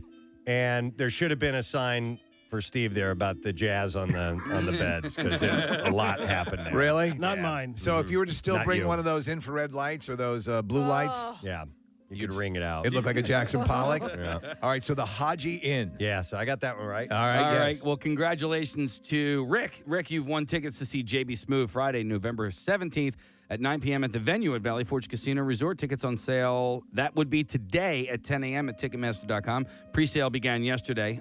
You don't even worry about that because it's over. All right, gentlemen. Yes. This one, when we actually reviewed this question, we laughed out loud at this. How did Steve earn the nickname Sterno? Preston. You're not going to answer that? I know it. You didn't buzz in. No, you got it. All right. Steve used to light his farts all the time. And it was a little blue flame that would come out, and it reminded us of the sterno that you see, which is the liquid, the canned heat that you put underneath of little banquets, chafing dishes and whatnot to heat them up. So that's how he got the nickname Sterno. We have here by lighting farts in nylon pants, which caused them to burn away. Did that actually happen? I don't remember that.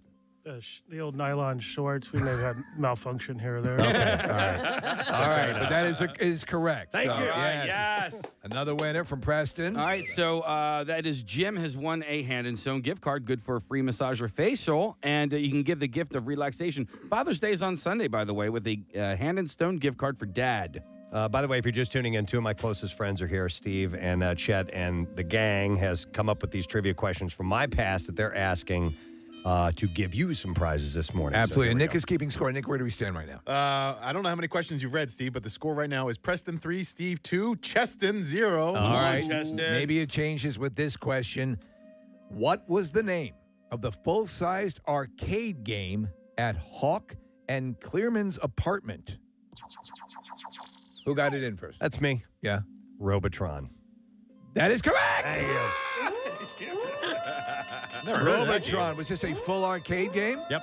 I don't know that absolutely. game. It's a great game. Okay. 2 joysticks. You're the last. You're trying to save humanity from the robots and I love it. Still play it. I have it on my arcade game at home. Cool. All right, very cool. All right, well, we've just given our winner, and our winner is Laurie, our final Hand and Stone gift card, which is good for a free massage or facial.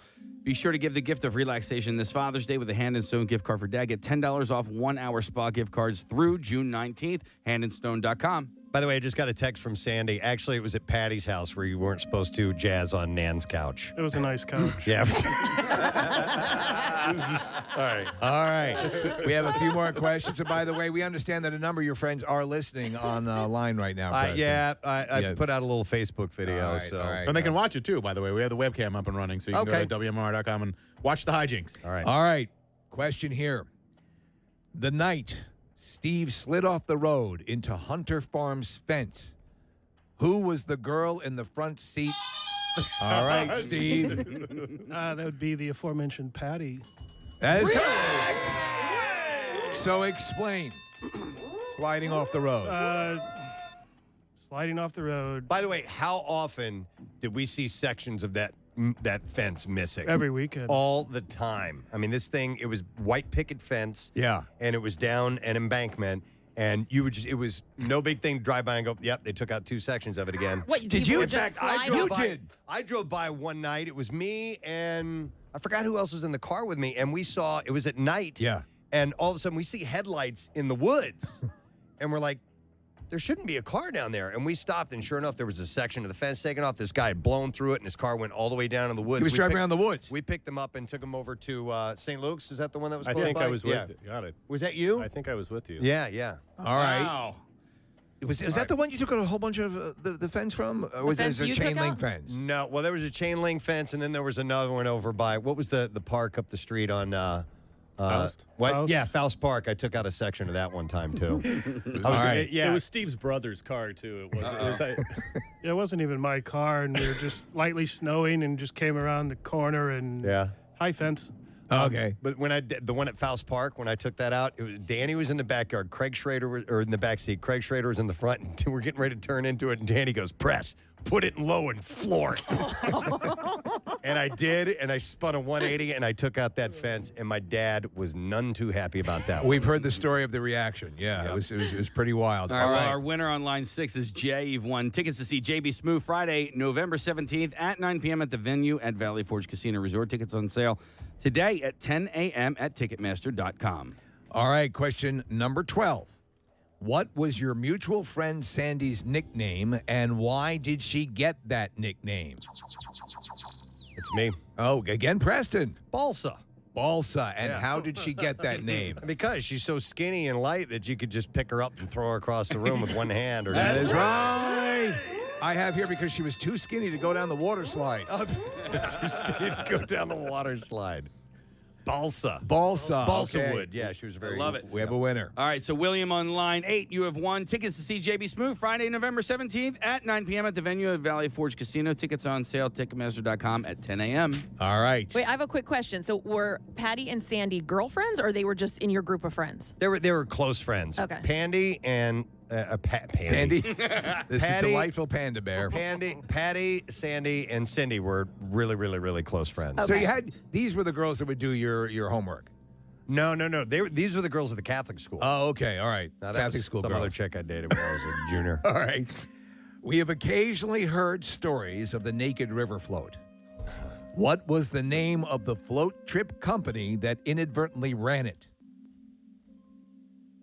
The float Oh, come on. trip company. That was on the Huzzah, wasn't it? Oh, chat. Was it the Preston and Cheston Rock and Roll Float down the river? No. It's the But that actual did legitimate happen. name. That did happen. Yeah. I like that answer, though. Wow, the company that did it. Who came I up with think, that Preston, question? you were actually kind of in the realm. It was on the Huzzah, if I remember. No, it wasn't. It was. Yeah, it was. No, it wasn't. That one was. Or was it the Current River? It was the current because we went down to Salem. They have so many rivers. Our answer here. Brings us to the end of our show here on the Preston and Steve Show.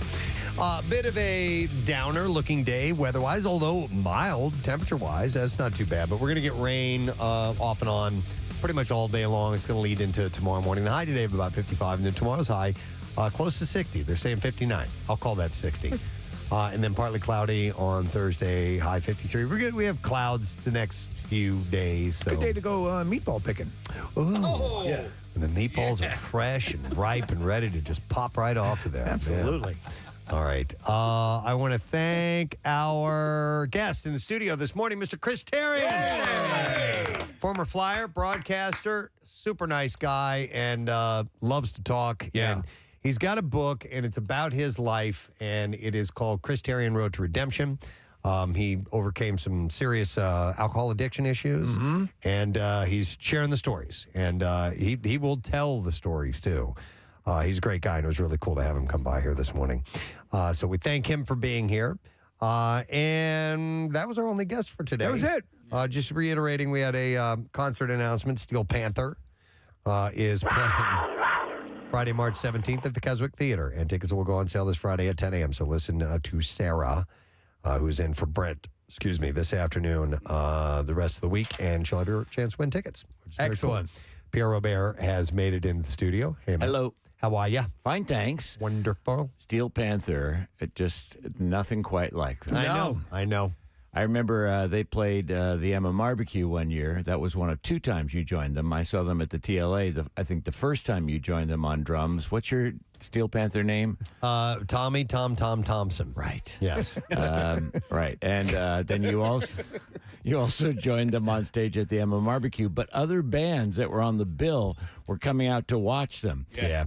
And Zach from Shinedown came out and was just cracking up. I could see him on the side. I was in the pit, and I could see him on the sidelines just cracking up. And they knew he was watching him, and they were, doing little interactions. It was very cute, very cool. The thing is, they're very competent musicians. They can shred. Yeah. Right. Especially Satchel. Yeah. I mean, that guy's a great guitar player. Right. So a lot of fun. And a lot of fun. Crowbot on the bill. What was the other band? The heavy metal something they're or called other? Tragedy, and they're a heavy metal Bee Gees tribute band. Great day in the morning. Right? Wow. The best. You got to assume they do Tragedy, right? I would hope so. Yeah. Shall we do the letter, sir? All right, here we go. Preston and Steve on 93.3 WMMR. Now, the Daily Letter. The Preston and Steve Show is brought to you today by the letter E as in Earthling. All right, and we have 2 letters, looking for 5, and we're going to give away a prize of an Omaha holiday prize package, including 4 butcher cut 8 filet mignons, 4 boneless pork chops, 6 air chilled chicken breasts, special Omaha seasonings, 8 each of their Omaha burgers and hot dogs, plus potato side dish and dessert for 4. And you can give the gift of perfectly aged, tender, and delicious Omaha steaks. Use the promo code WMMR at checkout, and you can get $30 off. Minimum order may be required, and you can go to omahasteaks.com. So that price heads out on Friday. Did we ever hear back from that guy? Anybody ever reach out to him? No, you know what? I never did. All right. You got to do that. Yeah. Definitely. All right. Oh, yeah. Wait, is he in Silence of the Lambs too? Did we figure that out? I thought you saw him in something else. No. He is a character actor that ended up in a ton of stuff at that time. Yeah. You'd have to look him up. He's actually, believe it or not, he's good at comedy. Oh, yeah? Yeah, he's done a few comedy movies, but in that particular movie, he's just characters. Pierre, you ever seen the movie Roadhouse? I don't think so. Patrick Swayze. He's a bouncer at the Double Deuce. I remember it, but I don't believe I saw it. Okay. That's what that clip is from. Cool. This guy's, he's a bit sleazy. And, yeah. You're going to be my regular Saturday night thing, baby. Oh, yeah. Here, he's Gary Hudson, Nick, right there. That's Plays it, yeah. Steve, yeah. That's his real name? Yes. And hang on, I want to see what else he's been in since we're just sitting here talking. What the hell? All right, never mind. We lost the link. What's happening on your program today, Saw? We will have a Tuesday tailgate pack, which consists of a $100 Primo Hoagies gift card and a case of Michelob Ultra to give away on this Double Shot Tuesday. We'll get into double shots. Also, speaking of double shots, we will have 2 pair, one for each night of Metallica, August 4th and 6th. Wow. Coming up. That went on sale last Friday, and it's the 12 days of Metallica. Yes. So at high noon each day, we did it last week, we did it over the weekend, and we're doing it this week. And workforce blocks include Aerosmith. Jackson Browne released Running on Empty today, 45 years ago. Wow. Believe it or not. He came by and did a brilliant show last summer at the Mann Music Center, which is the perfect place to see someone like him. And he did a lot of songs from it, including The Loadout and Stay, which is two of my favorites. Does he change out is there Richard Pryor on the video? Does he change it out? He still says it. He has, sometimes he'll go, we still got Richard Pryor on the video. So that album was written exclusively on the road. Right. Yeah. And I remember one time when I was playing in my band, and we were in, I think it was Evansville, Illinois, or whatever, and somebody was like, dude, you know this hotel? We were staying at like a Holiday Inn. It was like, this is where he wrote one of the songs. And you go to the liner notes, and they indicated where he wrote these songs. And some of them were in hotels. So cool. Out on tour. And it actually says room number 413, Holiday Inn. Yeah. You know, totally. So cool. Yeah, it's very cool. So that's an amazing record. And it's Peter Buck's birthday, so we will get into a block of REM. Yay. Yeah. Love that. All right. Thank you, Pierre. We have to give away our Tuesday prize right about now. And so we'd like to congratulate, that's a cool name, Lincoln Huntoon. Lincoln Huntoon? Yeah, of Newark, Delaware. So Lincoln, what you drinking? Nothing but tattoo. So we're going to set you up with a $350 gift certificate for Floating World Tattoo and Piercing. Tuesday on the Preston and Steve Show is presented by Floating World Tattoo and Piercing, 1729 South Street in Philadelphia. For artwork samples, you can visit floatingworldtattoos.com, or you can check them out on Instagram at Floating World Tattoos. My buddy Danny always used to say, Lincoln, what you drinking? Looks like bourbon, tastes like wine. Oh, my God, it's turpentine.